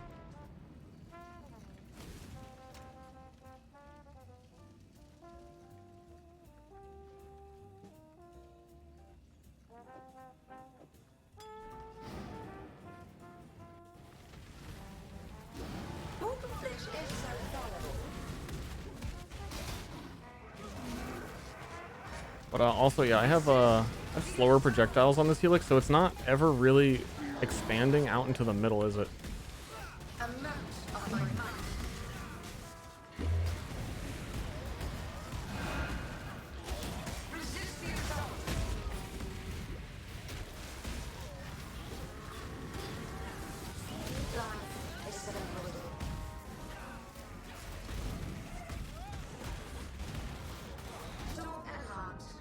Yeah, I don't know, man. I think that's a huge part of it, is that I have to get way too close to do what I'm doing. But I have no idea what gem I've wanted to put here. Because like nothing seems actually good.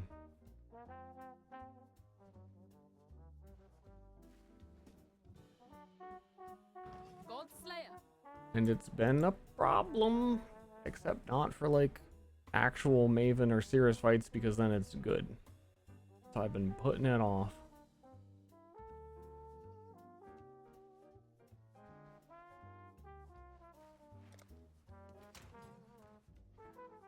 I need to pee again? I'm not doing it. I'm sick of my body like controlling me. You know what I mean?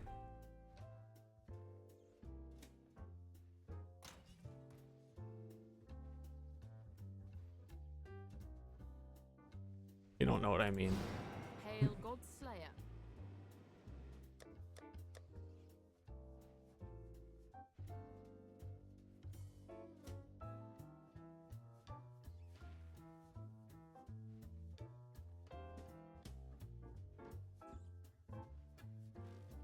Let me look at this one more time. Let me look at it.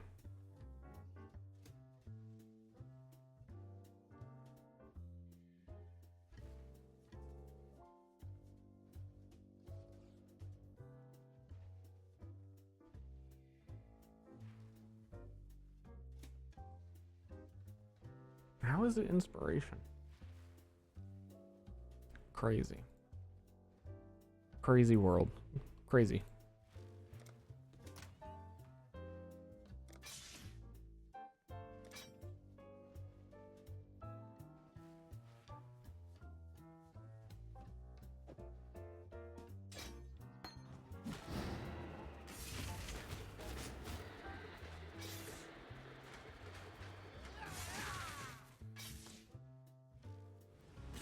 Okay, explain this then.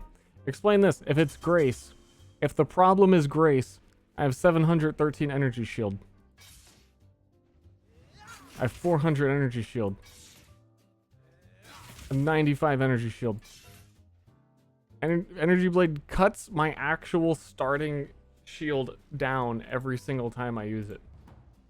So it is Grace, but also the Grace value also gets reduced in half again.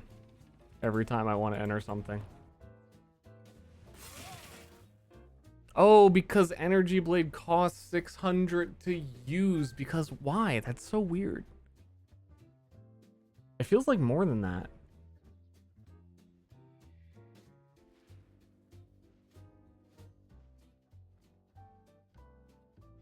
And it's just extra weird because I don't recharge Energy Shield. So I just gotta sit with that.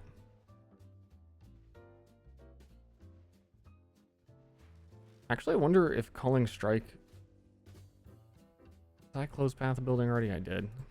It was just like putting Culling Strike on it is better. It's certainly probably better for bossing. I can't fit Culling on my... it used to be on my Flame Dash, but my socket pressure is not doing great these days.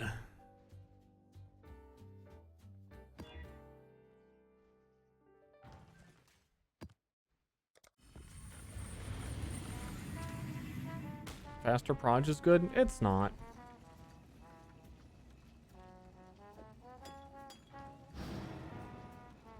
One of my captives will let me face you.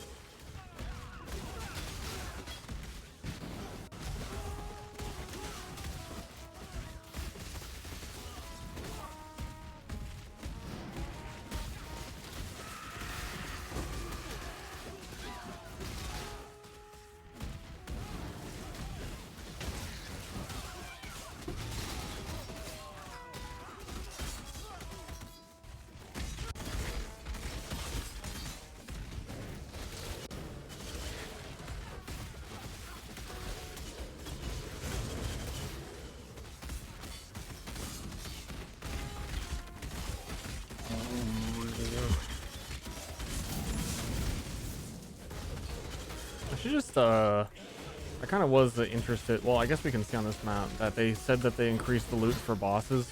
I assume they mean map bosses and not like Maven. But maybe they did. Who knows what they mean when they say things. I was just curious to see if loot felt any different. I don't think map bosses on actual map has felt any different.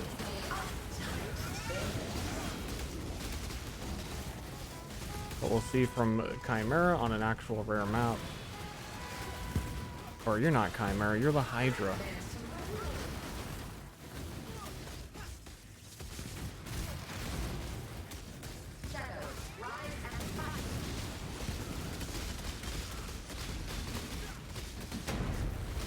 Oh, you're the Minotaur.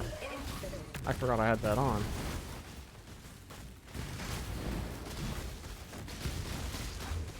And my DPS is lower without fucking curse.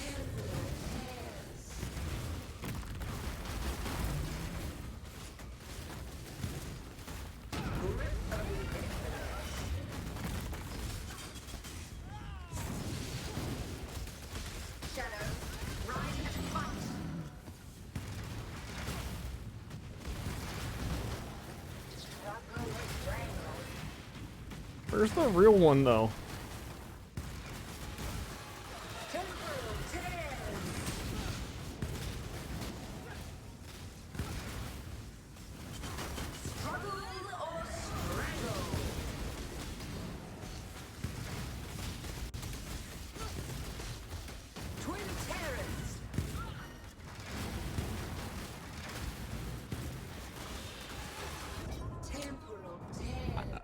Shit's feeling different again.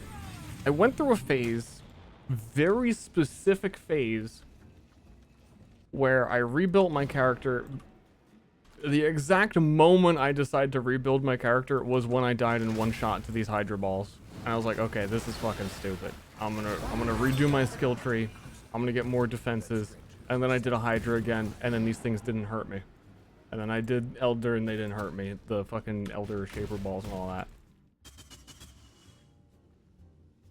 Now you're killing me again. But what's on the map? Pack size. Okay. So what changed?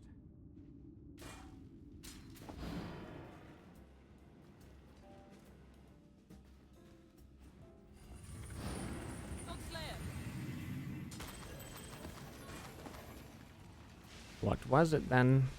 Yeah, definitely not well-rolled rares. It seems about the same.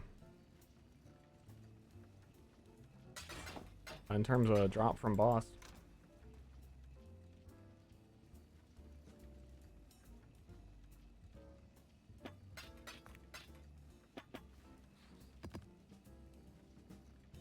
Maybe it's a fortify thing? I don't think it would be in this case, because before I also wouldn't have had it. I don't know. I'm ready to switch characters. I just don't know what to. That's where I'm at.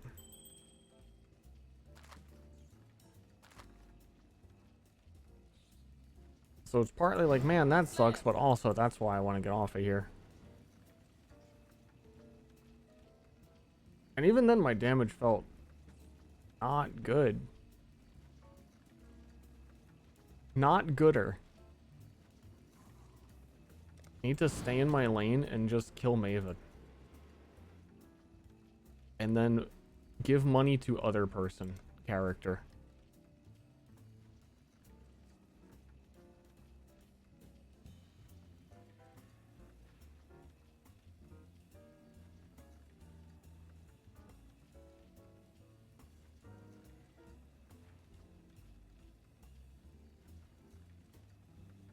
Finds splinters for Maven. Like the decay idea? I like the idea, I don't like the playstyle at all.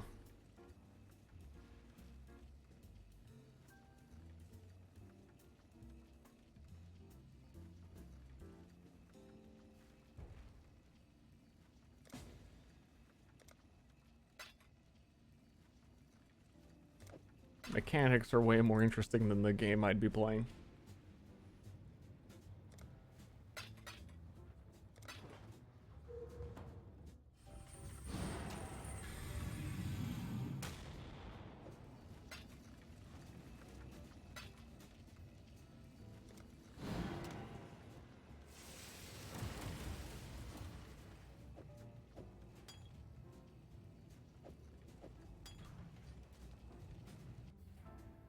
Anything else that can scale decay? My other idea was doing a minion build. That's kind of why I started doing the golem thing I was doing earlier.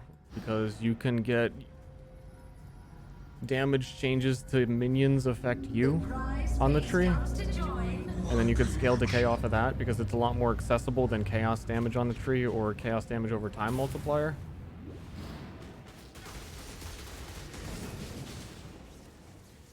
Oh, she's there still.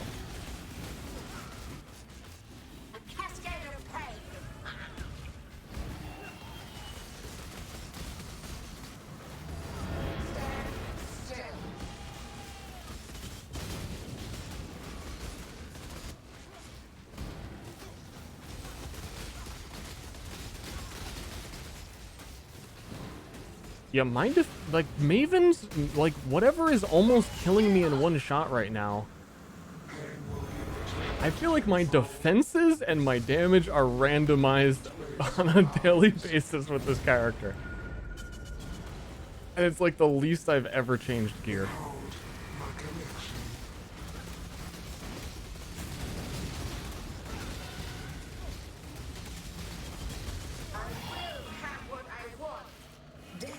Decay via the minions? You can only have one decay applied at a time, so I would have to apply it with some sort of damage multiplying skill. And the minions would just be like golems because they're easy to have and not have to manage. I don't know, I didn't really plan out the build just that. That is a way I could try scaling the damage without having to invest in shit that I couldn't, you know, something simple.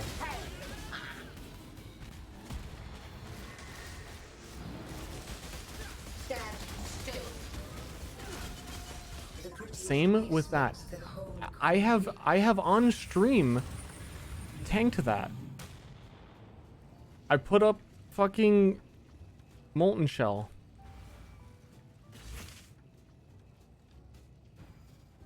Character's been randomized.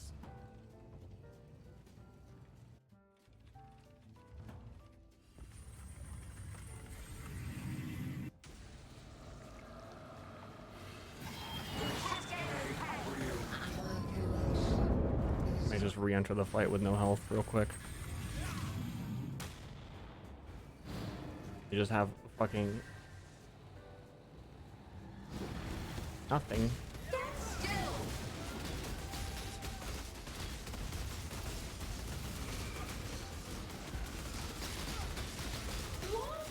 I'll try and be more aware of how much fortify I have.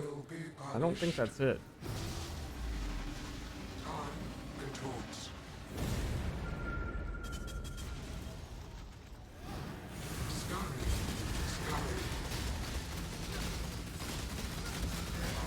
know, my damage probably feels worse here because I am not using My irritation is growing. This will not be an escape. slower projectiles for her where it's actually easier to benefit from it.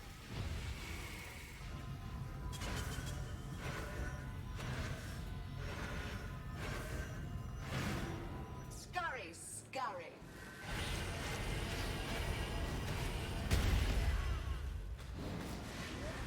Stand still.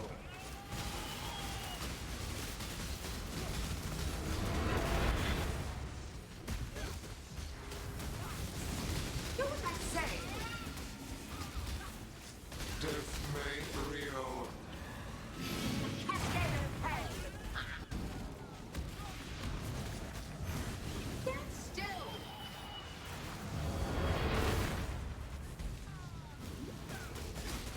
Please do not memory game me again.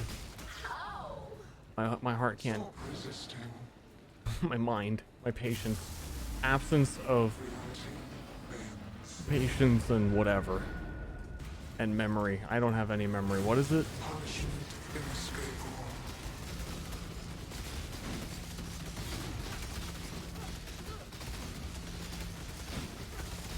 Arrogant toy. Stand still.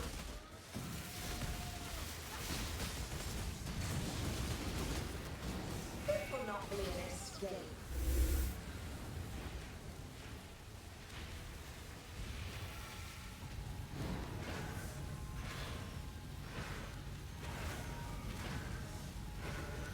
Scurry, scurry.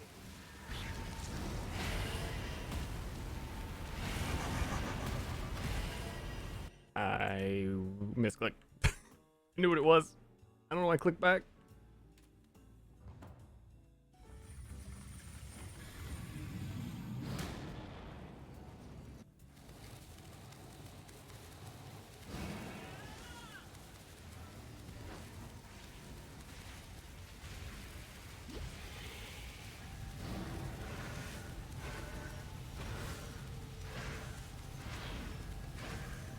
Scurry, scurry.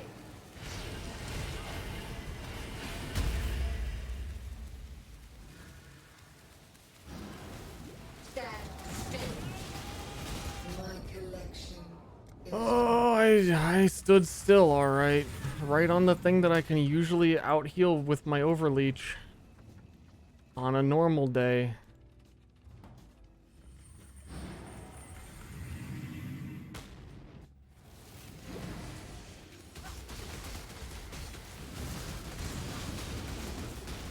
this will not be an escape. Oh no. It's giving me annoying ones. It's all like around the right up. Scurry, scurry.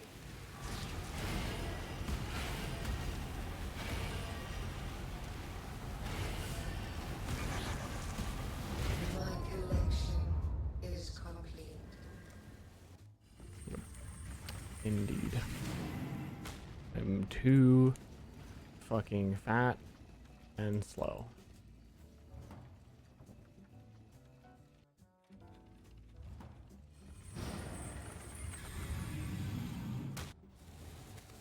A cascade of pain. The prettiest piece makes the Uh-huh. Yeah, I fucking, like, what? Well, it's too bad my character's randomized. And that I didn't do, like, 6 of these on the other stream. But, I think I'm gonna go, because it's also time to go get a shelf. I'm gonna think about what the other character is, because I'm really done with whatever is... I'm done with all this. Yeah, I'm corrupted. So every day I've logged on, there also has been a patch. And we all know apparently now GGG really likes hidden modifiers, so who knows? Maybe I'm not actually crazy. Maybe I'm not bad. Maybe they've secretly been nerfing me every patch. Up and down in directions that I can't comprehend.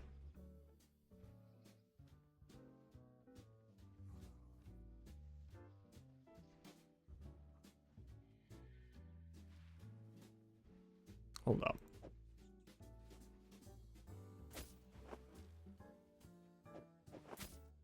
That's like the only thing that would have changed. That technically is more yes. And more accuracy, which I shouldn't need. And evasion. Maybe Shaper's Touch was the secret. I think it might be. Much as I want to get this item off of me, I just can't.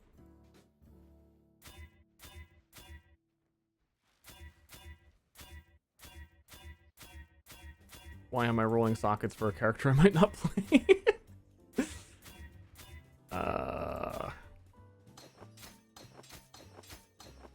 If it's anything, that's it.